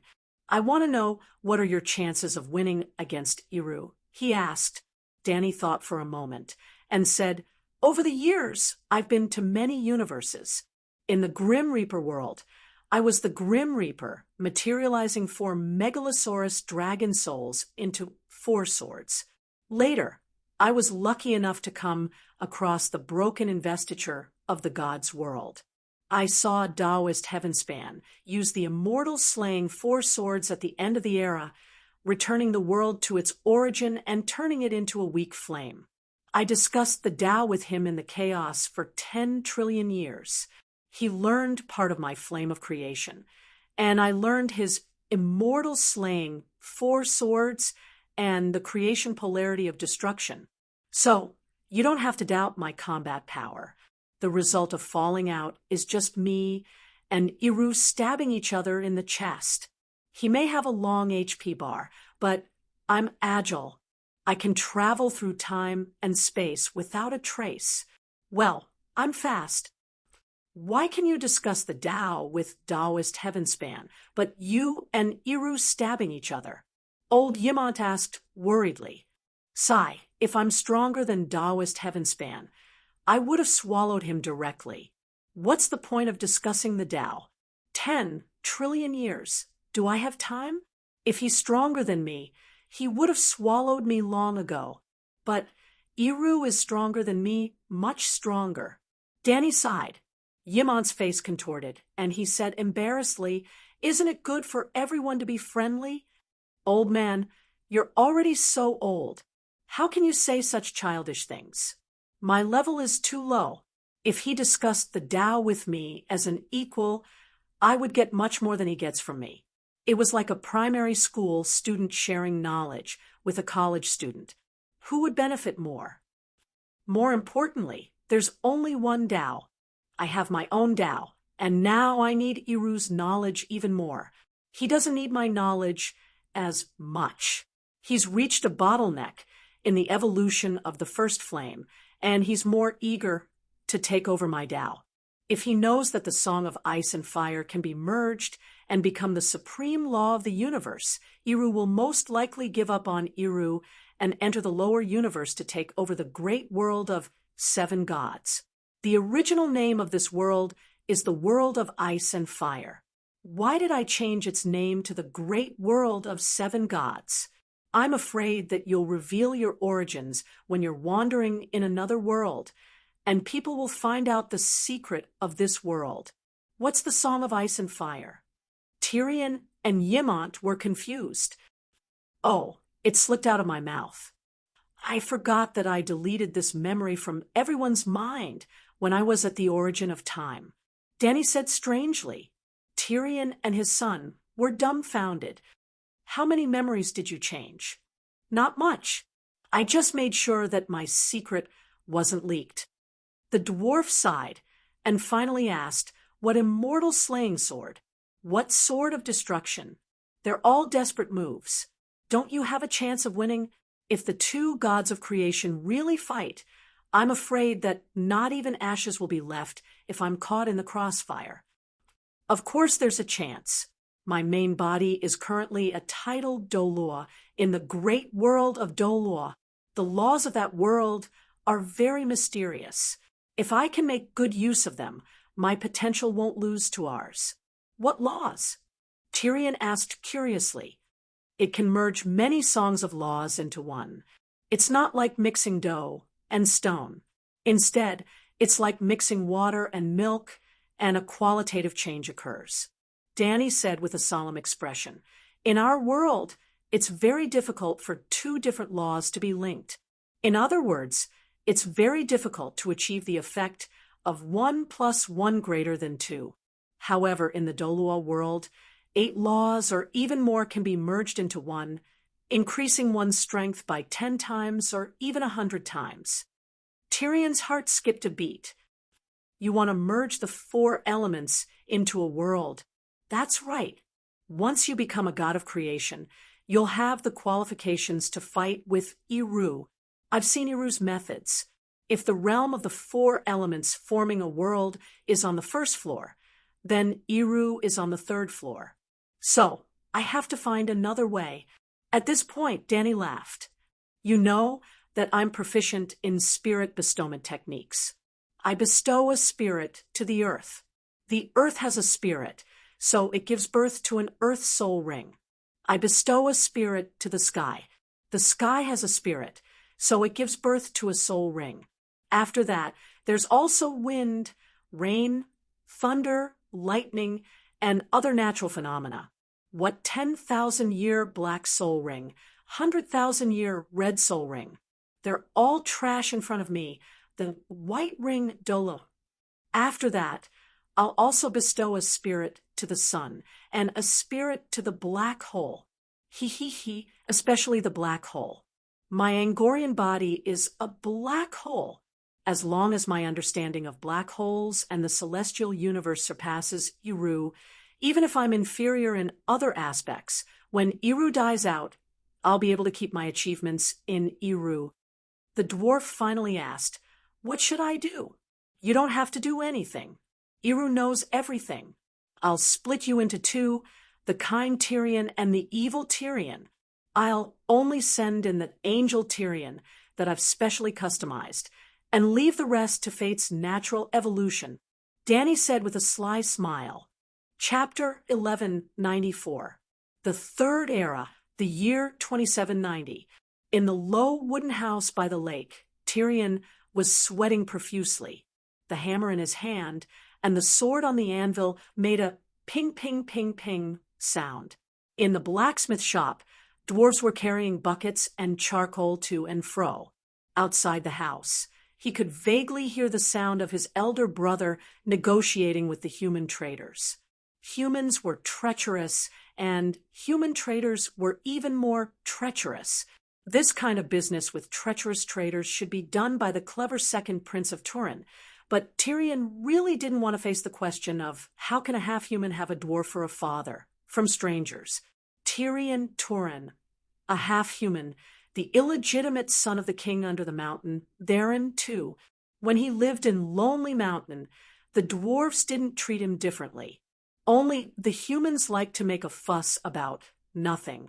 Although his wife had an illegitimate son with his half-human cousin, therein too didn't abandon his wife and son.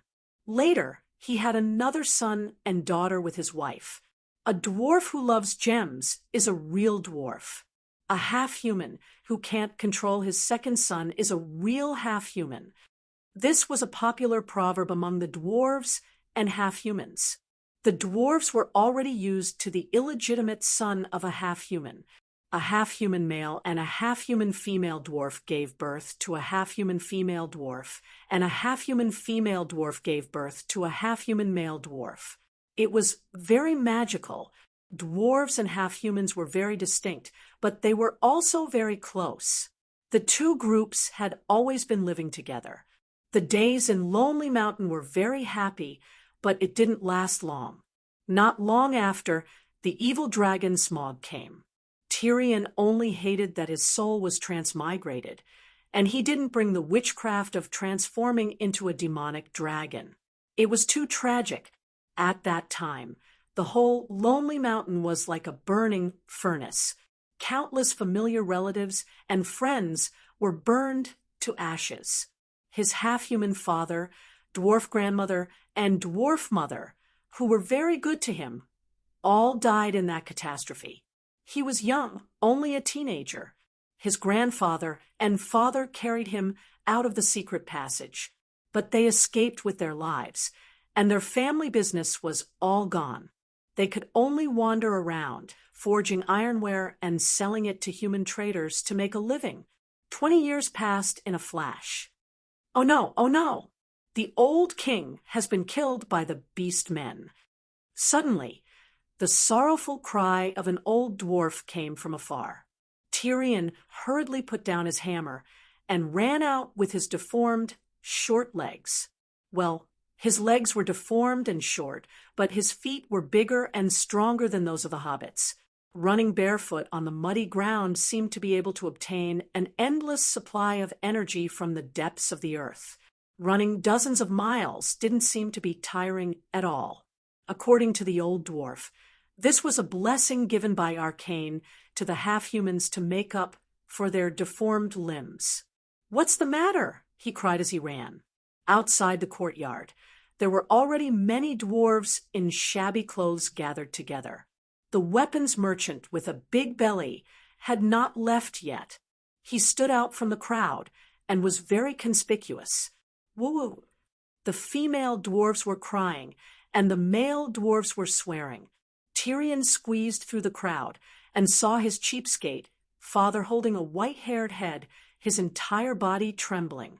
His eldest brother, Soren, and his third brother, Frelin, had red eyes, their faces filled with grief and anger. His younger sister, Dice, was hugging her two nephews and crying softly. He walked closer and saw that it was his grandfather's head. There was even a name carved on the face. Zogul. Who is he? Tyrion clenched his fists and roared while suppressing his anger. The Beastman King of the Misty Mountains, the dwarf, Nar, who had brought back the head of the previous king, cried. This is a provocation. The eldest, Soren, gritted his teeth. No, this is not a provocation. This is a humiliation, a declaration of war. Tyrion walked to his cheapskate father. Father, we have no choice but to go to war. But we only have so few people left, and we definitely can't win if we fight head-on. We need allies. Send a letter to Iron Hill. Saran hugged her father's head and sobbed. Back then, Aoki created 7 dwarves, so there were 7 dwarven families in total. The royal family was the long-bearded dwarf, Turin, and his descendants. The dwarves lived in the mines of Moria in the Misty Mountains, the place where Gandalf met the Balrog in The Lord of the Rings, for thousands of years. Because the mines were too deep, the Balrog that was hiding deep underground was awakened. The Balrog that could only be used as cannon fodder in the First Era became a top-level boss in the Third Era. It defeated the entire dwarven race with its own strength.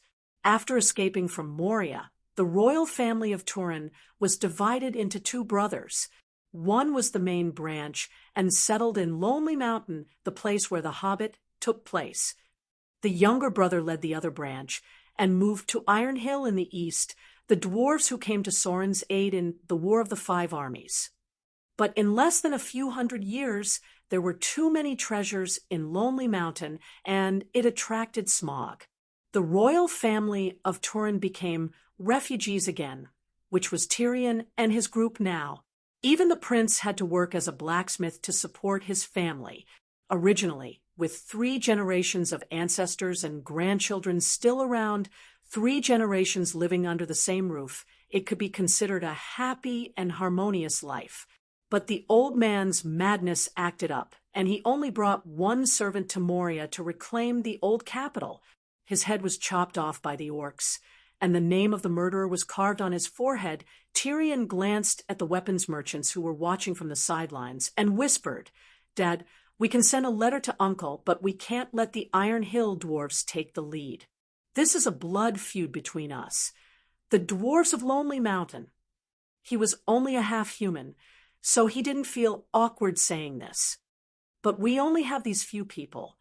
Selene said bitterly, smelling the stench of the corpse. Tyrion sighed and said, Let's bury grandfather first. We can discuss the recruitment later. 3 days later, Selene, his 3 sons, and a number of relatives and officials in The Hobbit. The 12 dwarfs who accompanied Thorin in reclaiming Lonely Mountain were all side branches of the royal family of Turin, gathered by the well in the backyard, and held a family meeting about revenge and future national policy. Father, there are many people in the Black Barbarian land, human tribes in the wilderness, wandering dwarves and hobbits. You are the king, and you should take the people as your subjects. Tyrion said first. The main characters of the Second Era were the Númenóreans, and the main characters of the Third Era were still the Dendane people. Currently, there were only 2 kingdoms that could be considered civilized in Middle-earth, the North and the South, Arnor in the North, and Gondor in the South. Arnor was founded by Erendil, a side branch of the Dendane royal family, who survived the Great Cataclysm. Gondor blocked the gates of Mordor, and was founded by Isildur and his brother. Erendil was Isildur's father, so the 2 kingdoms shared a monarch for a long time. Arnor and Gondor, which originated from the Númenóreans, were naturally the center of human civilization. The other places were very barren. For example, the Black Barbarian land, where the Turin dwarves were wandering. Just from the name, one could tell how primitive the civilization was. But in reality, the Black Barbarian land was only a few hundred kilometers away from Rohan, the nomadic people in The Lord of the Rings, and Rohan was next to Gondor. If the Black Barbarian land was so barren, one could imagine how the other places were like. We can raise the flag of the Dwarven Emperor and recruit the dwarves as our direct subjects, expanding the base of the Turin royal family. The hobbits are also very short and look like half-humans, so we can take them in as well. As for the humans, we can make them the vassals of the Dwarven Emperor and guard the borders of the Dwarven lands. Tyrion became more and more excited as he spoke, and his ugly face turned red. The dwarves beside him were confused. We are Turin dwarves, and the barbarian dwarves are not of the same race as us, Thorin said with a frown. The hobbits are like half-humans, but they are not half-humans. Half-humans are the cousins of dwarves, but hobbits are not, Balin mumbled. His father, Durlane, also shook his head and said, Let's write to Uncle Grawl of the Iron Hill. My father is his brother, and he will not ignore this blood feud. Tyrion remembered that the dwarves were famous for their stubbornness, and he was afraid that he would not be able to persuade them. So he said, How about this? Let's learn from Grandpa and Uncle Grawl, and start splitting up now. My eldest brother will inherit the throne of the king under the mountain, and I will be the second son. Like Uncle Grawl, I will get a part of the family property and come out to work alone. I am not dead yet. And how old are you? You are only in your early 40s. How can you go out on your own? Durlane glared at him. I didn't want to split up before, but Grandpa was beheaded by a half-orc, so I have to gather all forces for revenge. Tyrion shouted. Actually, it is not a bad idea to split up now. Tyrion has always been a restless person. If we split up, he will be less restrained, and you will also be less angry, Durlane. Groin mumbled. He was one of the 12 dwarven warriors in The Hobbit, and also the father of the dwarf Gimli of the Ring Protection Team in The Lord of the Rings. At the same time, he was also part of the royal family of Turin. The dwarf king, who had lost his kingdom, thought about it carefully and felt that his brother's words made sense. He nodded and said hesitantly, But now we are poor and have no property to give to Tyrion. 1 Marilla, 1 Lonely Mountain. Brother, you pick first, and leave the rest to me. Tyrion laughed. Sauron frowned and said, In the depths of Marilla, there is the Bane of Turin, the name given by the dwarves to the Balrog, and it is now occupied by the half-orcs. The Lonely Mountain has become Smaug's lair, and you will not get anything. I only want righteousness and hope. I will use righteousness to gather the people, and hope to arm the warriors. One day, I will make hope a reality, and righteousness will become the crown on my head, Tyrion said, "Good. You are indeed my son. You have ambition." The old dwarf king praised and clapped his hands. He turned to his eldest son and said, "Soren, you are the eldest son. You pick first. I was born in the lonely mountain, and I have never seen Marilla. I want to go home," Soren murmured. "All right, from today onwards, please call me King of Marilla," Tyrion said in high spirits. "What about me, father, eldest brother, second brother? What will I get?" The third brother, Frelin, asked excitedly. Tyrion looked at his younger brother's youthful face and said, "I will be the king, and you will be the prince. Marilla is very big, and it runs through the Misty Mountains and connects the eastern and western continents. Each of us will guard one end." "Ha! Thank you, second brother." Frelin grinned foolishly. At first, all the dwarves thought that Tyrion's title of King of Marilla was a joke, but as he used the title of King of Marilla to recruit the first batch of 200 wandering dwarves from the Dark Barbarian, his cheap father's expression became serious, and the Turin dwarf stopped laughing behind his back. When Tyrion incorporated the 200 wandering dwarves into his personal guards and arranged 10 Turin dwarves as team leaders and his younger brother Frelin as the commander, the other Turin dwarves began to look at the actions of this half-human dwarf king with cautious eyes. He asked Iron Hill's uncle to be the guarantor and borrowed a large sum of money from the human merchants. He then used the money to buy supplies and food, and equipped 211 dwarven guards with goat mounts. After that, Tyrion personally led the royal guards to sweep through the Dark Barbarian on a large scale. At first, he only wanted the dwarves. 2 years later, a small kingdom of 3,000 dwarves was established at the border between the Dark Barbarian and the Misty Mountains. With 3,000 dwarves, Tyrion finally began to accept the barbarian tribes as his vassals. His method was very simple. He gave them iron tools and salt. No tribe could refuse iron tools, weapons, and salt as white as fine sand. 5 years later, King Marilla used the newly mined gold, silver, and gems to repay the loan from the human merchants, and tripled the amount. King Marilla's reputation for being generous, honest, and trustworthy gradually spread to the nearby kingdoms. Chapter 1195. In order to avenge his father, the dwarf king Selene ran around and contacted all the dwarf tribes. After 9 years, he finally formed an army of 500 dwarves. In addition, the dwarves of the Iron Hill also agreed to send 800 dwarves as support. Of course, they didn't just contact their dwarven allies.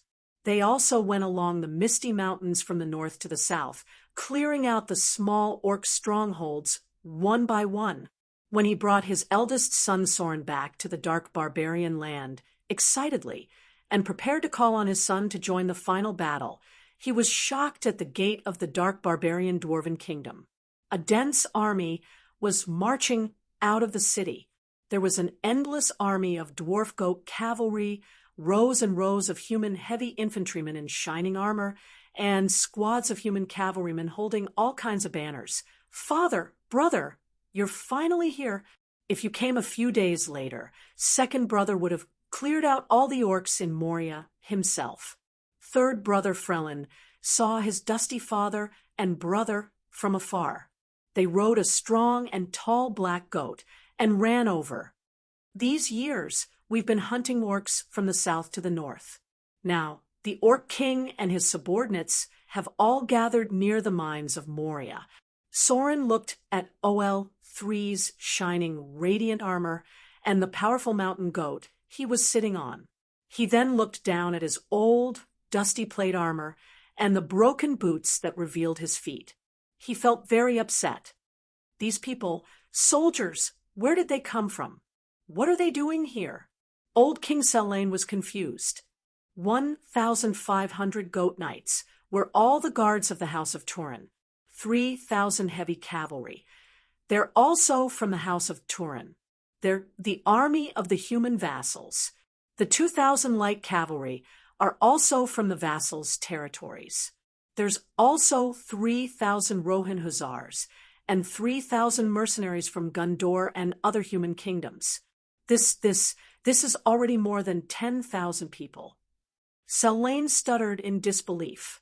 Even at the peak of the Turin dwarves, it was difficult to form an army of 10,000 dwarven warriors. Why are there so many vassals? Soren didn't understand.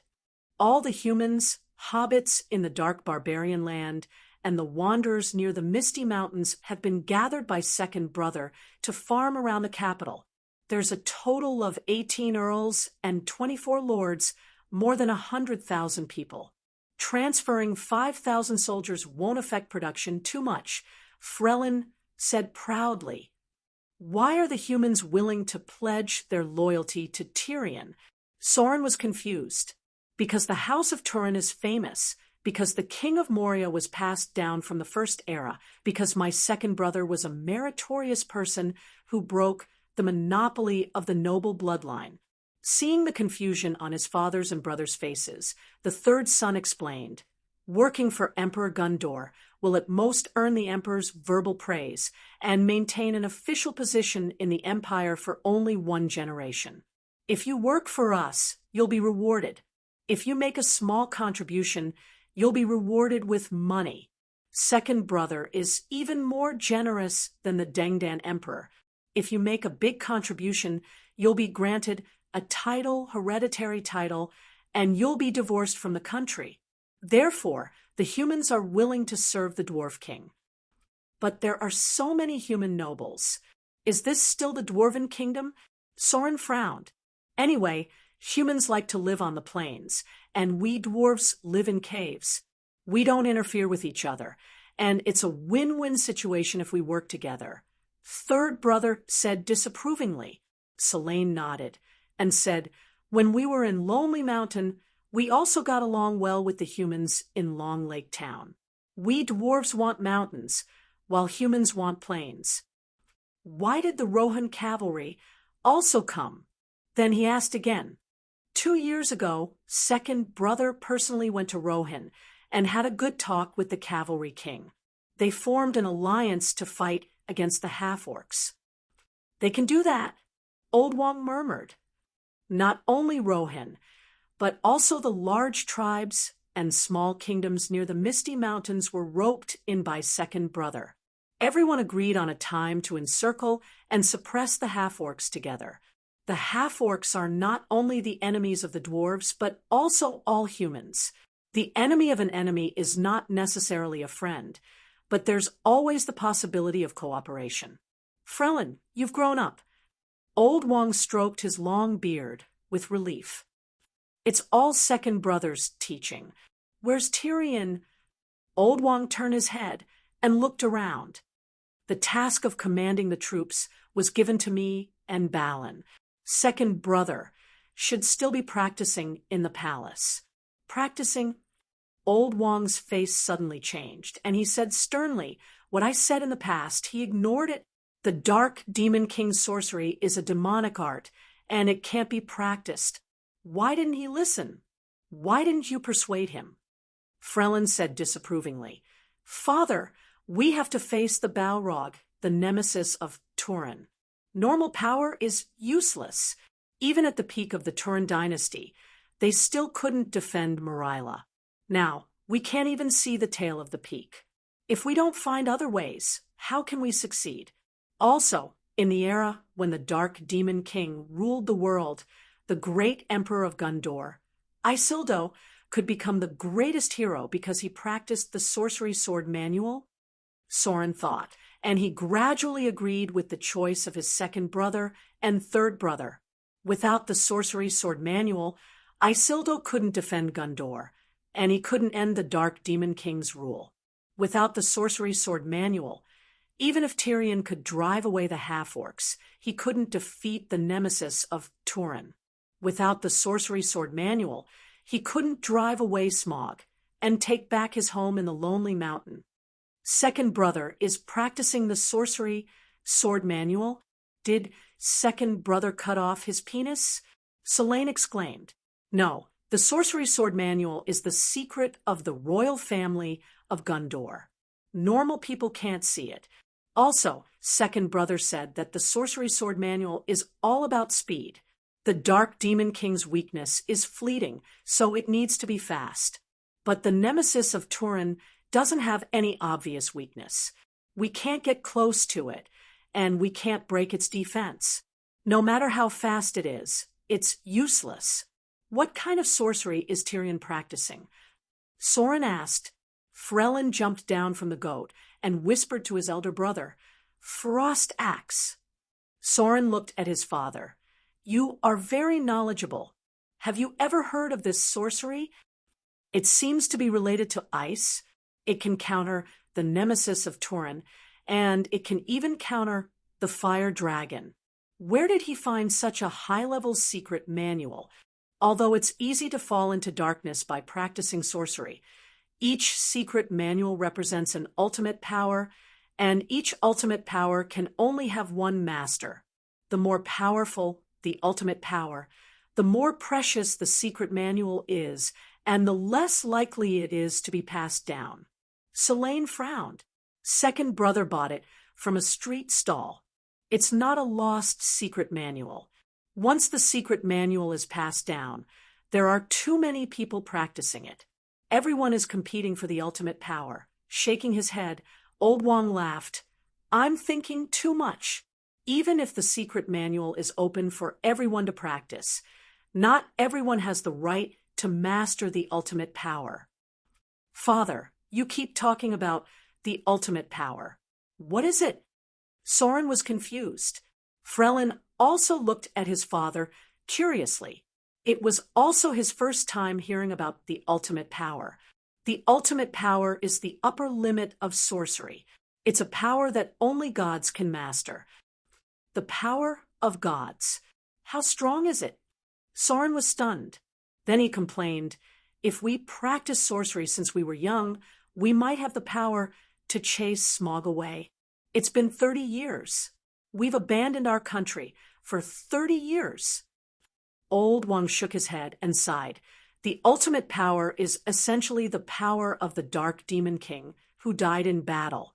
The deeper you practice sorcery, the easier it is to connect with the will of the Dark Demon King, and the easier it is for you to fall into darkness. If you lose your mind and your will is twisted, what's the use of having the strongest power? Also, the ultimate power is not invincible. In fact, in the ancient times, there were often mortals who killed the Dark Demon King, who had the ultimate power. It's such a waste to lose your mind and humanity for a less powerful power. I heard that Turin's nemesis was very common in the ancient times. Solon asked blankly. Even in the ancient times, Turin's nemesis was at the level of a Dark Demon King. Selene said seriously, You said it yourself. Mortals often killed Dark Demon Kings.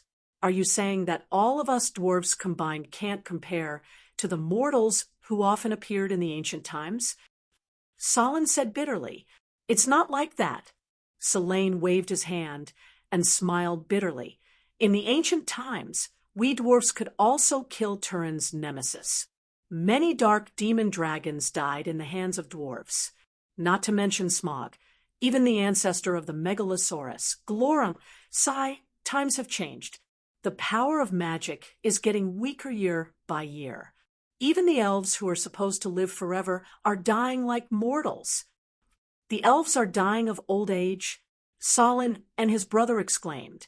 Selene's eyes flashed and said in a low voice, Solon, you are my successor. I'm not sure if I can survive the battle with the orcs this time. There are some secrets that I should tell you.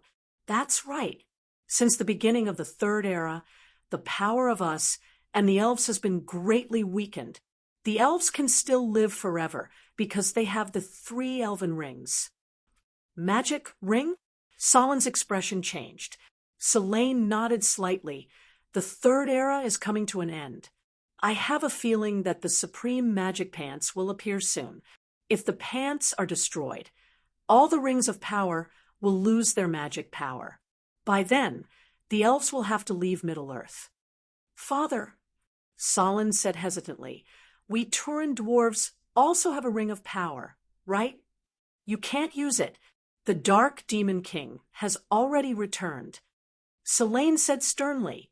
Solon's face flashed with disappointment and asked in a muffled voice, Father, you know so many secrets. Are you also a member of the White Path Association? Can you ask the white-robed wizard Saruman to help us fight against the demon dragon and Turin's nemesis? I'm not familiar with Saruman. During the era of Moria, the king of Turin dwarves was a temporary member of the White Path Association. After the Lonely Mountain fell, he even lost his status as an observer. The old dwarf king's expression was bleak, a king who can't even protect his own kingdom. What right does he have to protect Middle-earth? These secrets were all told to me by your grandfather. Our ancestors also knew about them.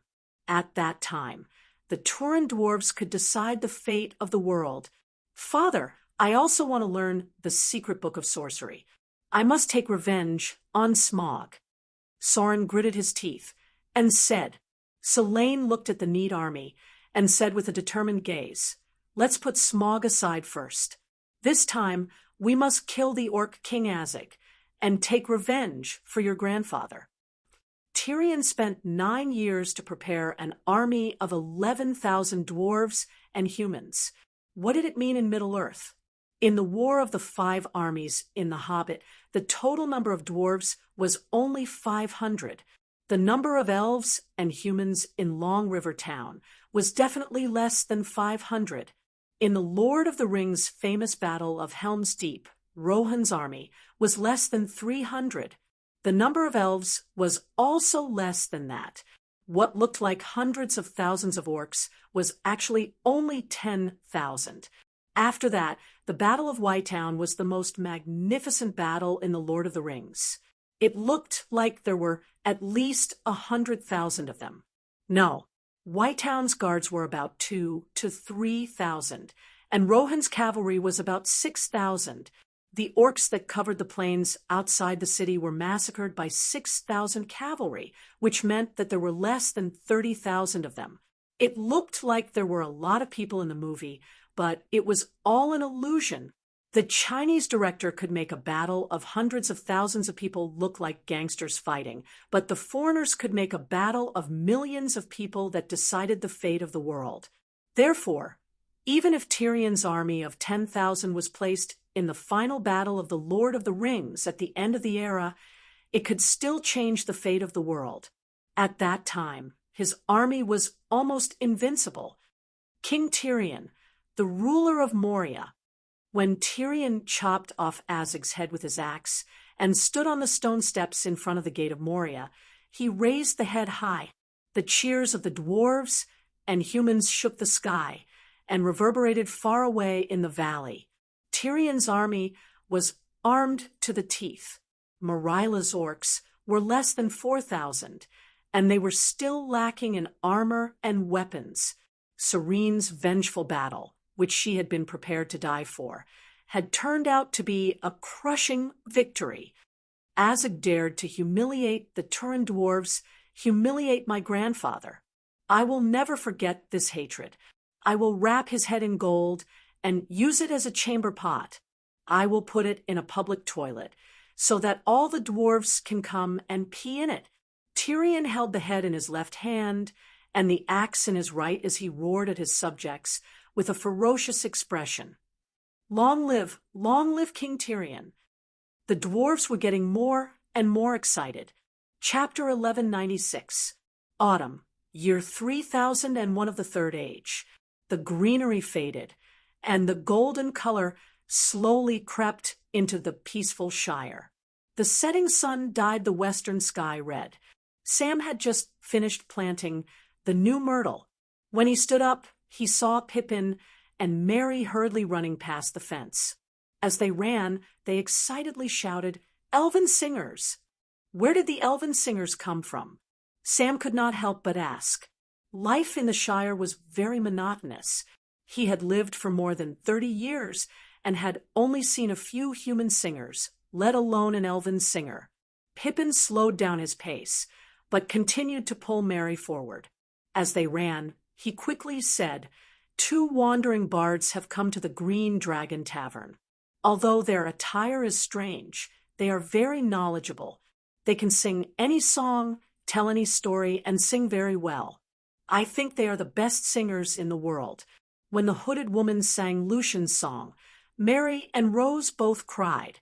I couldn't understand it, but I couldn't help but cry. "I don't believe you will cry," Mary said doubtfully. "It's true. They only sing a song for a gold coin. You won't hear it if you're late. If it weren't for this rare opportunity, I wouldn't have left the tavern to find you." Pippin's figure and voice gradually faded away. Sam wiped the sweat off his forehead and hurriedly carried his farming tools into the hole at the bottom of the sack. "Master Burbo, the myrtle has been planted. I'll go back now." Burbo answered casually. The door of the bedroom next door opened, and Frodo poked his head out. He asked curiously, "I heard Pippin say that two bards came to the Green Dragon Tavern." "Yes, Master Frodo. Do you want to go and take a look?" "No elven singers have ever come to the Shire." Sam bowed respectfully. Hobbits were quiet, but it did not mean that they did not distinguish between rich and poor. Frodo was interested. "Uncle Burbo, an elven singer came to the Green Dragon Tavern. I haven't seen an elf before. Don't wait for me for dinner.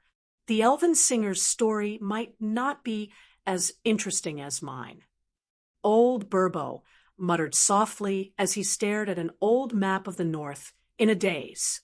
Meanwhile, Frodo and Sam had already run out of the outer courtyard.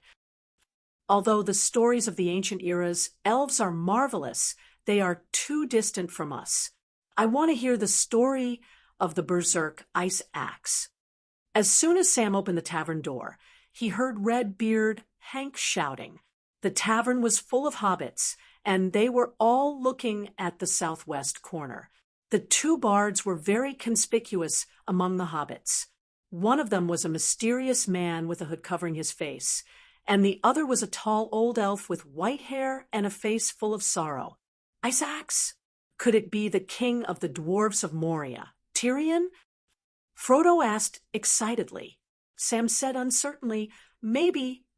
The hobbits of the Shire rarely paid attention to the outside world, but the Dwarven King was too famous. He was the most famous, legendary, and greatest dwarven hero in the past 200 years. Well, although he was a half-human, especially since he was a half-human, it made him feel more like a hobbit. The Shire had many idols, such as Master Frodo. To be honest, when Sam was a child, he used to hold a wooden axe and growl in a low voice. "Azig, your head is only fit to be my chamber pot." Or, "Turin's nemesis. I swear to the gods that one day I'll be your nemesis." Or, "Ha ha ha ha. Turin's nemesis, the bloody light of the eye of Angorian that shrouds you will be my banner of victory." Or, "Smaug, my axe is thirsty for blood." Or, "There are many stories about the king of the dwarves, Tirion. Which one do you want to hear?" The hooded woman's pleasant voice pulled Sam out of his memories. "I want to hear the story of the king of the dwarves fighting against Turin's nemesis. Did the king of the dwarves really use Azig's head as a chamber pot? Will you leak your urine? I want to hear about the battle of the Dragon Slayer." The tavern immediately became noisy. Many fat hobbits who were less than 90 centimeters tall slammed the table, knocked on the wine glasses, and stomped their feet. "I'll tell the story to the one who pays." The hooded woman laughed. "1 gold coin is too expensive," the fat hobbits whined. Master Frodo was rich. He threw a gold coin from afar and shouted, "Is Turin's nemesis dead, or not? Did Tirion fulfill his promise? I've heard many different stories, and the ending is different." Sam did not see what the hooded woman did, and the gold coin disappeared.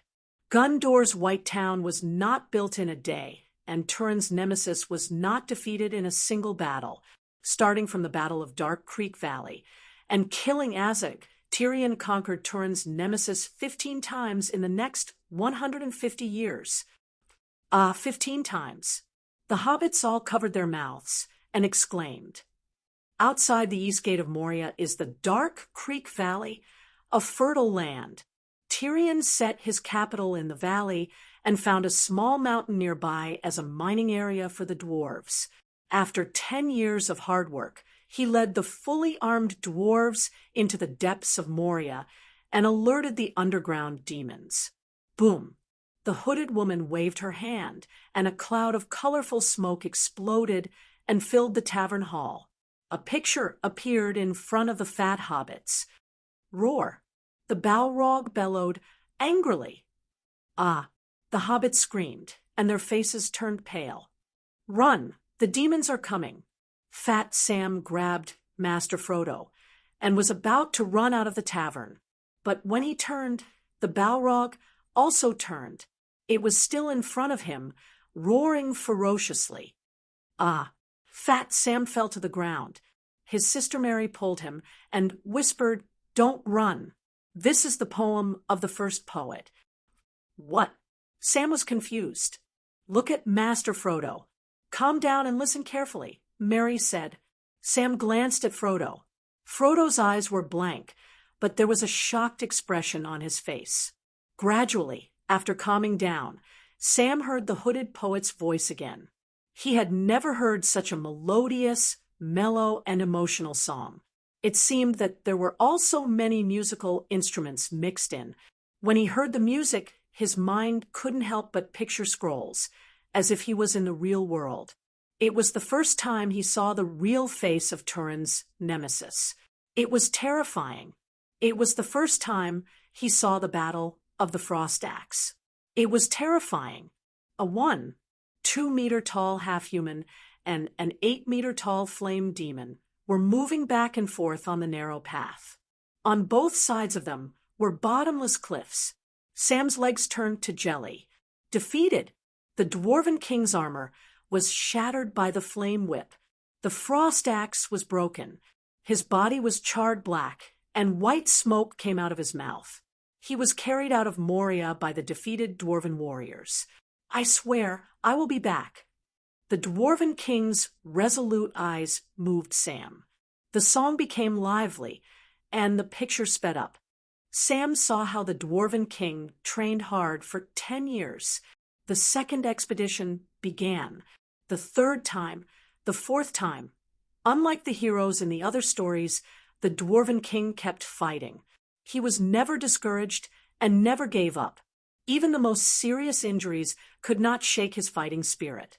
When the Dwarven King and his brothers chopped off the flame demon's head for the 15th time, Sam's eyes were filled with tears. He felt satisfied and carefree. This is a real hero with blood and tears. Sam heard Frodo sobbing. "How is it? I was right, wasn't I?" Pippin said proudly, "She is indeed the best bard in the world. I have never seen anyone stronger than her," Mary said excitedly. "But it is a little expensive. I want to hear more." He touched the few copper coins in his pocket and looked at Frodo longingly. Frodo was indeed a master. He immediately threw out another gold coin. "I want to hear the story of the dragon slaying on the lonely mountain." Sam's eyes widened. He still could not see how the gold coin was taken away. Soon, the music started. He was subconsciously immersed in the story. Master Burbo," Sam saw his employer in the music that was as clear as the flowing water of an icy spring. Although he was not younger, the expression on his face and eyes were obviously more immature. He remembered. 60 years ago, old Bilbo had experienced an unexpected but fantastic journey. So he followed the dwarves to slay the dragon in the lonely mountain. How brave! Sam exclaimed. Moria was Tyrion's capital. Thorin's kingdom was in the lonely mountain. There was not a moment when he did not want to go back to his hometown, although Moria was the real ancestral land of the Turin dwarves. But what his younger brothers said made sense. If they could not even defeat Turin's nemesis, how could they defeat the demon dragon Smog? In fact, it was hard to tell who was stronger between the demon dragon and the flame demon without fighting. But for the dwarves, Smog could fly. If they lost the battle, they could not even escape. Tyrion lost 14 battles against the flame demon, but every time he could escape unscathed without losing too many soldiers. Because the flame demon did not dare to chase them out of the cave, and would not even stray too far from the deep pit, the dwarves could easily set up traps and narrow escape routes. When Tyrion Coldaxe Turin chopped off the flame demon's head, the Turin royal family officially started the Lonely Mountain strategy. Tyrion's initial idea was to use the blood witchcraft to extract the power of the flame demon's corpse and cultivate the fire elemental witchcraft secret book. While cultivating the divine fire technique, he would choose the dwarven divine craftsman to create a batch of dragon-slaying equipment. For example, the iron mask used by the ancient dwarves to fight against Glorung. Then he would send messengers to Long River Town to form an alliance with the humans there and provide funds to arm the humans. Finally, the dwarves would send out their troops in autumn. After arriving at Long Lake Town, they would train the dragon-slaying formation with the humans while waiting for the day of heavy snow in winter, ambushing Smog in the coldest weather. The right time, the right place, and the right people. Not only were Thorin, Celian, and the other Turin dwarves convinced, even the visiting White Way Association member, Gandalf the Grey, was full of praise for the half-human king's wisdom.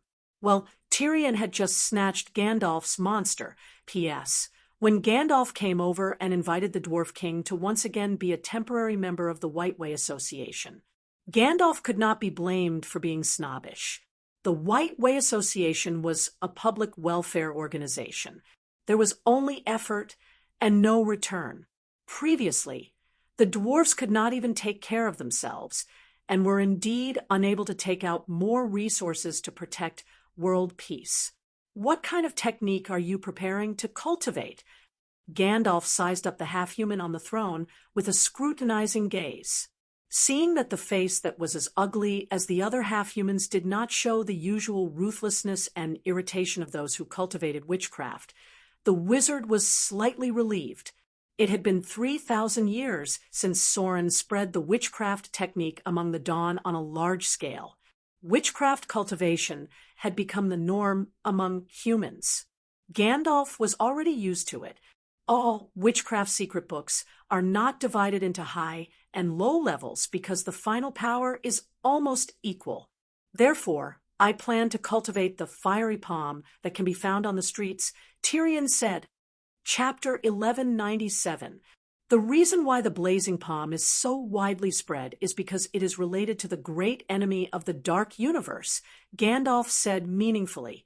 Morgoth, the old dwarf king, exclaimed. The wizard nodded lightly. The mysterious demon king in the shadows hopes that the former Morgoth will return to the world, so he distributed the secret books that represent him everywhere. The blazing palm, magic flame body, and other fire elemental spells with different names are essentially the same. They just have different names and different characteristics of fire. The ultimate achievement is to summon Morgoth's power and spirit into one's body. Not only fire elemental spells, but King Tyrion's Frosty Sky Axe is also one of Morgoth's powers. He's dead, Tyrion frowned, but his spirit lives on. I'm still far from the ultimate power, Tyrion said. I believe that. His Majesty is clear-headed and wise. There are no signs of him being shrouded by the magic shadow. I just want to remind you that the disadvantages of elemental spells outweigh the advantages. You must be very careful and not be blinded by power. Gandalf advised, sincerely. Thank you for your advice. I'll remember it. Tyrion was very respectful because he knew that the other party was Maya and also the representative of Valinor. To be honest, He was even a little afraid of the old wizard. He was afraid that he would discover his identity as a transmigrator and that he would lose everything he had now. In the early years, he had hoped that his sister would come and find him or reveal some information. After all, she was the one who had sent him here, although that she was not her. But she never came. There were no traces of her existence in this world. Perhaps there were, but he did not discover it. Since he could not find his sister, he could only live his life in his current identity. Gradually, he didn't want her to disturb his happy life. He was living a good life now. He did not know if she had done something, but he did not feel isolated from this world and this identity at all. The affection between father, brother, and sister was very real. He was very touched and cherished it. On the other hand, his previous identities, Jamie and Cersei, his two fathers who were tortured in hell, had become blurry illusions. It was very unreal, like a dream from yesterday. Perhaps he didn't transmigrate, but was reincarnated. How long will it take to master the fire palm? Gandalf's voice brought Tyrion back to reality. The cultivation of martial arts is extremely slow. To achieve something, it would take at least 10 years. 30 years would be safer. Anyway, we have Marilla now. Such a big kingdom is enough for us brothers to live in. Lonely Mountain won't run away, so there's no rush. Tyrion said. Soren, who was sitting beside him on the throne, wanted to say something but hesitated. Tyrion treated him well.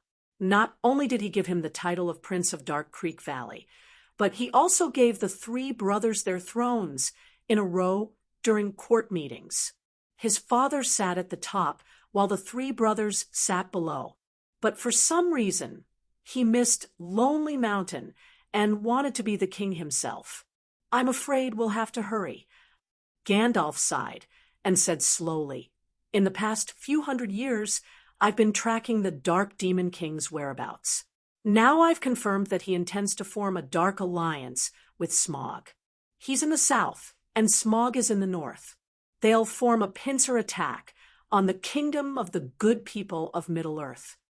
Wasn't the Dark Demon King destroyed by Isildo at the end of the last era? When I was still an observer in the White Way Association, Saruman, King Elrond, Queen Galadriel, and you all said so, old King Selene was shocked. We were wrong. Gandalf said bitterly, about 2,000 years ago, traces of necromancers appeared in the Aramunk region. We thought it was a ringwraith or a necromancer who practiced sorcery. But after 1,000 years, that fortress called Duggu-Urdu continued to spread death and darkness to the surrounding land, covering hundreds of miles. This is far from what an ordinary necromancer can do. So, when I rushed to investigate for the first time, the other party noticed and immediately fled. 500 years ago, the necromancer appeared in Duggu-Urdu for the second time. I suggested that the White Way Association immediately take action to eliminate the necromancer. The necromancer fled for the second time. 300 years ago, when I discovered the necromancer returning to Duggu-Urdu for the third time, I decided to take action quietly. In the end, I discovered the necromancer's true identity. It was the Dark Demon King Soren. He had already recondensed his body from the darkness. Gandalf took out a pipe from his waist pocket and stuffed it full of Shire Longleaf tobacco. He took a few puffs before regaining his calm and sighed. Just 2 months ago, I finally convinced the White Way Association to attack Duggu-Urdu with a few powerful beings and fought a great battle with Soren. It was also this battle that made me understand what he had been doing for the past few thousand years. Doing what? Selene couldn't help but ask. Gandalf gave Tyrion a long look. Sorcery, he said in a low voice. Many powerful beings of the White Way Association took action together, including white-robed Saruman and Queen Galadriel. That time, it should have been easy to take down Soren, who had lost his supreme devil pants, who knew that he had already grasped 5 ultimate powers. Even with our combined sneak attack, he still managed to escape. His 5. Doesn't that surpass Morgoth? Thorin exclaimed. Did the Dark Demon King Sorin also practice Frost Sky Axe? Tyrion's expression was solemn. Gandalf thought for a moment. You touched the edge of ultimate power, but were blocked by an unknown barrier and couldn't break through? Tyrion nodded lightly. 80 years ago, my realm reached its limit. Selene sighed. I've already said that every ultimate power can only have one master. The secret manuals that can be found everywhere on the streets probably already have a master. It's actually a good thing that someone else grasped the power of ice ahead of time. You can avoid the danger of being tempted by Morgoth, Gandalf said. Then he solemnly said, Sorin grasped 5 ultimate powers and still wasn't our match. However, this made him feel a sense of danger and began to look for allies. The strongest fire dragon Smaug in the Middle Lands? Tyrion frowned. He now more or less understood why the gray cloak wizard looked for the dwarves. Before the Dark Alliance was formed, they had to destroy Sorin's potential allies one by one. Smaug was the #1 target. Gandalf nodded lightly and said, Smaug has rejected Sorin now, but you all know how powerful the Dark Demon King is when it comes to tempting people. Think about the Ringwraiths. The demonic dragon is evil, and it's only a matter of time before he is lured into the darkness. That's why we have to act immediately. According to the original plan, it would take more than 10 years for the dwarves to be fully prepared. By then, the Lonely Mountain would have already become a stinky fortress for the orcs. If the demonic dragon and the orcs work together, your chances will be even slimmer. The wizard is right. Tyrion looked at the old dwarf and his 2 brothers. Then let's fight. The 3rd brother, Frelin, shouted, Of course we have to fight. The problem is, how are we going to kill the demonic dragon? Thorin said helplessly. The old dwarf king looked at Gandalf and said in a low voice, 170 years ago, the Turin dwarves tried, but even the sharpest swords and arrows couldn't hurt the demonic dragon. Now, although my 3 sons are brave, they are still mortal. Does the great wizard have a plan? I saw the omen of the demonic dragon's death. Gandalf said mysteriously. 60 years later, in the Green Dragon Tavern, the story of dragon slaying in the Lonely Mountain was still ongoing. Gandalf, that old wizard, is crazy. He actually asked us to hire a hobbit as a burglar. Frodo was angry and embarrassed when he saw the dwarves mocking his uncle in the hole at the bottom of the bag. He was angry because of the rude dwarves and embarrassed because of his uncle's weakness and lack of resistance.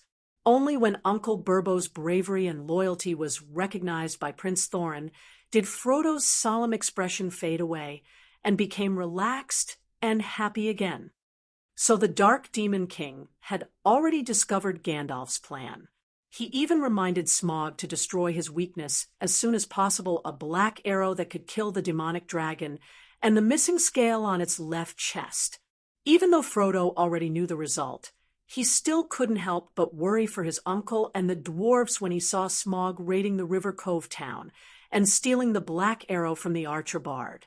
He then threw it into the dwarf's furnace and burned it. He even found the mithril chainmail of the Turin dwarves in the treasure vault and used it to cover the missing scale. Ah, Bilbo is so agile. He's so fast that I can't even see his shadow. Suddenly, Frodo shouted in surprise. The burglar had stealthily passed by Smaug and came to the corner of the treasure vault. He then took the melted black iron ingot and put it into his pocket. Even when the demonic dragon woke up and flew into a rage, it didn't notice the burglar that was close to it. Wow, Master Bilbo is so good at hiding. He's so good at hiding. Sam was shocked. Master Bilbo's face mask is so disgusting. Pippin murmured, That water towel is a little strange. Hey, Big Strider, why are you here? Mary found herself suddenly covered by a thick and tall shadow. She turned around and saw a human man with shoulder-length black hair and an unshaven beard. He was a human who lived near Bree. She didn't know when he came here. Because he was so big, the hobbits in the Shire called him Big Strider. At this moment, Big Strider was no longer lazy and dispirited. The fierce expression on his face made the little hobbit a little scared. "What's wrong?" Mary asked in a low voice. Big Strider lowered his head and looked at her. His expression softened a little, but his eyes were still as sharp as a sword. He stared at the hooded singer who had become agitated. With the help of Gandalf the Grey, the dwarves reforged the black iron that had the magic power to kill the dragon. This time, it wasn't a black arrow, but a black sword. It was a thick, black, two-handed sword. The black arrow was originally more than 2 meters long. Ah, long live Tirion! Long live Thorin! Long live Bilbo! The hobbits cheered excitedly. Thorin risked his life to lift Smaug's mithril chainmail. Tirion flew up and stabbed the dragon's left chest with his black sword. Wonderful! In the tavern, the hobbits were more satisfied than ever.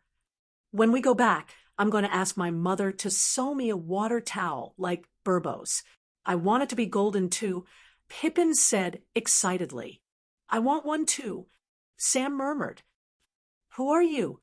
How do you know so much about it? Sam looked up and saw Big Strider, striding in front of the hooded singer. His expression was cold, and his right hand was even on the hilt of his sword. The dull elf holding the harp saw Big Strider's right hand, and a glimmer of light seemed to appear in her indifferent eyes. The Ring of Ferrigan, Big Strider frowned and said, "You know it? Who are you?" "I'm the world's #1 singer. The one beside me is the #2 singer and also my servant. If you want to know who he is, it's simple. Take out a gold coin and order the song The World's #2 Singer." Chapter 1198. Big Strider threw a gold coin to the hooded man. Then sad music started playing. Everyone was immersed in the sad song of Prince Nodo. Ah, it's an ancient elf. Big Strider was shocked. Is there still a Prince Nodo in the Middle Land? When the song ended, the hooded man said faintly, "Isn't the most honorable and powerful elf queen an ancient elf princess? Even your servant is a prince of the Norder elves. Who are you?" Big Man Boo asked with a serious expression. "I'm the mysterious man, the observer and singer of stories in the human world." Big Strider, the hooded man, smiled and said, "We are fated to meet." "Oh, no, I'm fated to meet the owner of Balahin's ring. I've met him more than 10 times. Big Strider looked down at the ring on his finger and asked, "How many of my ancestors have you met?" "I can sing Balahin's ring for you," the mysterious man said. So Big Strider took out another gold coin. So many of Turin's nemesis. What kind of war is this?" The scene played in everyone's mind with the music was just a small part of the Battle of Sudden Fire. Balahin led his people to form a human wall in front of Morgoth's army to cover the retreat of the king of Nargotha. But even though it was just a battle, there were more than 1 or 2 fire demons. However, the nemesis of Turin was blocked by hundreds of humans. Is it the nemesis of Turin that got stronger or the humans that got weaker? The hobbit was confused. I didn't know that Balahin's ring had such a glorious history. Big Strider was shocked when he saw the Elf King give the ring to Balahin. Then he saw Balahin use the ring to ask Balahin to fulfill his oath. In the end, the Elf King died on Demon Wolf Island. He only got a few words about the ring of Balahin from Lord Elrond, because there were many details that even Elrond did not know. Elrond was Baron's great-grandson. When the music stopped, the hobbits started to sob. They were touched by the bravery of Balahin and Balahin, but they also felt sorry for the brave Balahin. Seeing Balin crying over Ferrigan's body, they could not help but shed tears as well. Big Strider went back and asked the bartender for a glass of ale. He lit his pipe and, like the other hobbits, let himself wander in the singer's story and the ancient and true emotions brought by it. At midnight, the hobbits were tired and hungry. Most importantly, their pockets were empty, and they had no money to buy songs. Only then did they reluctantly leave. Mysterious number one singer, will you still be here tomorrow? I'll bring more money tomorrow. Frodo kept looking back as he walked. The hooded man smiled, but said nothing. After the crowd dispersed, the tavern owner came over to ask if he wanted to book a room and generously said that he would give the next day's breakfast for free. Big-Boo pushed the fat hobbit aside and said in a deep voice, "Recently, there have been many spies of the Dark Demon King approaching the Shire." The hooded man glanced out the window and vaguely saw Chong Chong's figure flash by. "Sigh, every demon lord spy near Charles has been eliminated. Even a fool would understand that there's a problem here." Danny sighed. Well, the bard was Danny with the second son of the Fëanor family. The third era was coming to an end, and this era's calamity was different from the previous ones. Elves and magic had completely retired from the stage of history, and the world would undergo an unobservable but very intense change. Danny felt that the first, second, and third eras could be combined into one era. At such an important moment, she could not bear the loneliness and went to the Shire to wander. "Are you also here to inquire about the news?" Big Strider looked serious. "Do you think I still need to inquire?" Big Strider was silent for a while and sighed. "You know everything, so you don't need to inquire or test. But why are you here? For you?" "Me?" Big Strider was confused. "You have also heard the song of Balin and Lucian before. How do you feel?" Big-Boo was stunned for a while before he mumbled, "It's very delicate, very real, and very touching. It's even better than Lucian's song that I've heard before." "Why is it so good?" Danny asked again. "Because." Big Strider frowned. "Because it's delicate, because it's real, and because it touches people's hearts. Because I watched your two ancestors go through life and death together, hand in hand, and the lovers finally get married. I even interviewed them.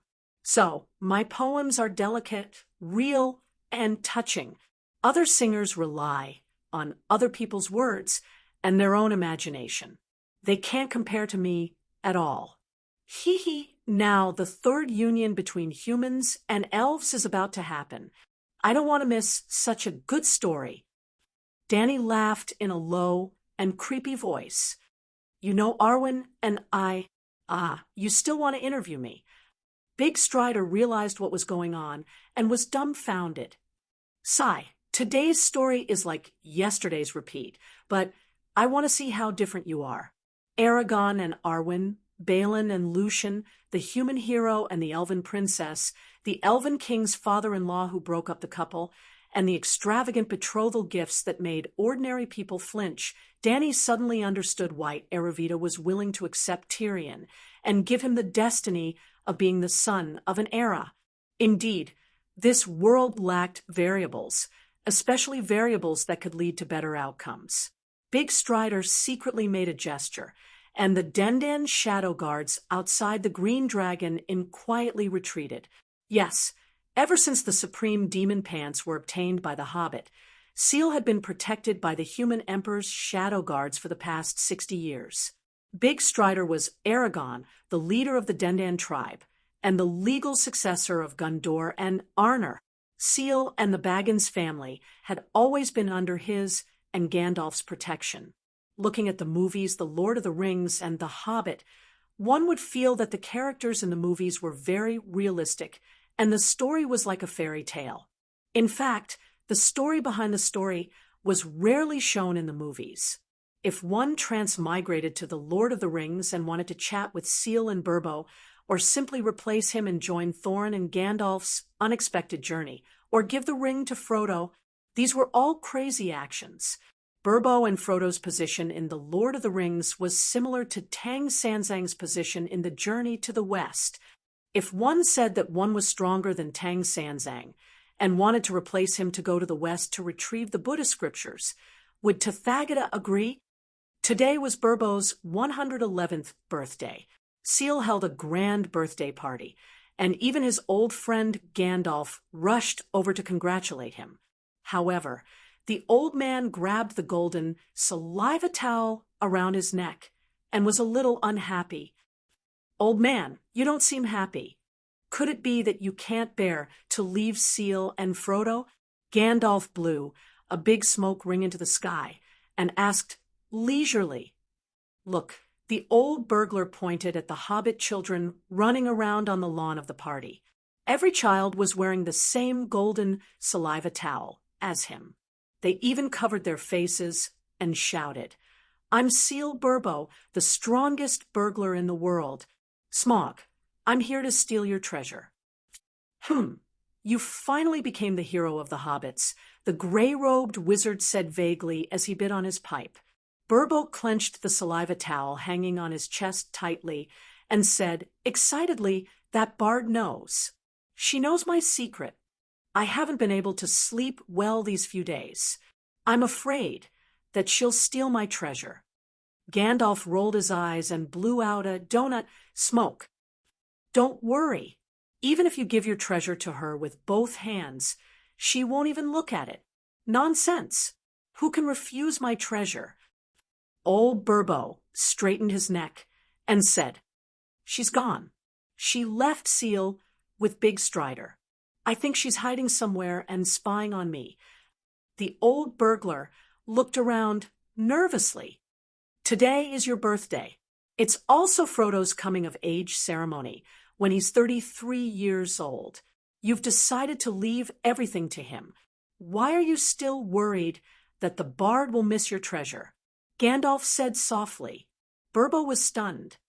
"Yes, my story is over, although it seems like it happened yesterday," the old hobbit said sadly. "You can start a new journey. Last year when I passed by Moria, old Tyrion was still muttering about coming to Seal to visit you." "Oh, will Tyrion and the rest come?" Bilbo asked excitedly.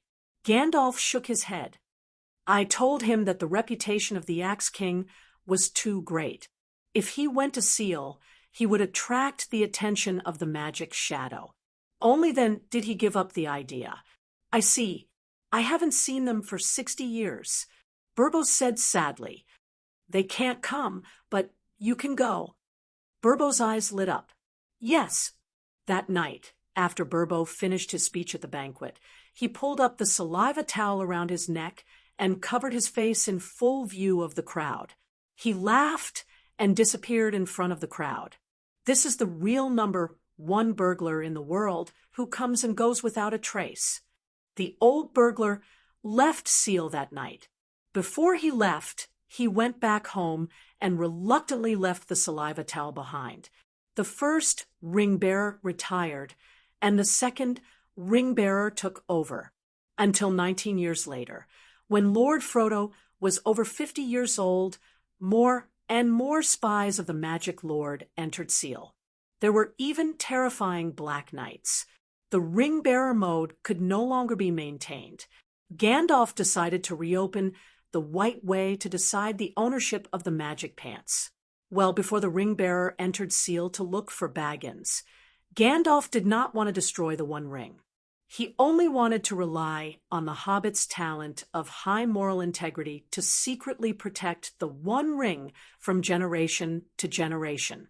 The decision to destroy the One Ring was made by many kings after Elrond held the Valley Hero Assembly. Winter 3018 of the Third Era, Mordor bared her fortress at the end of the Ashes Mountains. "I feel uneasy. What happened recently? Saruman is really useless." Not only did he not persuade Gandalf to surrender, he even let him escape, Big Eye said sullenly. 100 years ago, the White Way ambushed Mordor. The King of Sorin gave up his body and became the Eye of Mordor. One Gandalf is not enough to affect the overall situation, Dany said perfunctorily. She was thousands of miles away, and the Big Eye communicated with her through its will projection. This was the beauty of turning into the Big Eye. It could control the Dark Army from a distance, observe the whole world, and even cast magic from a long distance. Especially the bewitching and depravity magic that penetrated the mind, the effect was very strong. Since it could not defeat a mortal hero even if it turned into a human, it might as well give up on the idea of close combat and stay at the back as a brain monster. Not only Gandalf, my supreme magic pants, have reappeared in the world. I am looking forward to it, but also afraid. The doomsday volcano that I drained of its earth fire also erupted 50 years ago. It just had to happen at this time, at the end of the Third Era. The Big Eye flashed fiercely, showing that the King of Sorin was not calm. Chapter 1199. 3,000 years after the Third Era, the appearance of the Supreme Demon Pants, the eruption of Mount Doom, the White Dao Association holding a meeting about the pants, and even the human sovereign's sword being reforged. What does all of this mean? The large eyeball muttered, "How about, Sorin, you just go to Volino and surrender to Manwë?" Dany said, "What kind of rotten idea is that? Rather than being locked up in Mandus prison, I'd rather fight a good battle." "Since you're so determined, why do you still have to complain to me?" Dany sighed. "In this time of danger, I hope you can play a bigger role. Give me advice and help me gather information. It'd be best if you can get the Supreme Demon Pants back. You also know that after turning into Mordor's eye, I can't move freely like before. But there are some things that the foolish half-beastmen and cunning humans can't do." The Demon Eye Sorin sighed. "What is it that the 3,000 Sunflower Warriors can't do? How did you lose the Supreme Demon Pants? The Sunflower Warriors are strong and loyal to me, but once they see the Supreme Demon Pants, their rationality and loyalty will be overshadowed by greed. But you won't. I believe you won't be greedy for my pants." "The demon," I said. Dany pursed her lips and rejected. "Even you can't sense the location of the pants. How can I find them?" "Help me lead the Sunflower Warriors. Once someone puts on my pants, I'll be able to determine their approximate location. Then you can lead the Sunflower Warriors to search for them." "The demon," I said. Dany thought for a moment and said, "How about this? You can choose another Sunflower commander, and I'll help you secretly keep an eye on him." "That works too."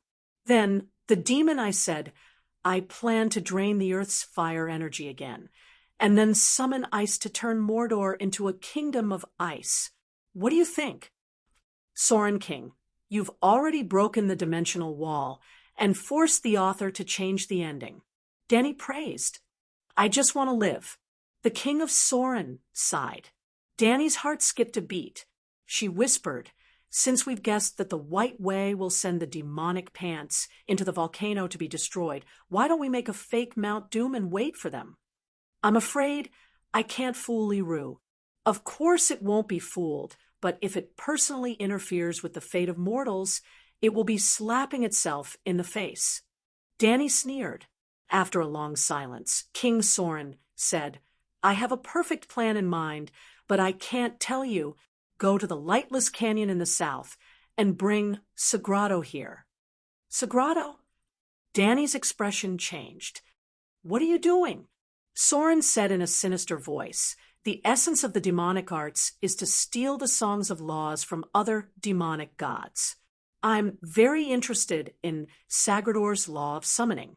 When things reach the point of no return." "Humph." Dany was overjoyed.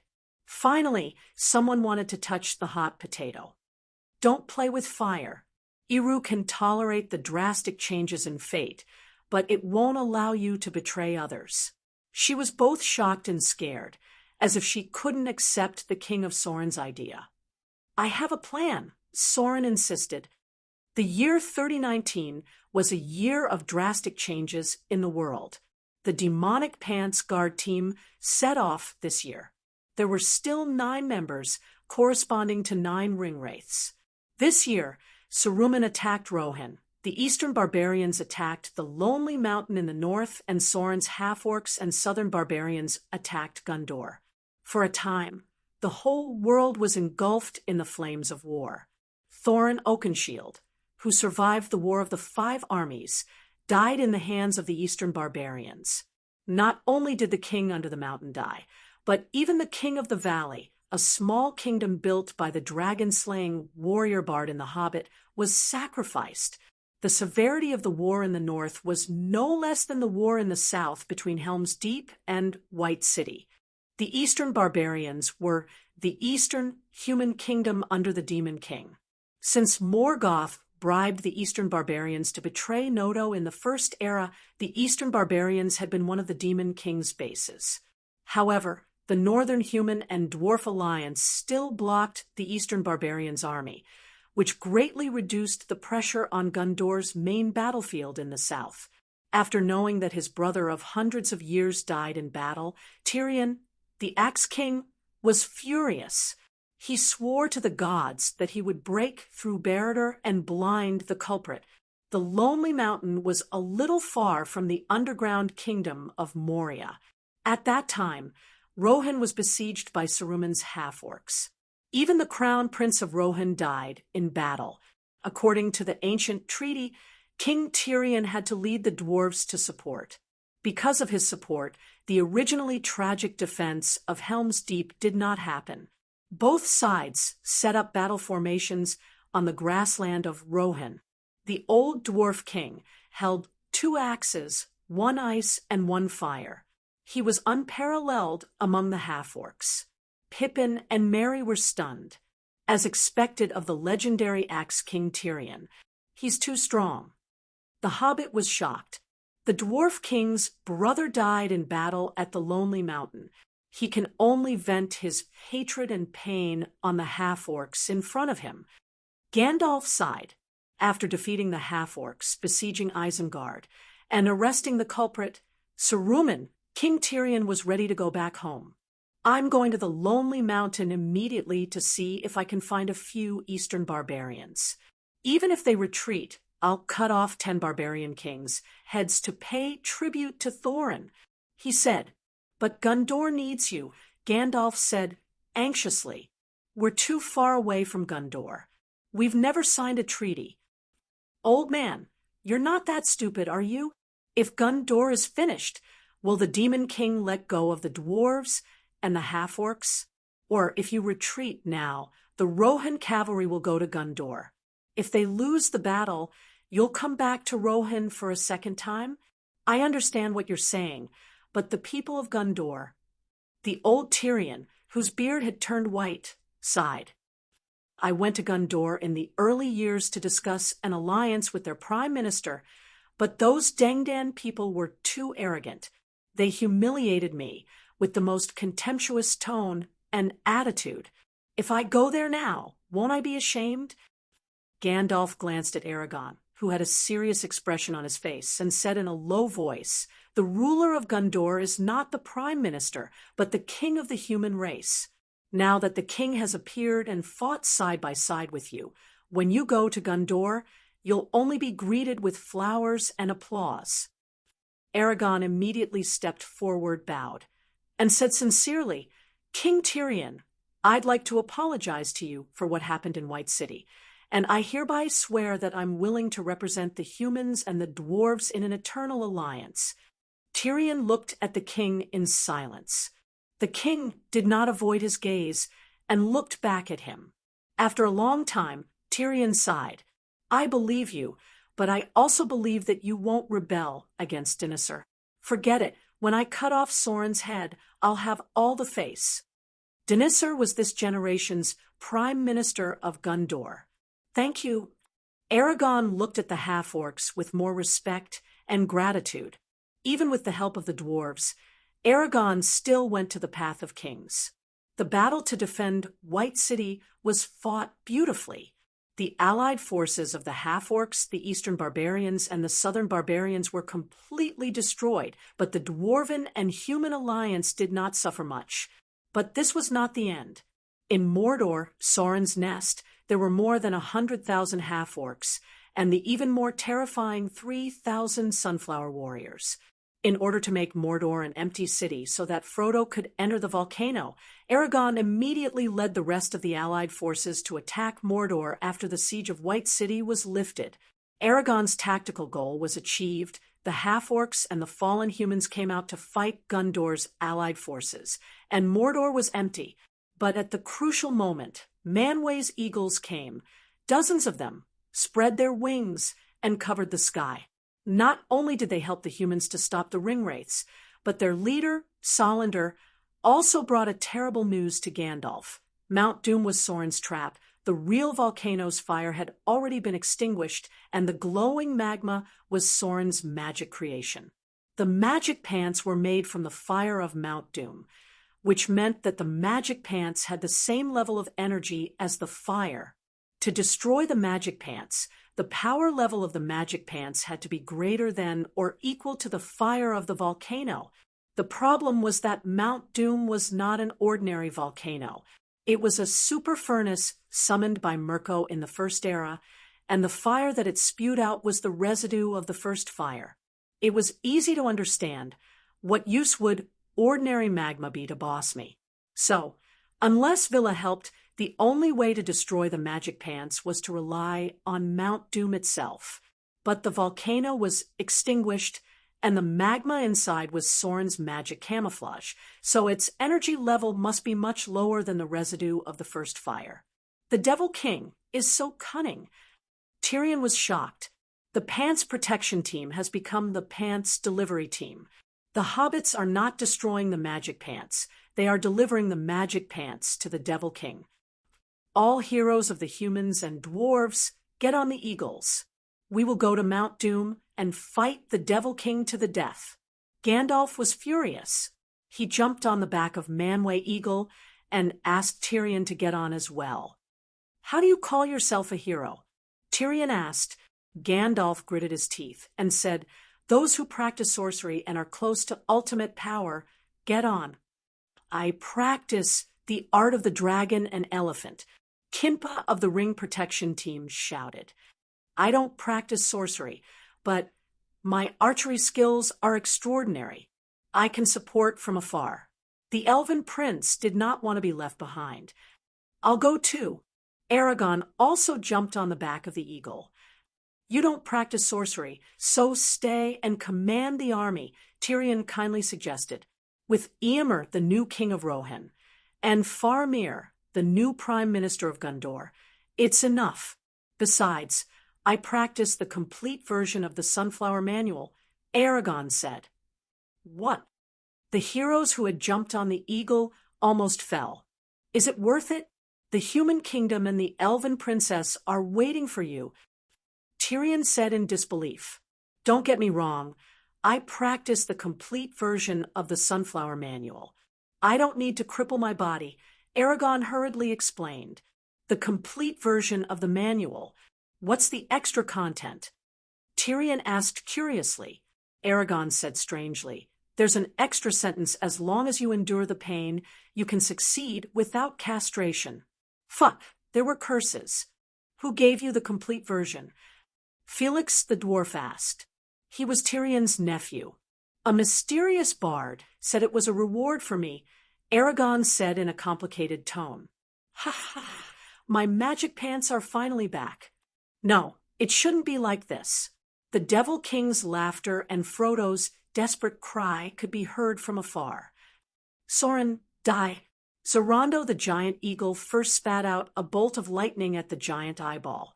Then Tyrion raised both of his hands. One of the two giant axes was covered in frost, while the other was covered in flames. They were like a pair of flaming wheels spinning towards Sauron. "Devil King, die." The elven prince continuously shot arrows. Every arrow was enchanted with a special spell by Gandalf. "Sauron, your end is here." Gandalf raised his wand. The bright white light was like a divine sword, fiercely striking the Devil King's eye. Soren, one attack after another landed on the giant eyeball. No, Soren cried. This is not fair. Manwë cheated for you. I don't accept this. No one cared whether he accepted it or not. They just wanted to kill him. After everyone had destroyed the giant eyeball, Gandalf did not fail this time.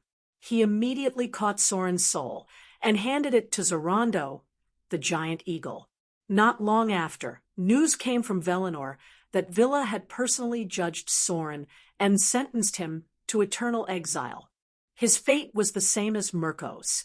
He was sealed in a large planet and thrown into outer space. His strength and soul slowly turned into the dark energy of the universe. After that, the elves collectively moved away from the Middle Lands, the dwarves hid in the giant caves, and the humans ushered in unprecedented glory. The Third Era ended, and the Fourth Era began. Chapter 1200. Fourth Era, Year 119, Spring. Gondor's capital, White City, the back garden of the palace. The pink dendrobium flowers shone brightly under the sun. The old man's gaze moved away from the colorful butterflies. You're here? The two people suddenly appeared at the corner of the flower garden, and in front of him. The palace guards did not react at all. However, he was no longer the same person as before. He was not shocked or confused. Instead, he revealed an undetectable joy. I'm here to send you off, just like how I sang the Song of Balin for your ancestor, Balin. Then, I'll ask him if there's anything he needs to correct, said the hooded woman with a smile. So go ahead and sing. Old Wong found a stone step that could bathe in the sun. He sat there and squinted his eyes, waiting for the song that described his life to appear. You forgot. 1 gold coin, said Danny. Oh. Old Wong searched around his body and finally tossed over a silver pin from his chest. Will this work? Very. After 2,000 years, I can sell it to your descendants. Old Wong's mouth twitched. He could not help but think of the teapot made by Lucian in the study room and the big black pearl that Balin found in the river. These were all treasures that he had exchanged with the mysterious person in the early years.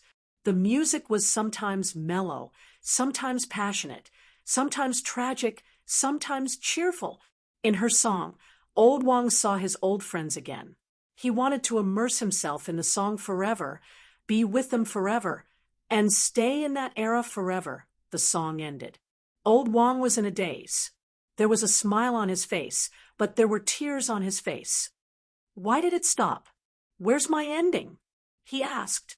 The crucial moment has arrived, said Danny faintly. The human heart can't be controlled. I'm not sure what your ending will be either. I'm about to die, probably next year. Why can't the conclusion be made? Old Wong was puzzled. In the past 120 years, you worked hard to rule the country. You were wise and brave, upright and forthright. You brought the human kingdom to an unprecedented height, a peaceful and prosperous era that will be remembered by future generations. But are you satisfied? Your friends died one by one. You also reached the end of your life. Your kingdom, your wife, everything that you have and are familiar with will disappear. Are you willing? But Frodo and Bilbo went to the Holy Land of the West with their old friend, Gandalf. Even Sam, Frodo's gardener, went to the land of everlasting bliss when he grew old. Soon, when you are gone, your last two friends, Legolas the elf and Gimli the dwarf, will go west. They will reunite in the land of eternity and rekindle the joy and friendship of the past, while you can only lie in the stone coffin, not knowing where to go. Your elven princess wife will also die of a broken heart not long after your death. Do you have any resentment, hatred, or unwillingness in your heart? Old Wong smiled. First of all, I'm not alone.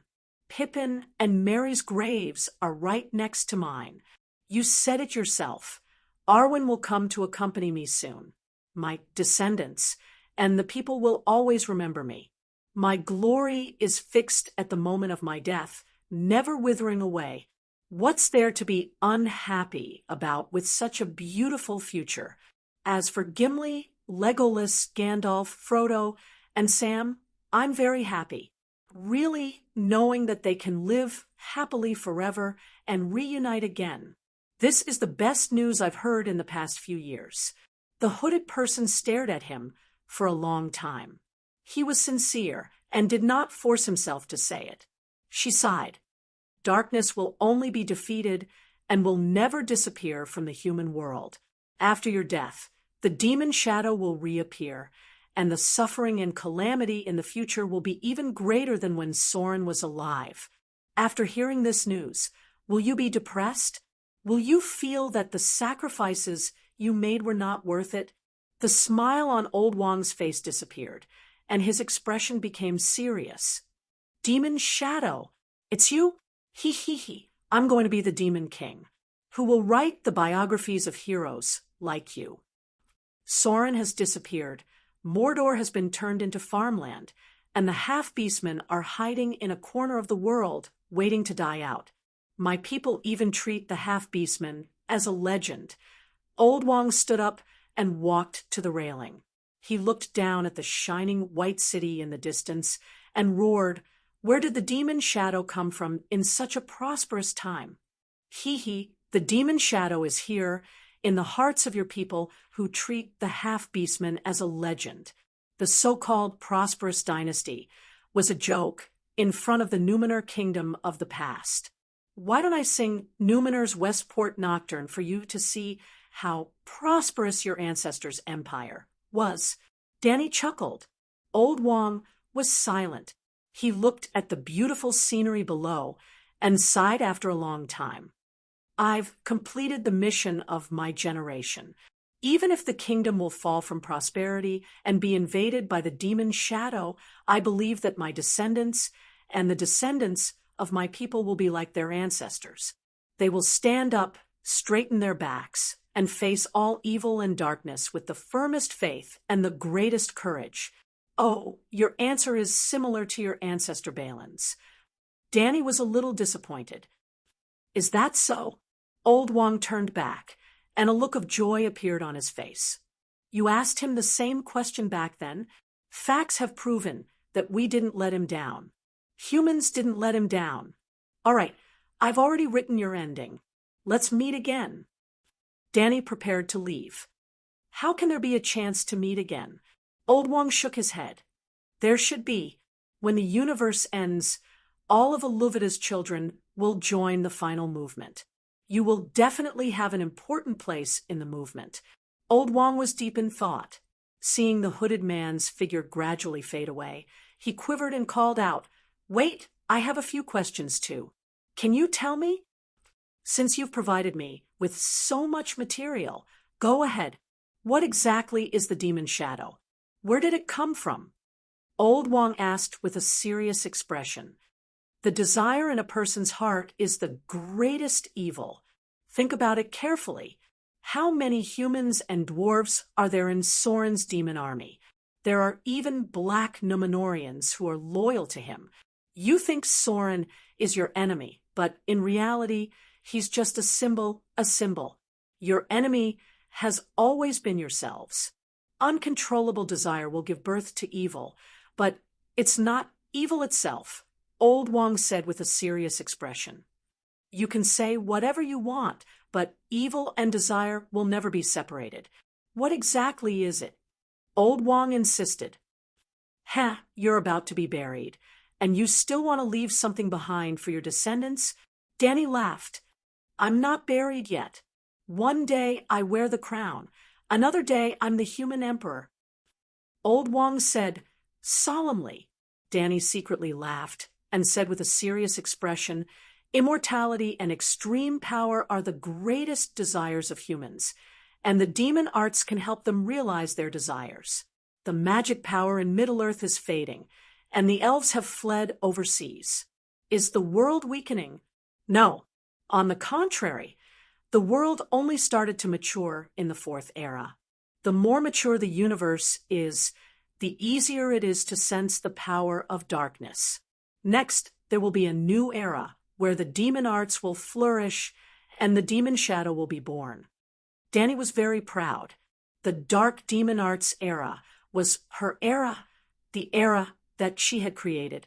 And she was certain that unless the universe was destroyed, the demon arts era would never completely disappear. Year 119 of the Fourth Era, summer. The human emperor Aragon found the Axe King Tyrion, who had not appeared for a long time. For the future of Middle-earth, they discussed for a long time and finally made a decision.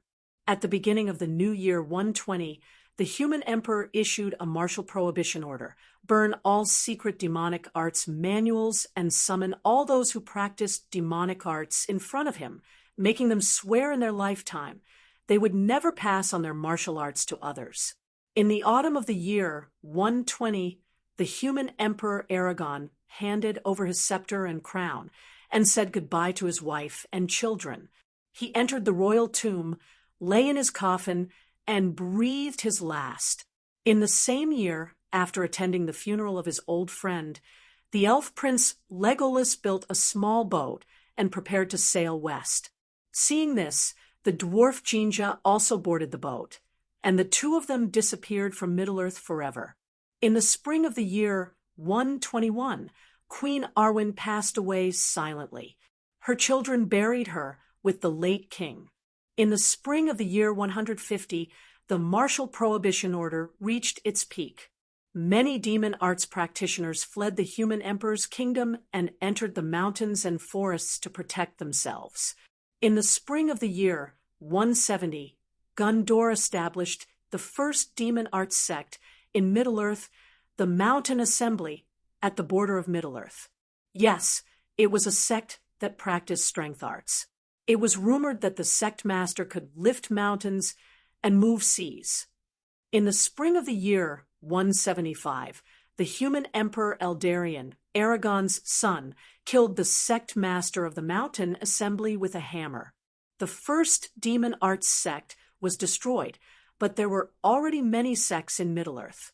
In the spring of the year 200, on the day of the New Year celebration, the sect masters of 36 demon arts sects joined forces to assassinate the human emperor. The human emperor was chopped into minced meat. The crown prince was furious and swore to avenge his father.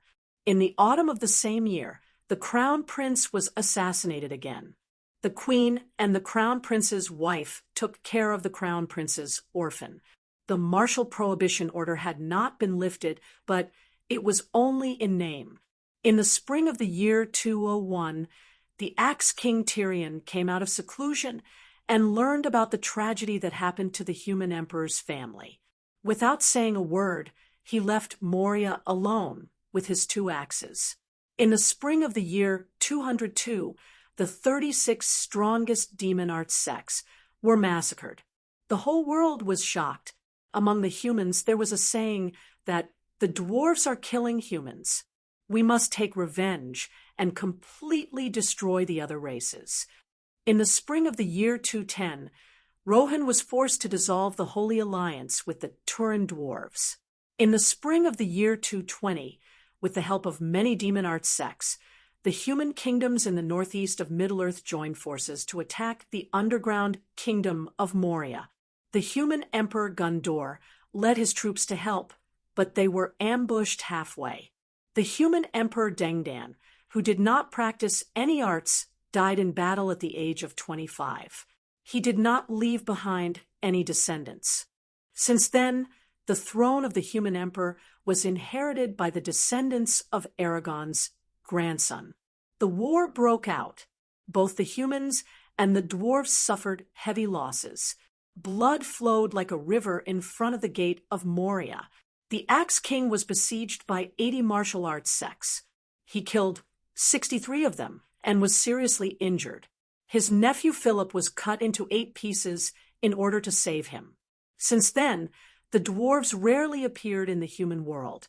In the spring of the year 221, Tyrion the Axe King recovered from his injuries. He sat alone in the dark for a long time. He put on his hood and went to Grey Harbor by the West Sea. The Elf King Sedan received him. Sedan was the leader of the Teleri elves who had been searching for Elvi, who had been seduced by Melian. He had lived since the era of the twin holy trees. Sedan wanted to send the white-haired Axe King to Valinor for retirement.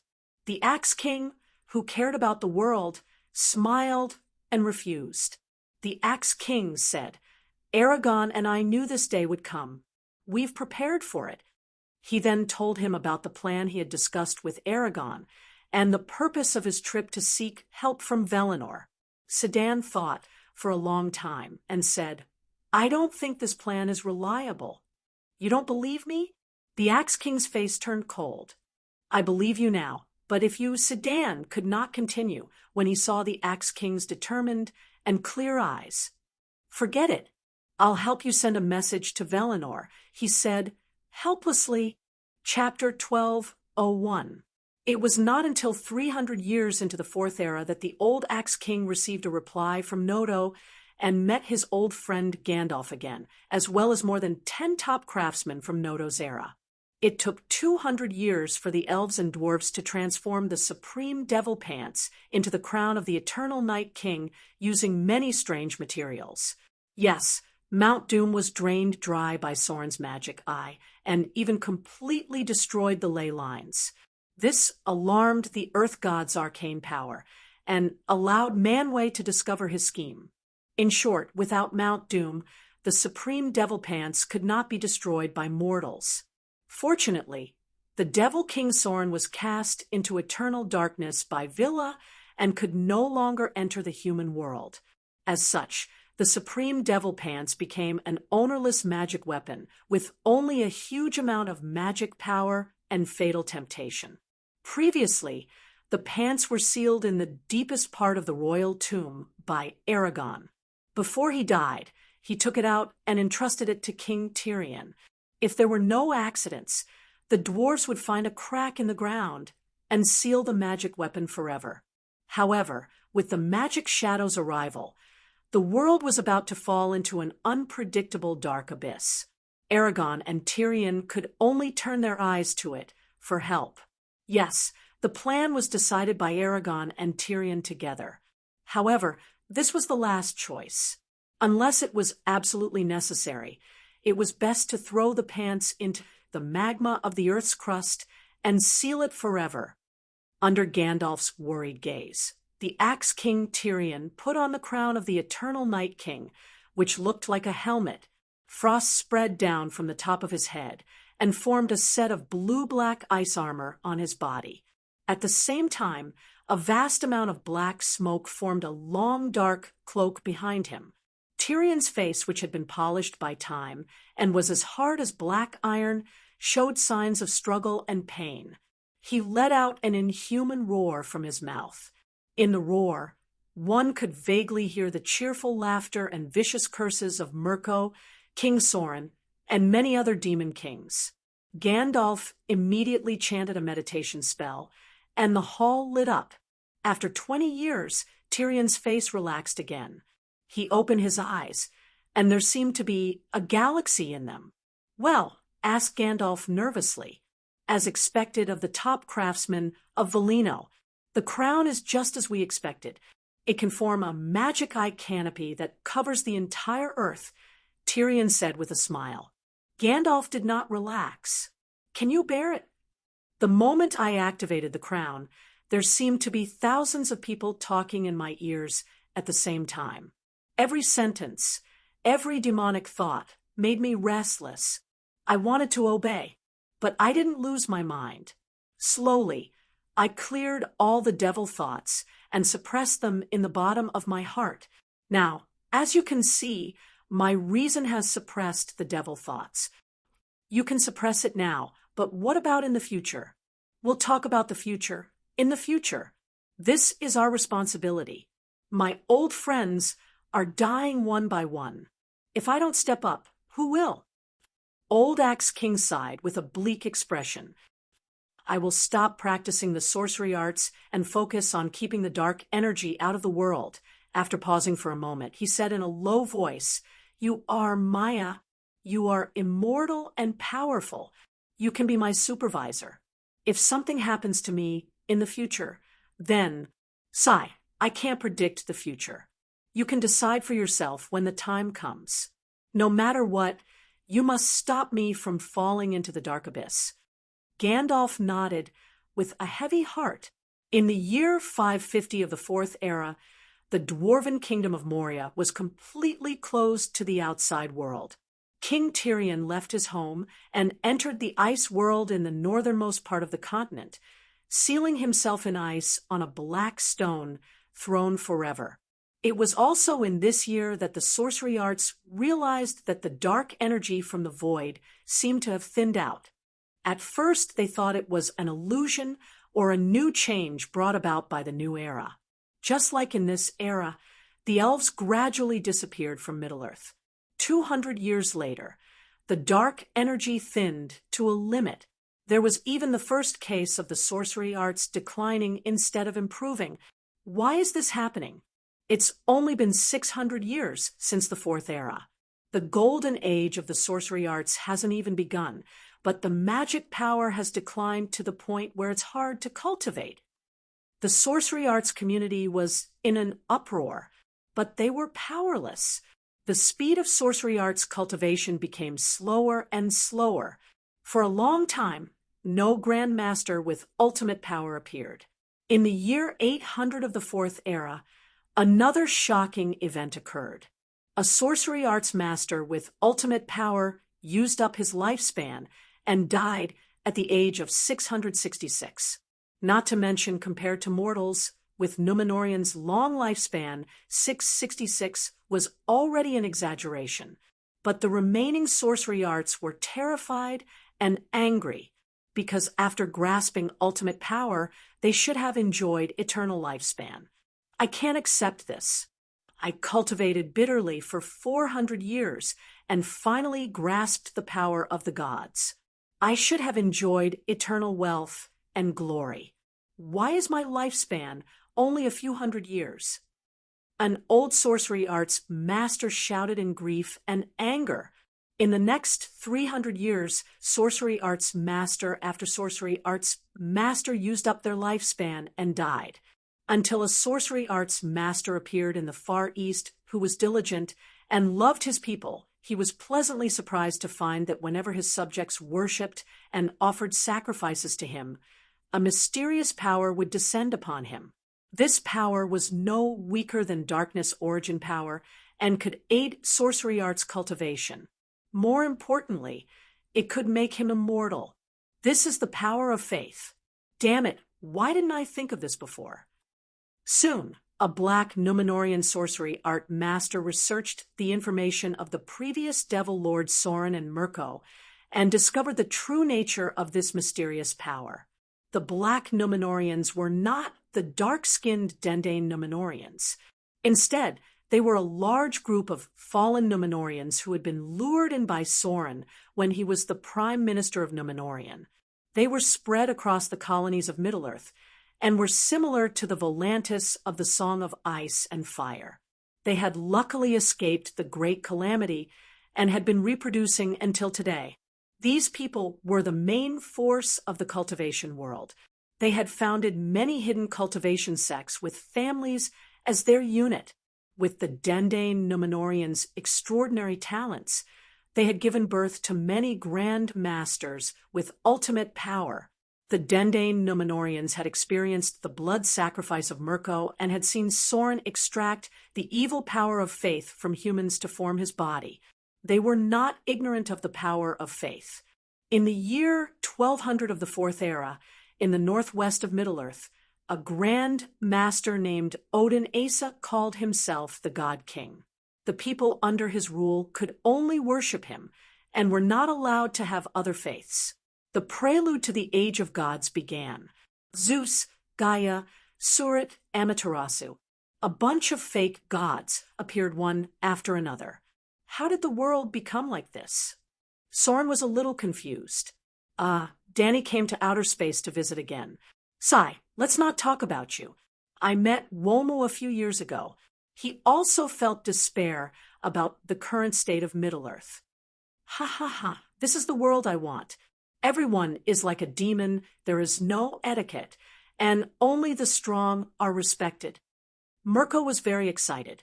Stranger, are you the mastermind behind all of this? Soren asked. No, I've been very low-key for the past 1,000 years. I don't even dare to walk around. I'm afraid that I'll be seen as the successor of the Devil King, Danny quickly said. Bosme was dissatisfied. Soren and I have been exiled forever. If you don't take up the responsibility, now, when are you going to do it? It's because both of you didn't have a good ending that I don't want to repeat the same mistake, Danny said confidently. This is your fate. You can't escape it, Mirko sneered. He was wrong. Danny herself was frightened for a long time, but she lived through the next 3 eras peacefully. The 4th era lasted for 5,000 years. In the first half of this era, the fake gods were still able to flourish. However, in the second half, the source of faith was occupied by the big god clans. Their potential was exhausted, and they were inevitably swept away. Well, the so-called god clans were actually sorcery cultivation sects and families. At the end of the 4th era, the war of faith led to the terrifying twilight of the gods. Almost all the masters of the ultimate power died in battle, and the era of the fake gods ended. In fact, those who could master the power of law were not fools. Many fake gods had even predicted the twilight of the gods at the end of the era more than 1,000 years in advance. They also knew the way to break the dark net seal on the dark power outside of Earth. Odin, Gaia, Zeus, and other main gods had all looked for Dark Master Tyrion. Danny was also shocked when she heard what the fake gods called Tyrion. However, they had never called him by the wrong nickname. The Axe King from back then was now fully qualified to be called Dark Master because he was wearing the Eternal Night King title. Not only did he stop the dark power that tried to enter Earth, he also absorbed the dark power that was produced on Earth. As long as there was evil, the dark power could be produced. At most, Mirko's evil was pure, and its quality and quantity were higher. Humans were fewer in number, but their nature was not necessarily inferior. According to Villa, the reason why Earth could not get rid of evil was because of the seed of evil that Mirko had left behind. I want you to die. In the age of chaos, the world will only be purified after all of you are dead. Faced with the fake god's request to open the dark net, Tyrion said viciously, "You are the Dark Master. You have absorbed the most dark power and mastered the most ultimate power. You have no right to say such things." Odin was furious. "I turned into a demon to wipe out all the demons in the world." Tyrion's white hair fluttered in the wind as he raised his head and laughed. "Don't think that I can't recognize you just because you put on the Demon Supreme pants. Take off your pants, and the dark net seal will break on its own," Gaia threatened. She was a black Numenorian who had followed Soren before, so she knew the secret of the pants. "It's not the pants, it's the crown," Tyrion said angrily, putting the pants on his head. How vulgar and disgusting was that? It doesn't matter if you call it a towel to wipe your mouth. In any case, we want the pants. With that, the group of fake gods charged forward. Unfortunately, they only mastered one ultimate power, while Tyrion, who was wearing the pants, had comprehended 12 laws. The most important thing was still internal energy. Because the dark net separated Earth from the universe, the fake gods were unable to absorb the purest dark origin power, the power of the demon god, which corresponded to the ultimate power. On the other hand, Tyrion, who relied on the dark net, could absorb dark origin power 1,000,000 times more efficiently. There was a huge difference in quality and quantity between the two sides. It was also because of this battle that Tyrion obtained the title of Dark Master.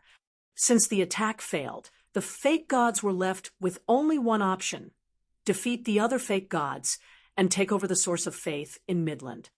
Use the power of faith of all humans to fight against the Dark Master wearing the pants. In theory, this was also a feasible option. As long as it was a war, there would always be a final victor. The final victor of the War of Faith would become the only God of all humans in Midland. Yahweh was a combination of three fake gods who mastered three ultimate powers and won the final victory.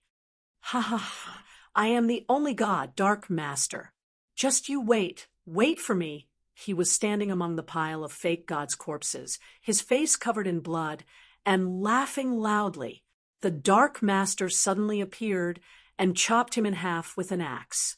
Axe looked at the last god, who had died with his eyes wide open, and sneered. Do you think I'm stupid? Do you think I'll give you time to master the power of faith in the entire continent while you were fighting? I was waiting at the side, waiting for the chance to kill all of you. This is the true Ragnarok. The last god took his last breath unwillingly. The fourth era ended, and Tyrion became the ultimate demon king. Chapter 12:02. The fifth era was the Common Era. This was an era where magic was at its weakest. The elves had become a legend.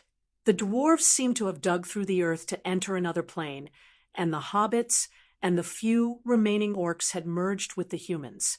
They first became a human race, and when their racial characteristics gradually disappeared, they were finally reduced to ordinary citizens of a country. In 1975, humans began to attempt to land on the moon. Rockets rose to the sky, and technology conquered the world. However, Vera intervened and interfered with them. A huge explosion at NASA stopped the first moon landing operation. At the same time, archaeologists at Oxford University began to research the secrets of Atlantis. The history of the Númenóreans was gradually revealed, and Williner and Villa were about to be exposed to the eyes of ordinary historians. Manwë took action, sending the great eagle Zorando disguised as a natural storm to attack Oxford University. Although the original manuscripts were lost, the professors at Oxford University managed to find records of ancient history elsewhere. Some secrets were known to ordinary people, but only the upper echelons of the human race knew. Ordinary people still believed that they had evolved from the monkey. In 3300 AD, humans finally began to colonize the stars, and Earth was no longer their only home. Gandalf, you have neglected your duties. The world has developed so quickly that people have left Earth. What's the use of my black net? Tyrion the Dark Lord complained to his old friend.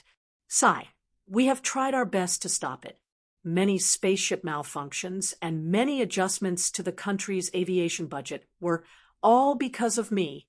However, the fate of humans is decided by themselves, and Wylenor's Villa can't interfere.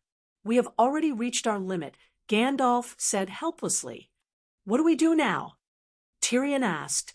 Perhaps you can leave Earth and cover the entire solar system with the black net, Gandalf said hesitantly.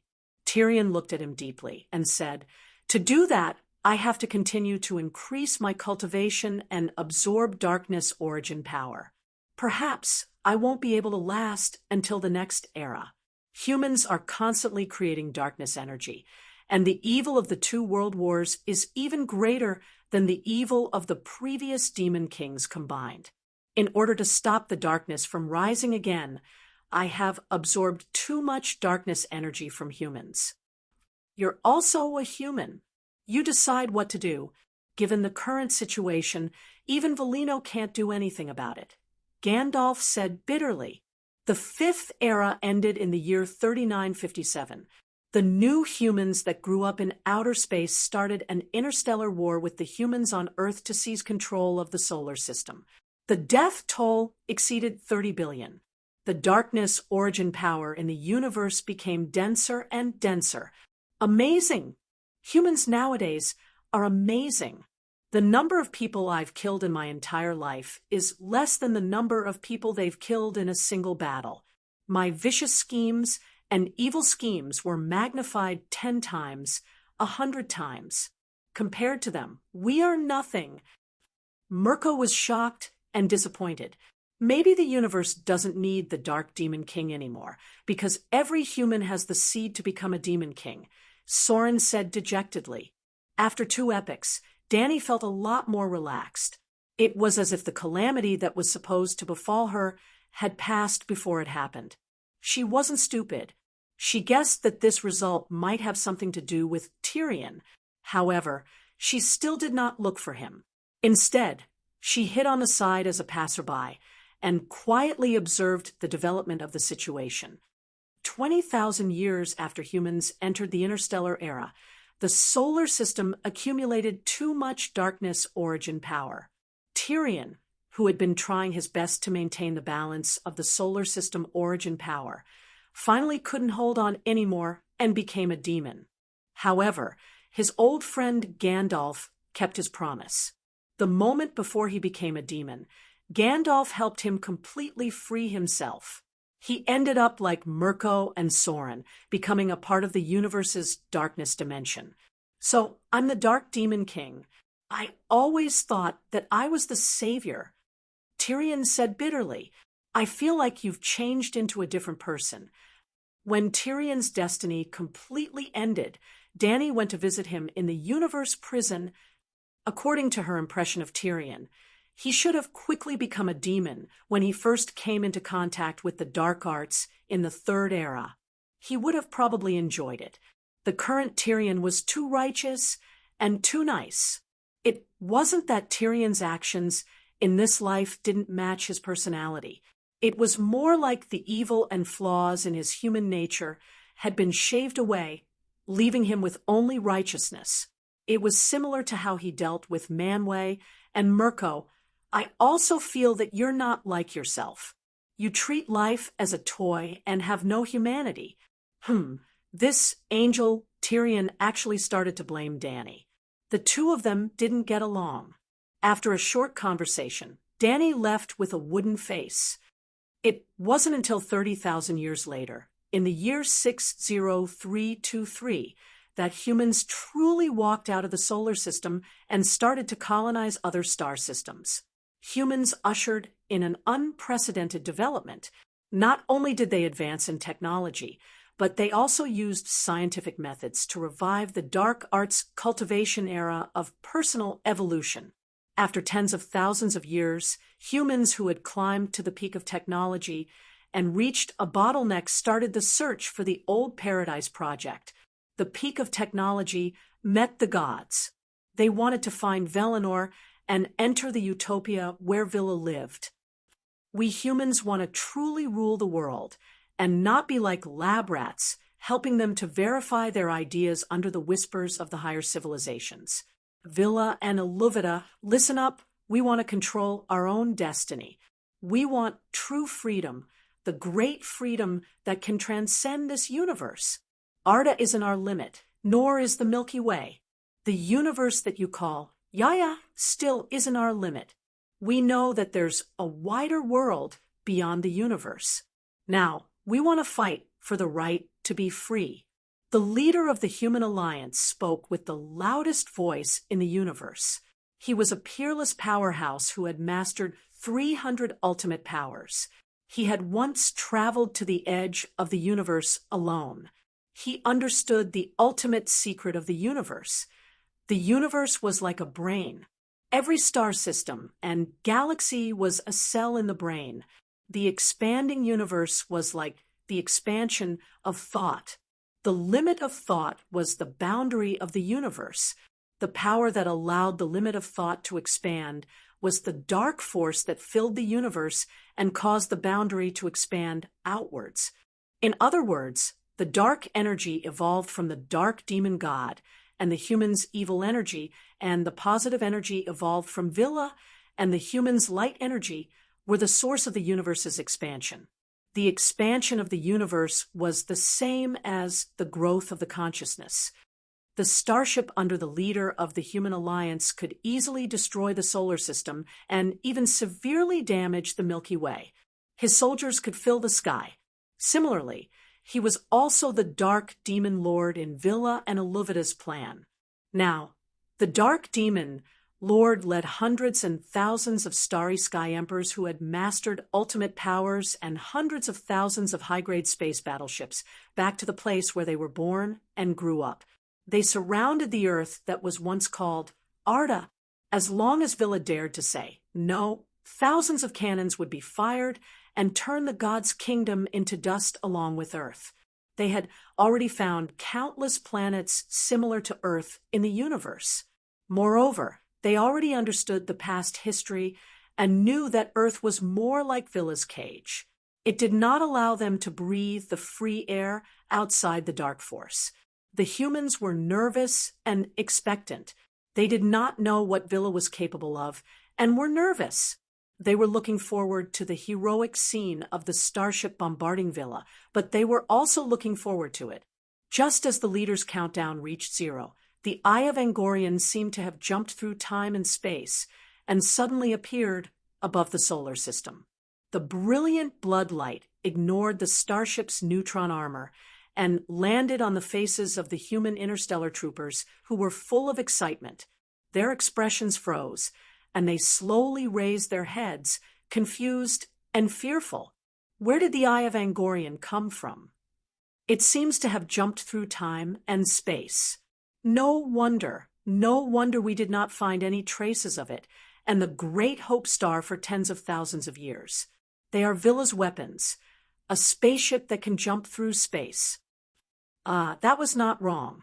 The Great Hope Star, Erendel, was indeed a spaceship. Erendel wore the Silmarillion on her head and piloted the wooden shell spaceship that found Velino, was canonized by Manwë, and was blessed by Villa. Not only was the Lucky Star a spaceship, the sun and moon before humans entered space were all spaceships piloted by Maya. Later, when humans began to enter the era of interstellar colonization, Valda created two ordinary stars to replace the sun and moon. The sun and moon spaceships from before still existed. They only flew around the outer ring of the Amen continent. However, the Eye of Angorian was not a spaceship. It was a ball of dark fate that represented curses, tragedy, and blood. You will only be able to see and feel your destiny when it comes to you. At other times, it was unpredictable and unpredictable. Planet Destroyer, Level 1 energy cannon, 3 rounds of fire. The commander pointed at the blood-red star above his head. His face was twisted as he roared at the top of his lungs. He was afraid. Even in the interstellar era, the legend of the Eye of Angorian did not disappear. On the contrary, news of the appearance of the blood star came from various galaxies from time to time. That's right, it was not limited to the solar system where Earth was located. Every time it appeared, there would be a great tragedy in the galaxy where it was located. Without exception. Therefore, may the Eye of Angorian never meet you again had always been the most common verbal blessing between the crew and the captain when the spaceship left the spaceport.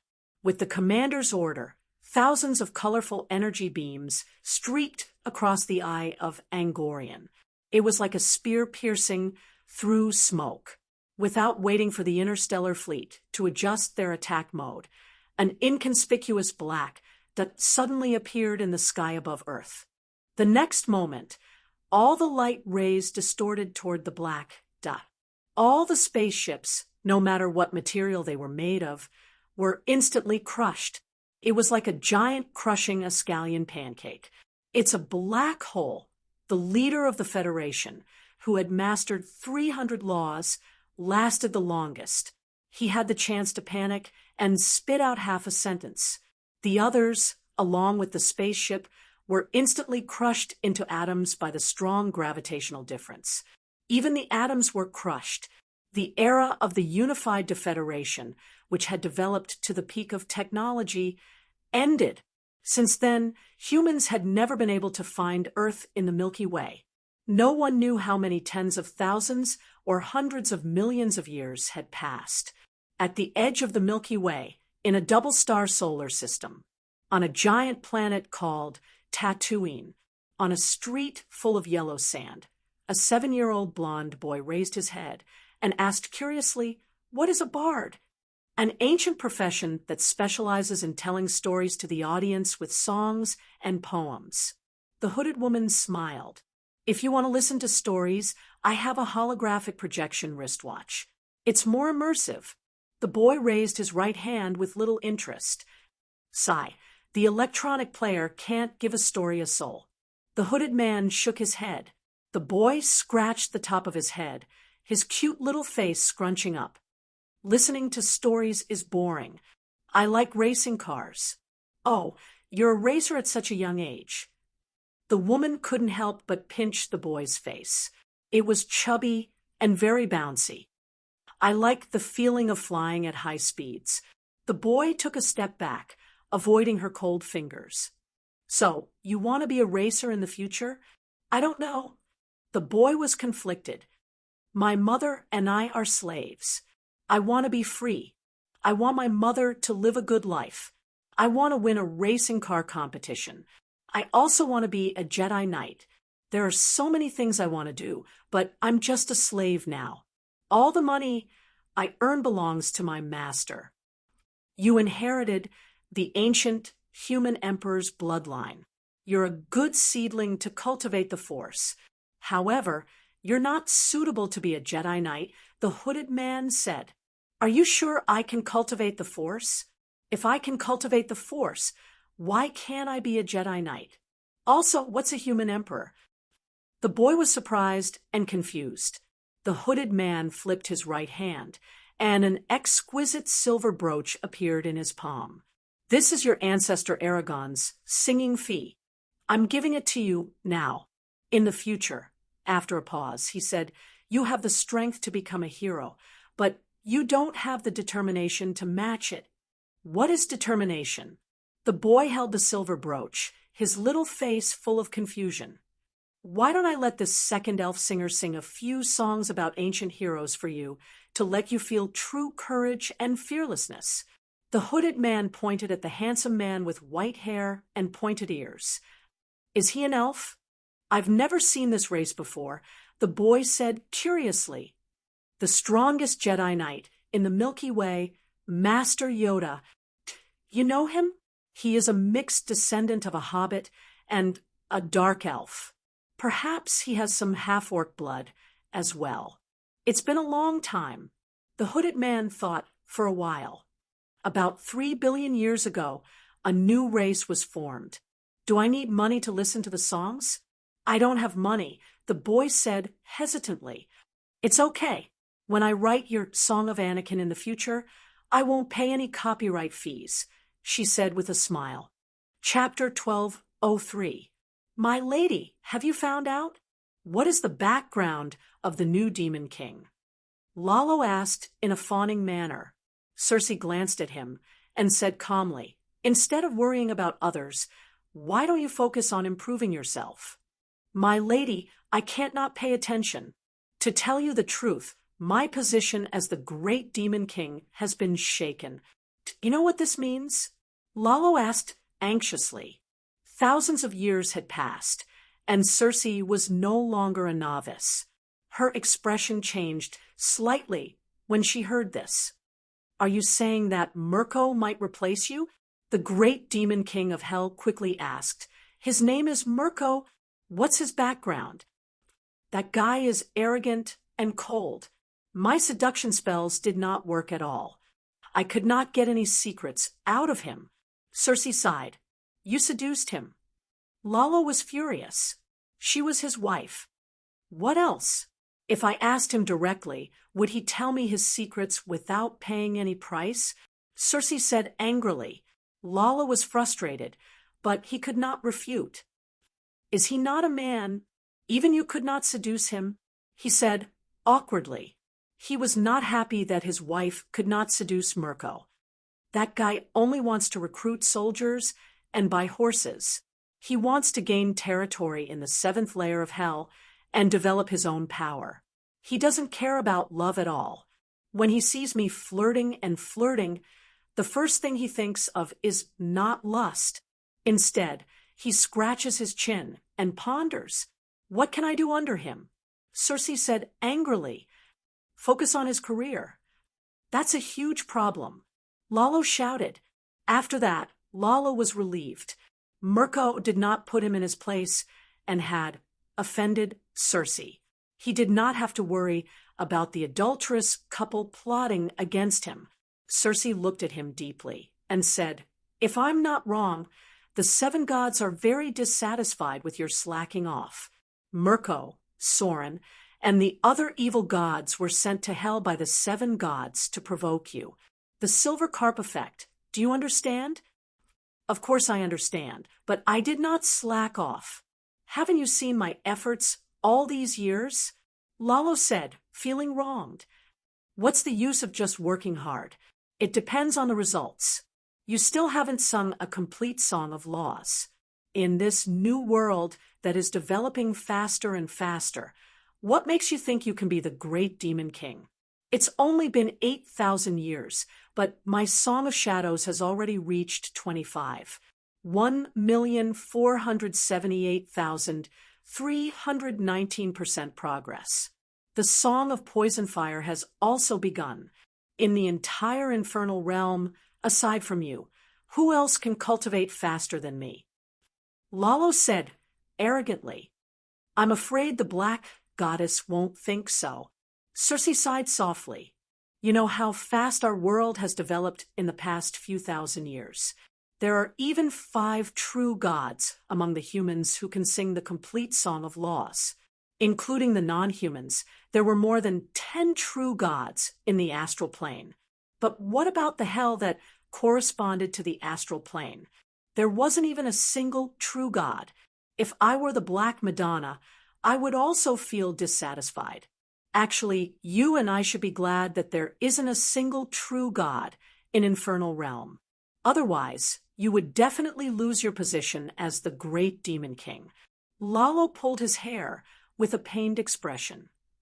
"This doesn't make sense. Our world is still at the bottom level of the universe. In theory, there shouldn't be any true gods. In theory, our world should have been destroyed by the White Frost. But how prosperous is the world now? You've lived for tens of millions of years.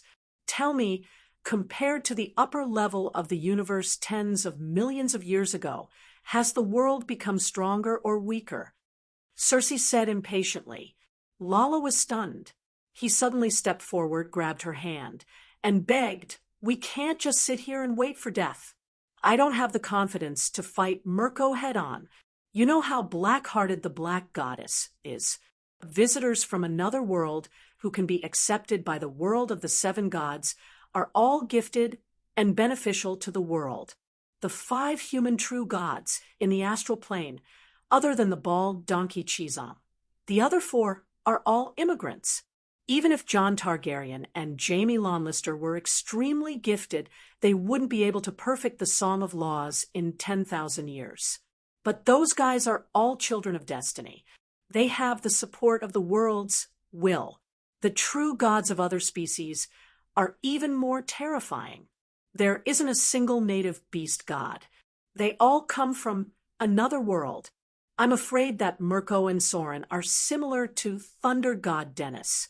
According to the dwarf's plan before he left, Saladin and the Silver Targaryen woman gave birth to a son who is half of the bloodline of another world. They have powerful gifts and extraordinary bloodlines. What plan do you have to deal with this?" Circe was worried. For the past few thousand years, her original body had been tortured in a mountain of knives and sea of fire. The pain didn't lessen at all. However, her spiritual projection was the boss in Infernal Realm, ordering people around and showing off. If Mirko replaced Lalo as the new great demon king, Would the demons in infernal realms still respect her? Demon Queen Circe? If Mirko was lustful, then so be it. After a few thousand years, she was already sick of Lalo. She wouldn't mind having the Black Goddess as a witness to dissolve the holy marriage and go to King Mirko. But that guy couldn't get hard. How are we better than the immigrants? Lalo asked softly. Circe frowned. She bit her red lips, and her pink tail swayed behind her. After a long while, she said helplessly, "It seems that the immigrants are better than us in every aspect. Back then, Targaryen ruled the world. Now, 1/3 of the kingdoms have changed owners. Even Targaryen can't withstand the attacks of the immigrants. We are even weaker. But we have connections. You're alone. What connections do you have?" Circe rolled her eyes at him. "Your family is also my family. You can ask my brother-in-law for help," Lalo said matter-of-factly. Circe looked incredulous. "You want me to ask Jaime and ask Jaime to help you? If it was in the early years, he would definitely cut you in half. But now," she sighed, "I don't know what kind of charm that ugly woman Brittany has. They are still together. No matter what, he won't help you. I'm his brother-in-law after all." And Tyrion, seeing the displeasure on her face, Lalo stomped his foot and said, "We're in a pinch, and you're still thinking about the bad things in the early years." "I've almost forgotten what Tyrion looks like," Circe said with a bitter smile. In front of the gate of the first layer of hell, the human torches of the betrayers were lined up on both sides. There were hundreds and thousands of them. There was no end in sight. They were all undead who had violated the traditional ethics of sacred vows, holy marriages, and the rights of guests. After death, they went to hell and were made into human torches. Every undead who received the Father's judgment would walk through a long passage of human torches. They would also be so frightened that their legs would tremble and they would lose control of themselves. At this moment, under the orange light of the torches, a silver-haired old man who was bound by chains was tugging at the sleeves of a girl in a black dress and pleading, "I'm doing this for Targaryen. Great-grandmother, I even attended your 3,000th birthday banquet. You must help me," the old man begged. "I'm just a ghost servant who suppresses evil spirits. I'm not a judge. I have no say in front of the Father. I can't help you." The pale girl with a huge bloody scythe on her back said awkwardly. After the old man was pulled into the gate of the tribunal, Circe approached the girl and said with a fawning expression, "Lyanna, is your mother Arya here? There's a demigod necromancer in the far east who uses the souls of living people to refine a ghost flag. My mother just rushed over," the girl said calmly. Circe nodded and asked, "That old man just now seemed to be Terp Targaryen of the Revival Society? He offered you a blood sacrifice." The girl's eyes were cold. Circe did not comment. She chuckled and said, "I think his idea is good. Resist immigration and make Targaryen great again. It's not just Targaryen. Many of the old families in the great world of 7 gods have deep feelings about this. Tell that to the Holy Mother." The girl's expression was still cold. "I'm also here for immigration. However, it's not immigration from the world of the living. It's the new group of demon kings from another world in the 7 levels of hell," Circe said seriously. "My mother and I are both Grim Reapers with scythes. We don't care about such things." Circe thought for a moment and said, "Can you go to the Northern Ice Kingdom and call your father over?" "My father is in seclusion. He won't come out until he breaks through to true God. No one will see him for the next 2,000 years. Even he feels the pressure." Circe was surprised. Tyrion is back. Not only did he break through to true God, he also comprehended the Song of the 5 Laws, Lyanna said with a complicated expression. "What Circe was so shocked that her mouth was crooked. That guy's talent is mediocre. Even his ascension to demigod relied on connections. How can he recite the Song of the Five Laws in such a short time? Granduncle went to the upper universe. It's easier to comprehend the laws there. It seems that Mirko and the other demon kings from another world were also brought back by him. The girls said. Circe's expression changed several times. She asked bitterly, "Where is he now?" Granduncle came back 50 years ago. He should be at Sky Dragon Temple now. Circe was silent. "I'm innocent. I sacrificed the demon kings. I was full of nonsense. I didn't keep my oath. I instigated a riot. I admit it all. But it's all to make Targaryen great again." The old man squatted on the ground and was dragged forward by two hellspawns. He kept crying out for his innocence. Circe and Lyanna watched from the side as the hellspawn dragged him to the end of the fleshly torch and sealed him inside the stone wall. The hellspawn then used an iron clamp to pull his tongue out and tied it into a knot to prevent it from retracting. After that, the hellspawn nailed a red-hot iron drill into his head. Flames spurted out from the hole, and another fleshly torch was formed. So tragic, so cruel. Even Targaryen didn't give him any preferential treatment. Circe muttered, "The world belongs to the people of the world, not Targaryen." Lyanna Targaryen sighed. Circe's eyes flickered. She said, "Can you help me send a message and ask Tyrion to come over? I can tell the Northern Ice Lord's residence, but I can't guarantee whether he will come or not." Tyrion was very surprised that Horsis would look for him. This meant that she was admitting defeat in a disguised form. So he immediately rushed over when he received the message. Circe did not change much. She was still a slutty succubus, but she did not flirt with him. "You've changed a lot." Instead, it was Tyrion's appearance and temperament that surprised Circe greatly. "I've witnessed the rise and fall of a universe. For billions of years, I've lost the concept of time." Tyrion sighed. Chapter 1204. After that, Tyrion recounted his experience. "IRU was so strong. How did you escape?" Circe asked in disbelief. IRU was strong, but she was not weak either.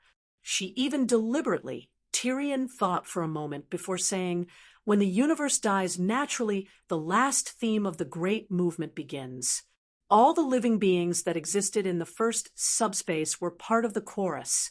When they finished singing their part of the music, they turned into a message and merged into the black hole at the center of the universe. The entire universe was collapsing towards one point. The message was recorded in the black hole, and the consciousness became a brand new thought of IRU. What a great move by IRU. At this point, the dwarf could not help but exclaim, "All living beings were born from IRU, and will return to IRU in the end." In the end, the most ordinary mortal was no different from Manwë, the ruler of the gods of Welinor. The so-called heroes and demons, whether they lived a glorious life or were cursed by thousands of generations, they were all meaningless. They were all the same. They only provided IRU with a different way of thinking. Just like a candy and a pepper, the candy and the pepper thought they were completely different from each other. But in the eyes of the customer, they only provided him with a different taste for a split second. There was no difference between a hero and a demon king to Rome. Compared to the seven gods' great world and the first subspace, we should be thankful. Compared to Eru, my younger sister is much more humane. Oh, before she left, she did not forget to help Mirko, Soren, and the other old friends out of their misery. Although there was some suspicion of revenge, at least she gave them an independent personality and an unpredictable future. Circe was in a daze for a moment before asking softly. She brought so many people with her, but IRU did not stop her. I had already turned into a message and was recorded by the black hole. I do not know the exact process, but I vaguely felt Tyrion rubbed his nose, looking a little embarrassed. There seemed to be dozens of halos around her, and 4 swords that roared like Megalosaurus. They should be the 4 dragons other than Blackie. She was like a beam of destructive light that suddenly jumped into the choir of the grand symphony of Armageddon. The endless suction took away a large piece of it. It was like using a large spoon to dig out a large piece of fruit cream cake. I only heard Iru's angry roar. Later, she told me that after she successfully stole the chicken, she couldn't resist the urge to fight with Iru. The battle between the two of them shattered 7 or 8 worlds nearby. It even alarmed the nearby realms, and a few more creation gods joined the chaotic battle. It's very tragic. You're back. Does that mean she's won? Defeated a group of gods of creation? Cersei asked in surprise. Tyrion sighed. In terms of overall strength and understanding of the First Flame, she's definitely not as good as I am, but in terms of understanding of black holes and destruction, she's most likely better than I am. Most importantly, she was very good at running. She had developed the ancient blood of the elves to its limits. Traveling through time and space was like an instinct to her. It's just like how those creation gods chased her through tens of thousands of worlds and lost her. You're so lucky to have such a powerful backer. You've comprehended 5 laws in one go, Cersei said enviously. You have no idea what I've sacrificed. Tyrion was a little agitated. Cersei shook her head. No matter the price, there are countless people willing to take your place. The path of cultivation is so difficult. Most of the time, you've paid an unimaginable price for nothing. Tyrion was stunned. He sighed. That makes sense. You're looking for me this time because of Mirko? Lalo said that Mirko might take his position as Demon King. Cersei said, that's not a groundless worry. She's benefited greatly from Iru. She's deciphered most of the secrets of the First Flame of creation. Now, she's truly mastered the First Flame, and it might be a level 2 First Flame. There are levels to the First Flame. Cersei was confused. A god of creation might sound powerful and rare, but there are countless gods of creation in the universe.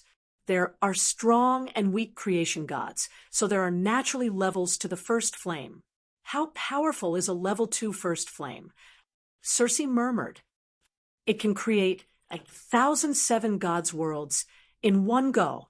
Cersei was dumbfounded. Tyrion looked at her deeply. So, do you understand why she sent Mirko and Soren to hell? Light and darkness, justice and evil. The balance must be maintained for the world to develop steadily. Outside the universe, I'm not sure if she's an angel or a demon, but in the 7 gods world, she's the Holy Mother.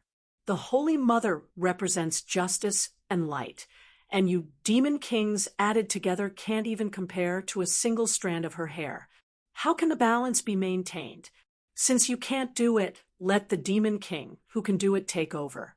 Mirko and Soren are Iru's dark wills. To put it bluntly, they're just a part of Iru. Their quality is even higher than Iru's own. Iru is at least a level 3 First Flame. Its level is high, but its combat power is somewhat lacking. It's a research-type creation god, and my sister, she's War God, the dwarf said in a low voice. Who's calling me? Ghost messenger. Grazdan heard someone calling War God from afar and looked over.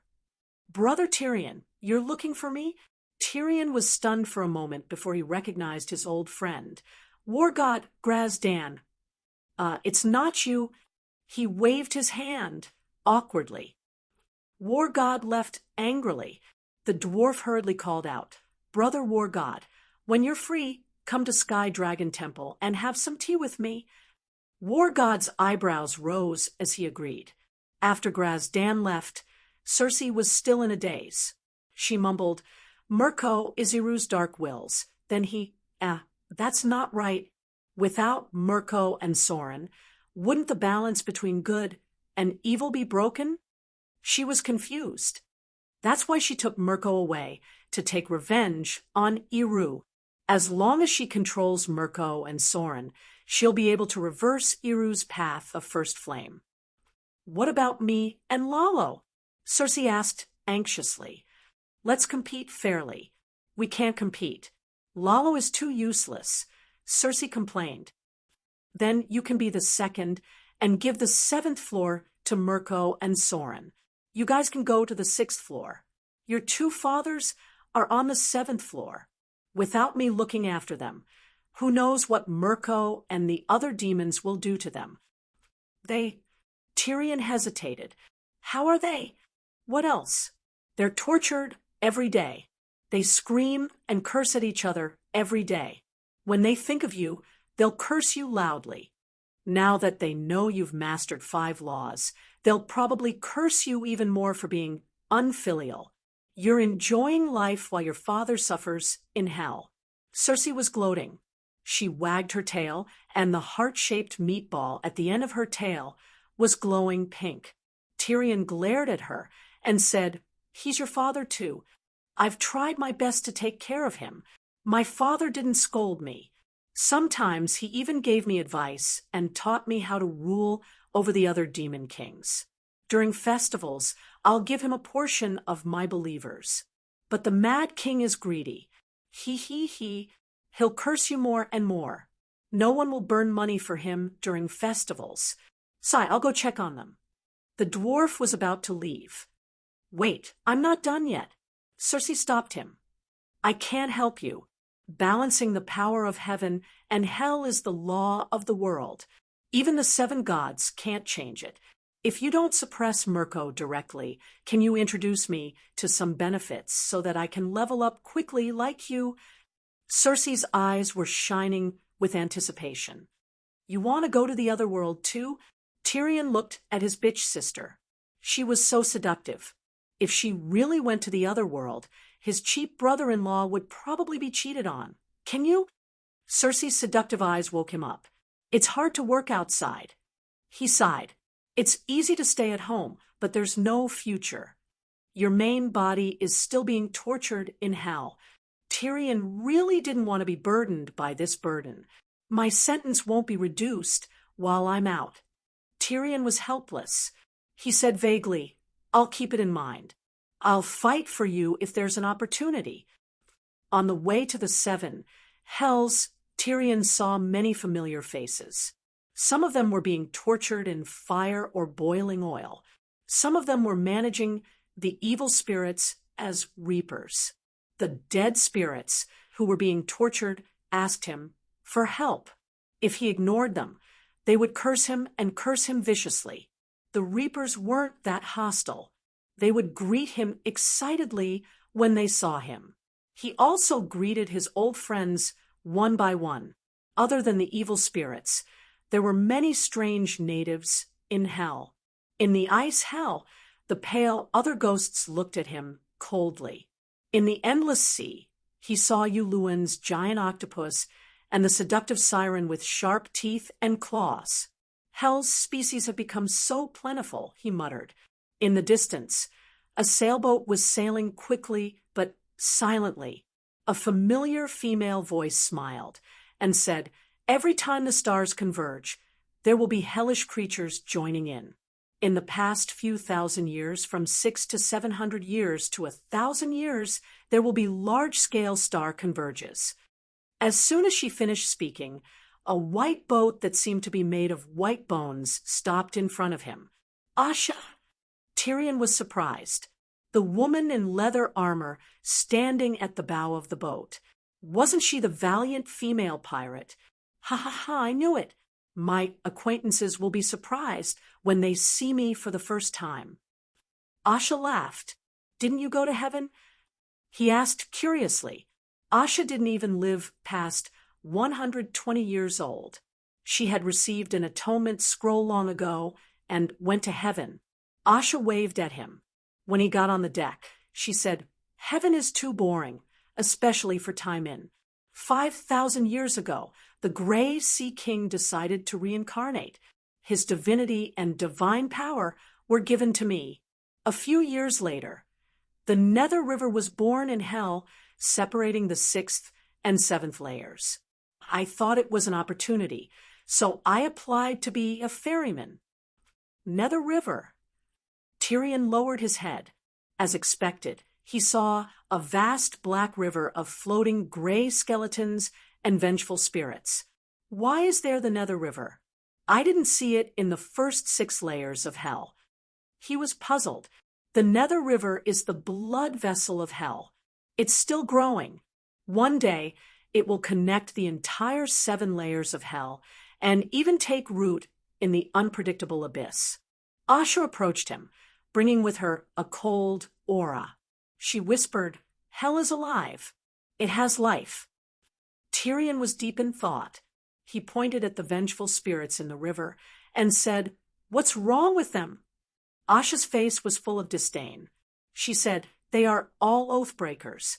If they violate the Nether River oath, they will be devoured by the Nether River.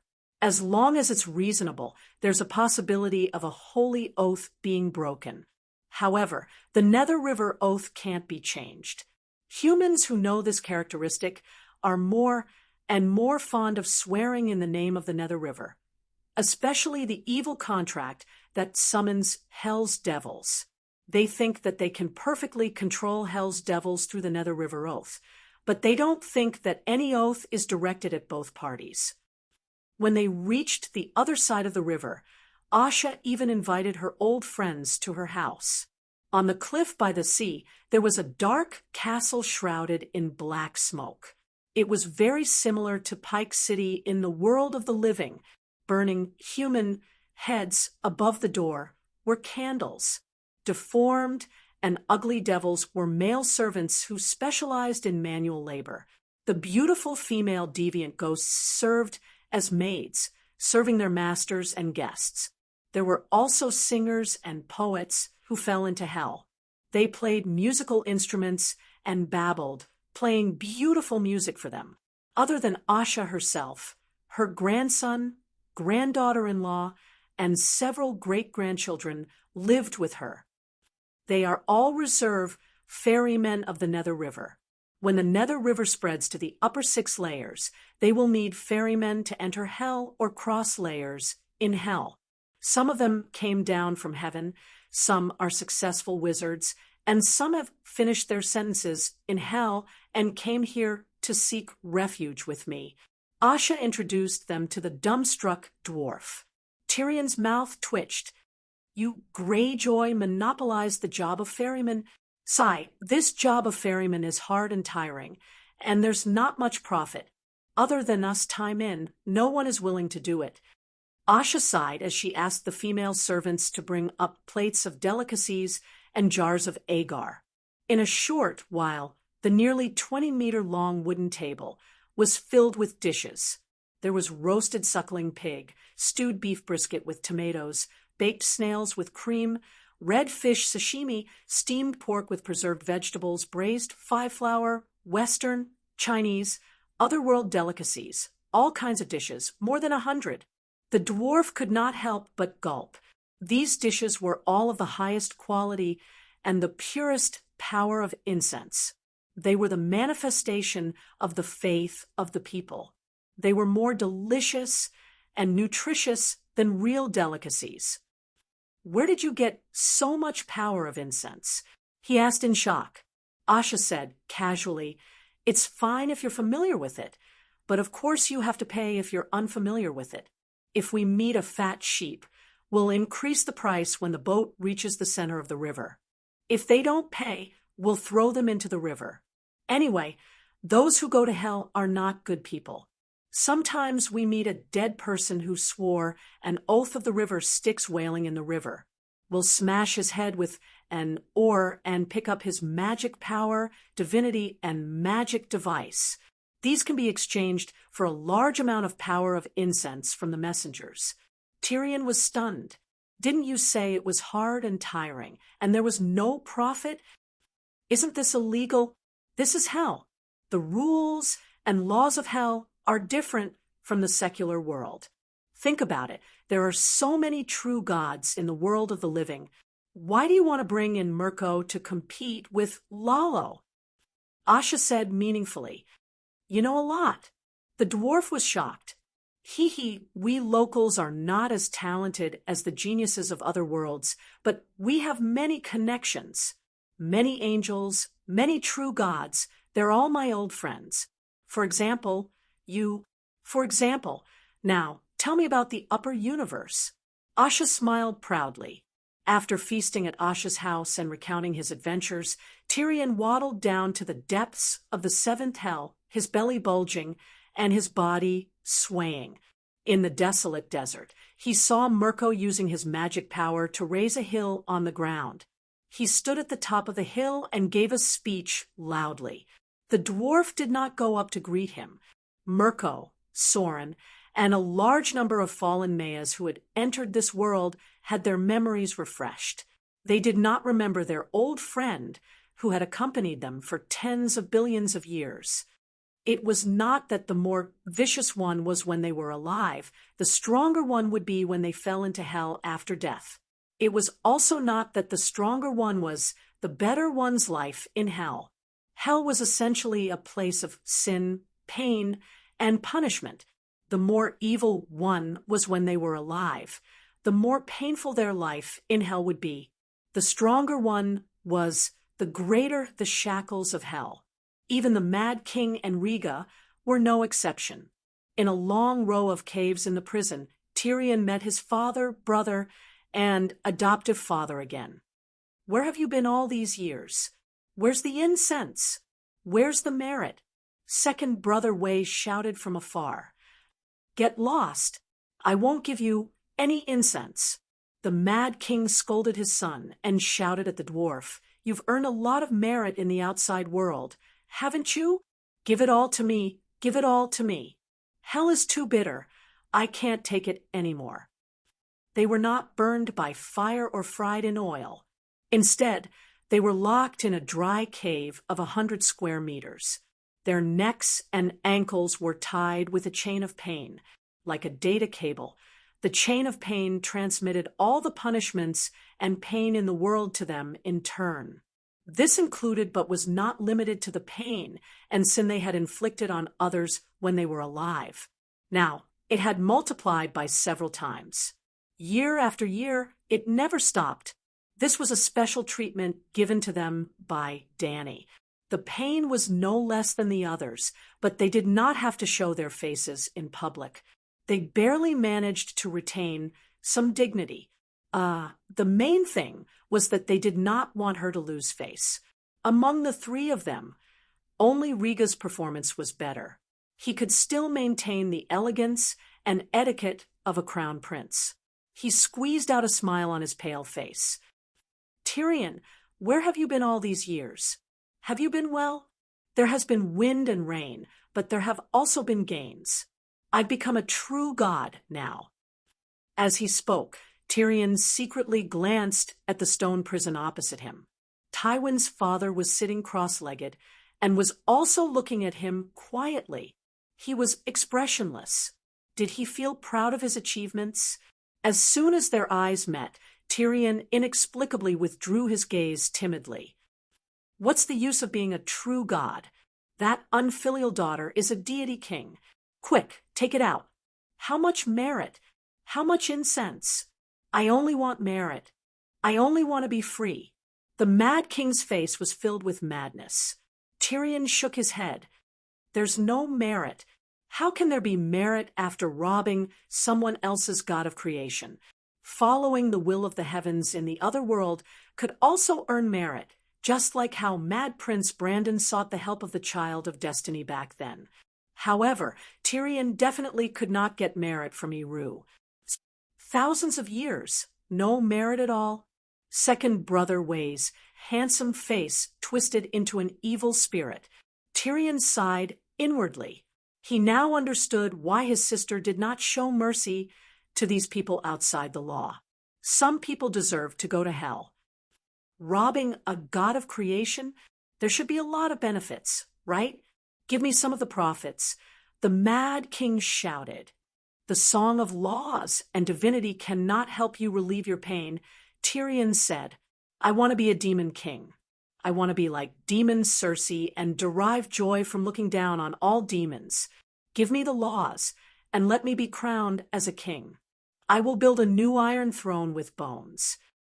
Although the Mad King was crazy, he was not stupid. Second Brother Way's eyes glowed. He shouted excitedly, Dear Brother Tyrion, give me a law. I want to be a demon king too. The word brother gave Tyrion goosebumps. Once you become a demon king, you will never be free, Rhaega advised. The Mad King pointed at Tyrion and cursed, Relying on this unfilial son, I will never be free. I might as well sink completely. There will at least be some joy. After scolding Tyrion, he began to scold his eldest son as usual. I must have been blind to think that you were the savior and put all my hope on you. If I had handed you over to Stark and Robert, they would definitely not have rebelled immediately. Then I would have focused on raising my unfilial daughter. After the dragon hatches, who would dare to rebel against me? Now, I am most likely the savior of the world. Rhaega said bitterly, To be honest, I wish that you would not put your hopes on me. I can't take it. He. After watching the Mad King's performance, Tywin could not help but chuckle softly. The two of them had been friends for decades when they were alive and thousands of years after they died. The Mad King immediately understood the reason behind his laughter. Are you laughing at me? Ha ha ha, you old bastard. You helped me raise my son for nothing. Ha ha, you were shot in the crotch by my own son. Ha ha, you killed my whole family. And the deviants destroyed the entire Casterly Rock City for me. Ha ha ha. Tywin's old face began to twist. Ha ha ha. Someone in the cell laughed again. Tyrion took a closer look and saw that it was an old acquaintance. It was Horse Sister's ex-husband, the wild boar killer Robert. This idiot still has the face to laugh. None of the 3 children are his. In the end, even the Baratheon family disappeared from the Westeros. Second Brother Way mocked. Robert's face turned red. His eyes were spitting fire, but he was speechless. You're stronger than him? If you had been honest, you could have won with the Divine King's sister, but you had to be a devil and sent yourself to the 7th level of hell. In the cell next to Robert, an old man sneered. It was another old acquaintance. Robert's good foster father, Jon Arryn. He was a good foster father, yes, but he also betrayed the oath he made to the Mad King, so he went to hell. The Mad King glared at him and mocked. How are you better than my son? You always have to stick your neck out. Stark was urged by the scholar to rebel against me, but I didn't even want to talk to you. You just had to get involved. May I ask, where is Arryn in the valley now? The best foster father of the 7 kingdoms was silent with a sad expression. Good father. Second Brother Way murmured emotionally. No matter what happens now, at least we were once glorious.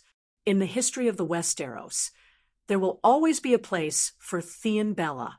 Erlu could not hold it in anymore.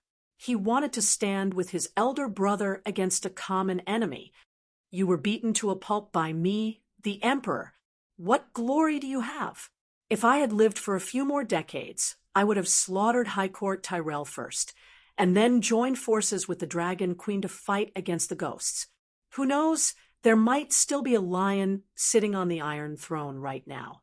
Emperor Joffrey chuckled from another cell. Forget it. You're just a bastard who can't even get hard. Who in the 7 kingdoms will listen to you? Old Rose mocked. Joffrey wanted to argue, but Tywin glared at him and said, You're just a lonely soul without any children. You can't even take in a single breath of incense. You're the son of the sword god and the devil queen. Why are you wasting your breath on her? Old Rose's smile froze. Her eyes were filled with sorrow. Sigh, it's been a few thousand years. What's there to argue about in our generation or two, other than that bastard Dowling? Who else met a good end? Horst Tully sighed. He was the Duke of Riverrun City, who had no male children and had his grandson inherit the family name. When he said that, all the ghosts fell silent. Wasn't that right? Including the Royal Territory and the Iron Islands, there were a total of 9 families in the Westeros. However, other than Dowling's son Martell, Stark, Arryn, Theon Bella, Tully, Lannister, Targaryen, Tyrell, and Greyjoy had almost no children or even completely no children. The number of family leaders and clansmen who went to hell was even more numerous. After a long while, Tywin sighed. I completely understand Dowling's character. It's not that he doesn't want to do anything, but he's too cautious. If he's too cautious, he'll miss good opportunities time and time again. If he was slightly more decisive, he wouldn't even be able to reincarnate, let alone live a long life and live a carefree life as a god. He'd definitely be like us now, imprisoned for his crimes and unable to turn the tables. In the end, it's the game of power that harms people. If I could go back in time, I'd definitely be a good lord, treat the people well, be loyal to the king, and believe in the Holy Mother. Duke Tully sighed. Asterisk, rumble asterisk, without any warning, hell shook like a sieve. The sky cracked open and closed. Flames and purple lightning flashed in the cracks. At this moment, the great Dow seemed to be crying in sorrow and joy. The ghosts were confused and did not know what was going on. Tyrion was shocked and doubtful. He sank his consciousness into the sea of loss. After a while, he exclaimed, "She's transforming into the way." "What?" Rhaegar said in confusion. "I seem to hear the Megalosaurus crying in sorrow." "You can hear it." Tyrion was shocked and smiled bitterly. "You didn't hear it wrong. Our god of creation is dying." "What?" The Mad King jumped 3 feet high and almost broke free from the chain of pain. "Don't be agitated. This isn't an accident. Her death is different from your understanding of death. She's probably leaving." "What's different? Where is she going?" Rhaegar approached the prison door and asked worriedly. "The one who died is God King Dany Rise of the Great Seven Gods world, but Dow Seeker Dany Rise obtained great freedom," Tyrion said. "Unfilial son, speak clearly." The Mad King shouted. "To put it simply, she can't get anything from this world. Cutting off all ties with it will make it easier for her to integrate into other worlds, higher and more wondrous worlds, worlds that can benefit her greatly." Cutting off all ties with the world. The Mad King was stunned. He roared, "What about me? I'm her father, but I didn't get any benefits. She only came to see me a few times in all these years. How can she cut off all ties?" "Sigh, even if she doesn't leave, she won't give you any benefits. Also, cutting off ties doesn't mean we won't see each other again. I'll go out and take a look. I'll visit you another day." Tyrion said this and disappeared from the 7 hells. In the 9 heavens, Dany was saying goodbye to her 6 children. Yes, 5 dragon babies and 1 cheap son. "This world is like a box. It can't contain me at this level. Rhaegar, you're the sun god. I'll leave the light of creation to you." Dany's body became partially transparent, about 1/50th of her body. Rhaegar's body shone brightly, and his aura increased. His aura was so strong that it far surpassed the total number of true gods in the 7 gods world. "Mother." His eyes were filled with tears, and he couldn't speak. Dany sighed and turned to the 5 children. "You're not talented enough. I can only give you more inheritance." Her body became partially transparent again. The songs of the 4 elements were given to Little White, Little Green, Little Red, and Little Gold. There were also 40,000 choruses, 10,000 for each dragon. The great path is endless. A mere 10,000 songs of the laws is only the starting point for the god of creation. Work harder in the future. Tyrion and the Targaryens who had rushed over felt their mouths twitch. Even Rhaega stopped crying. He looked at the Megalosaurus brothers in a daze. Blackie, you're the boss. You have to take on the responsibility of the eldest son. Dany gave him all the remaining power.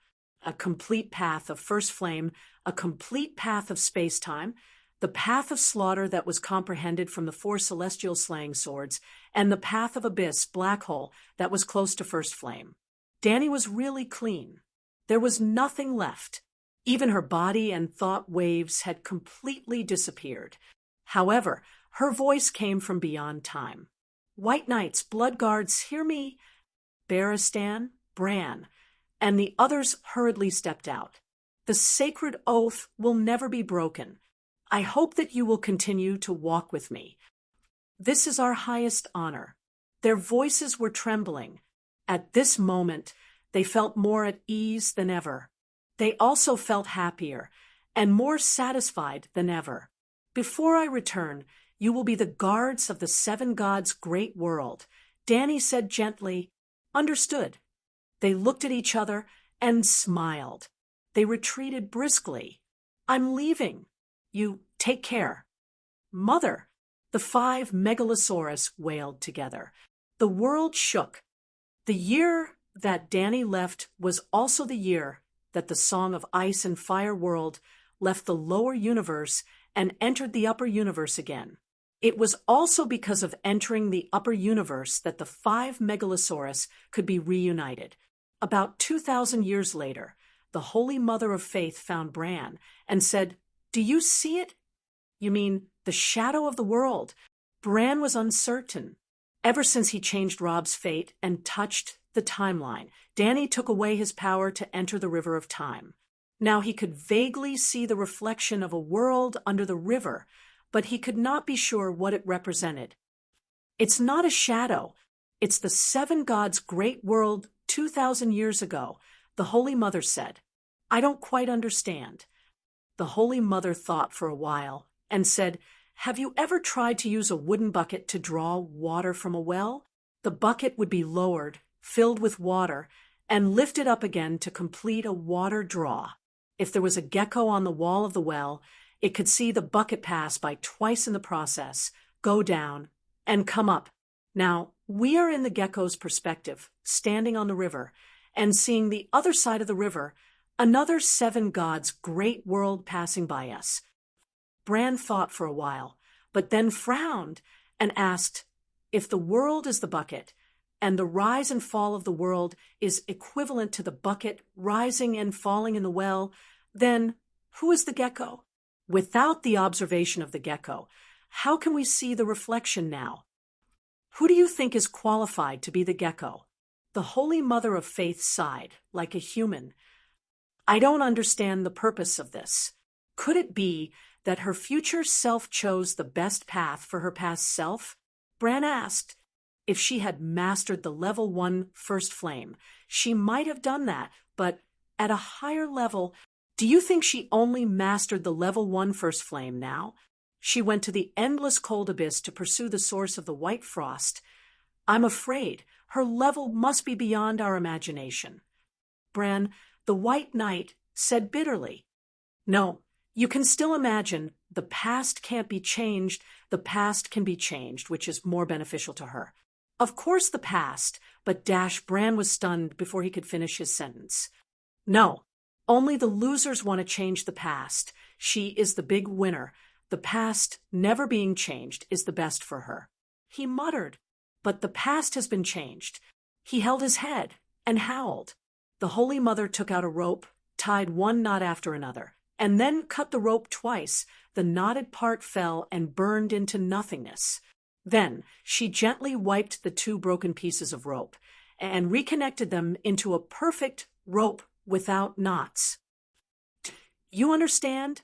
The past can't be changed. The past can be changed. Neither is the best choice for her. Whatever she wants, she will do. That is the best for her." The Holy Mother held up the rope for him to see.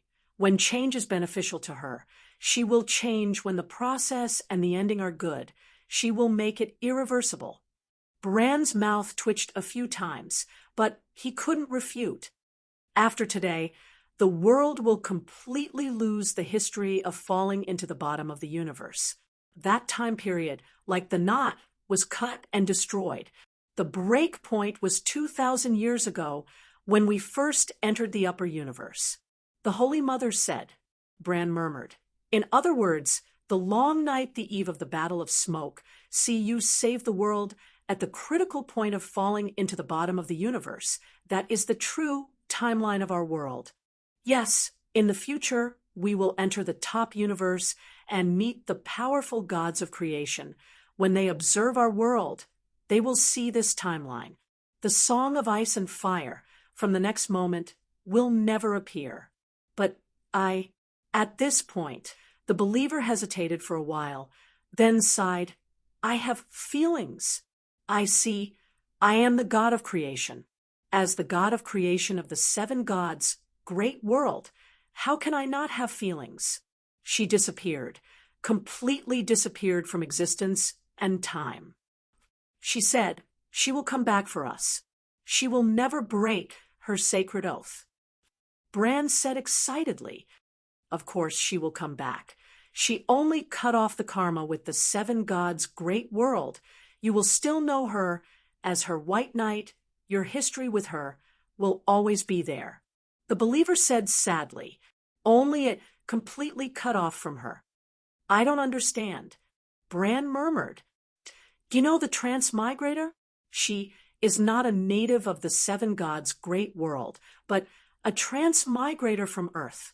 She replaced Dany Rise at that point in time, and that is how you came into contact with her.